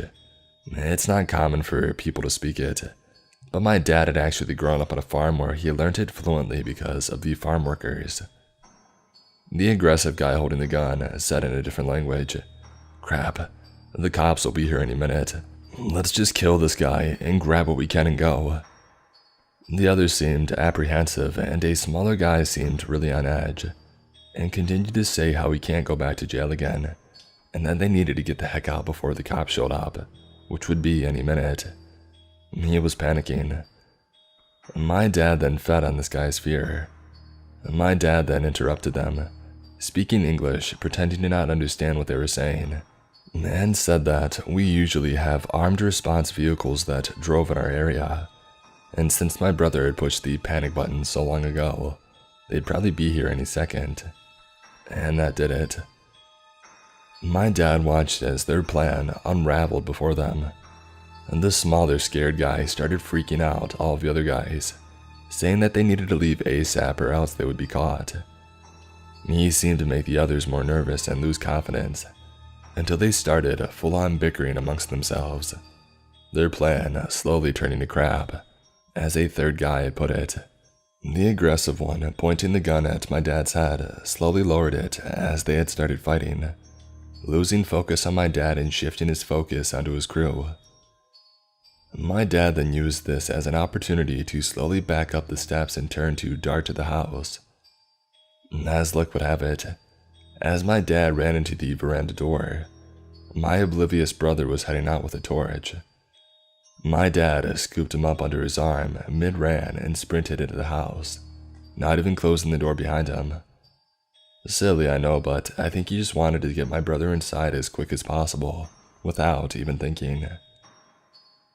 Anne and I were obviously also oblivious to everything when my dad rushed through the bedroom door, slammed it shut and told us to go upstairs into the attic, that there are 5 guys with guns outside, and they're here to hurt us. Get upstairs now. And my heart sank. I remember my body automatically responding and me sprinting to the stairs with Anne right behind me. My mom ran out of the bathroom in a towel, not too far behind. We sat there in the darkness and silence. I swear that you could hear a pin drop. I think we were all just waiting to hear something below us in the rooms. My mom cursed, saying that she didn't have a phone, and neither did my dad. But in my hand was my brand new Sony Ericsson. No better emergency to use it than right now. My mom dials the police, and I kid you not, they asked where we lived. We explained and they told us that it wasn't in their jurisdiction. Sorry. Click, and the line went dead. We're now not only crapping ourselves, but we're flabbergasted too. My mom starts cursing like a sailor again, and that's when my dad realizes, dang, he didn't close the veranda door. And what about Ellie and Vince, who are in their rooms, blissfully unaware of the danger that they're in? He gets his firearm in the safe in the attic and tells us that whatever we hear, to not come downstairs, to stay hidden no matter what. Now I'm sobbing, begging my dad not to leave us, but he tells us that he has to go and get Ellie and Vince before something bad happens to them.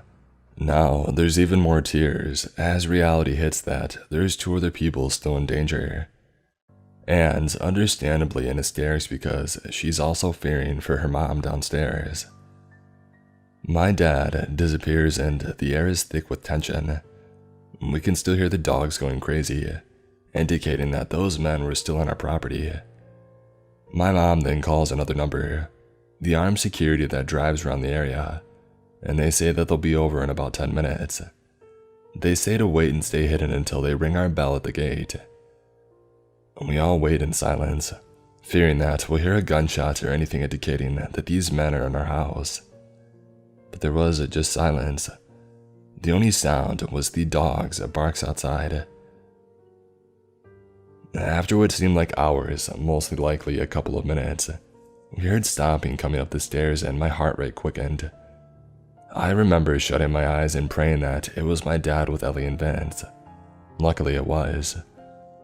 We all hid for a while and no one dared to speak. The dogs had seemed to calm down considerably, but they were still barking every now and then. The gate intercom rang and my dad told us to wait while he checked if it was the security company, and sure enough it was. He opened up and the nightmare was over. I remember standing up and my knees buckling from the adrenaline my body had endured. The armed security somehow notified the right police, and everyone investigated the garden. They found that there was actually 7 pairs of footprints, and that these guys bent these spikes on our wall and just climbed over. We got an electrical fence shortly after, so there must have been 2 other guys hiding in these shadows that my dad hadn't seen, which is actually creepy in its own right. South Africa's violent crime is quite bad, and it's too common for horrible things to happen during home invasions. I was obviously so young at the time that I didn't know the horrors of the world, and I was just scared of my family getting hurt. But now that I'm older, just the thought of 4 women being in the house and my mom being in nothing but a bath towel gives me chills to this day. The cops said the fact that there were so many guys instead of like 1 to 3 indicates that these guys possibly had sinister intentions. Thank goodness nothing happened to my family, and I'm forever thankful for my dad's quick thinking regarding the panic button. Also, I'm so glad my dad understands multiple languages and could manipulate the situation to benefit us. Lastly, my family will forever be in debt to our good boys and girls that warned us that night. A terrifying and life-changing outcome would have 100% happened that night, had it not been for our incredible dogs. From that day onwards, my dad always gave them leftover rice or meat with their dinner. R.I.P. Impy, Shudo, Dash, Fudge, Winkles, and Pikachu. I'm sure there is a special place in heaven reserved for you angels.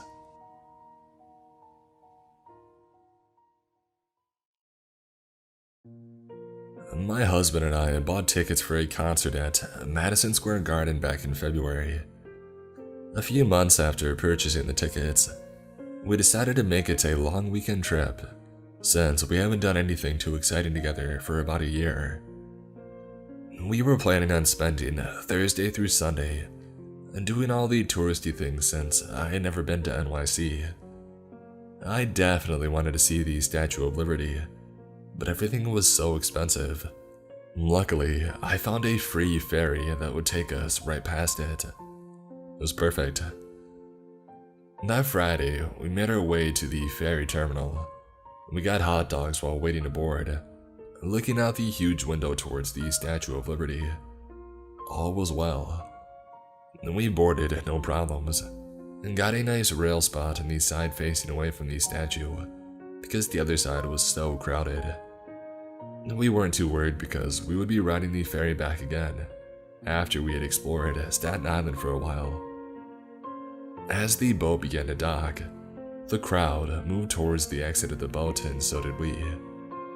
It was packed tight, shoulder to shoulder, and we shuffled our way out.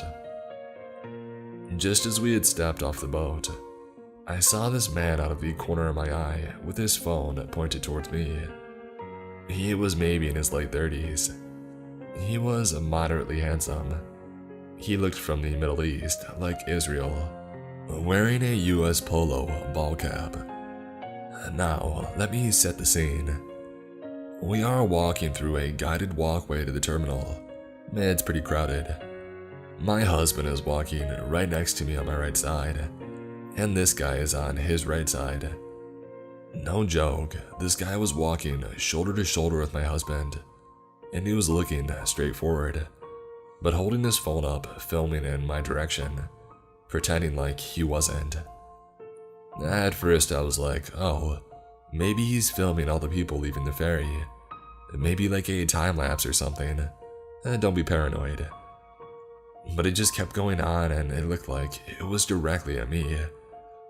I got so uncomfortable that I put my hand up to cover my face. I took my husband's hand and asked him to slow down. I asked my husband if he'd noticed this guy, and he did. When we had slowed down, the guy ended up a few steps ahead of us. And I kid you not, this guy held his phone up on his side and continued to film directly at us while pretending to look forward. This is when my husband decided to confront the guy. Mind you, we are walking in a crowd still. He said to him, "Hey, excuse me, but is there a reason why you're filming us?" But the guy just stared at him and then looked away. No response, nothing. Maybe he didn't speak English. We kept walking, and it kept happening. I just held my husband's hand, and held my other hand kind of covering my face. I was so creeped out. Once we were in the terminal, you could either go right and exit to the island, or go straight up some ramps, and we were so freaked out. I was like, babe, we are going this way now. And we walked up these ramps to try to let him drift off of the crowd and exit. The top of the ramps were where the buses were. We didn't plan on getting on a bus. We weren't sure if they were tour guide buses or what. It didn't look like we could technically exit from there. So, we waited a few minutes to make sure that we had lost the guy, and then headed back into the terminal shopping area. It was pretty empty. It looked kind of like a mall, with a gift shop, a little convenience store, an ATM, etc. We stood right in the middle of this almost empty terminal area, while my husband looked up some things to do in Staten Island. And then I saw him again. He walked like 10 feet away from us, still pointing his phone at us. I got ridiculously panicked and was like, "Oh, we have to go, he's here still." At this point, it was painfully obvious that he was filming us. My husband wanted to ignore him and pretend like he's not there, just to see what he does. I tried, but he was literally lurking right there recording us still. I decided to make intense eye contact, like, "I see you, stop doing this eye contact." He then drifts over to the ATM with his phone still up, and while looking at what he was filming on his phone, he pretends to push buttons on the ATM. No card, not even looking at the ATM, just pretending to use it while looking at us and filming. I grabbed my husband's arm and was like, "Okay, we are leaving now." We went back to the massive people waiting to get back on the ferry. There were 3 police officers and a canine. We stood behind them, watching the doors the entire time to see if he came back in. If I saw him come back in, I was going to grab one of the police officers. But we didn't see him. The ferry runs every 25 to 30 minutes, so we had to stand there and wait. We were so panicked. A family from England wanted to strike up a conversation with us about their vacation that they were on, but I was so focused on watching this guy that I couldn't invest myself in their conversation. From waiting on for the ferry to the ferry ride itself back to NYC, to 3 hours after we got off that ferry, we were constantly looking over our shoulders to see if the guy was still following us. I have never felt so uneasy in my life. I felt like something horrible was going to happen, and I couldn't shake it. Was I being paranoid? I really don't think so, but I'll never know for sure. Was this someone that wanted to hurt or rob us, or just some weirdo filming people to get a rise? I have no idea. But some man out there has so much footage of me, it makes me sick to my stomach.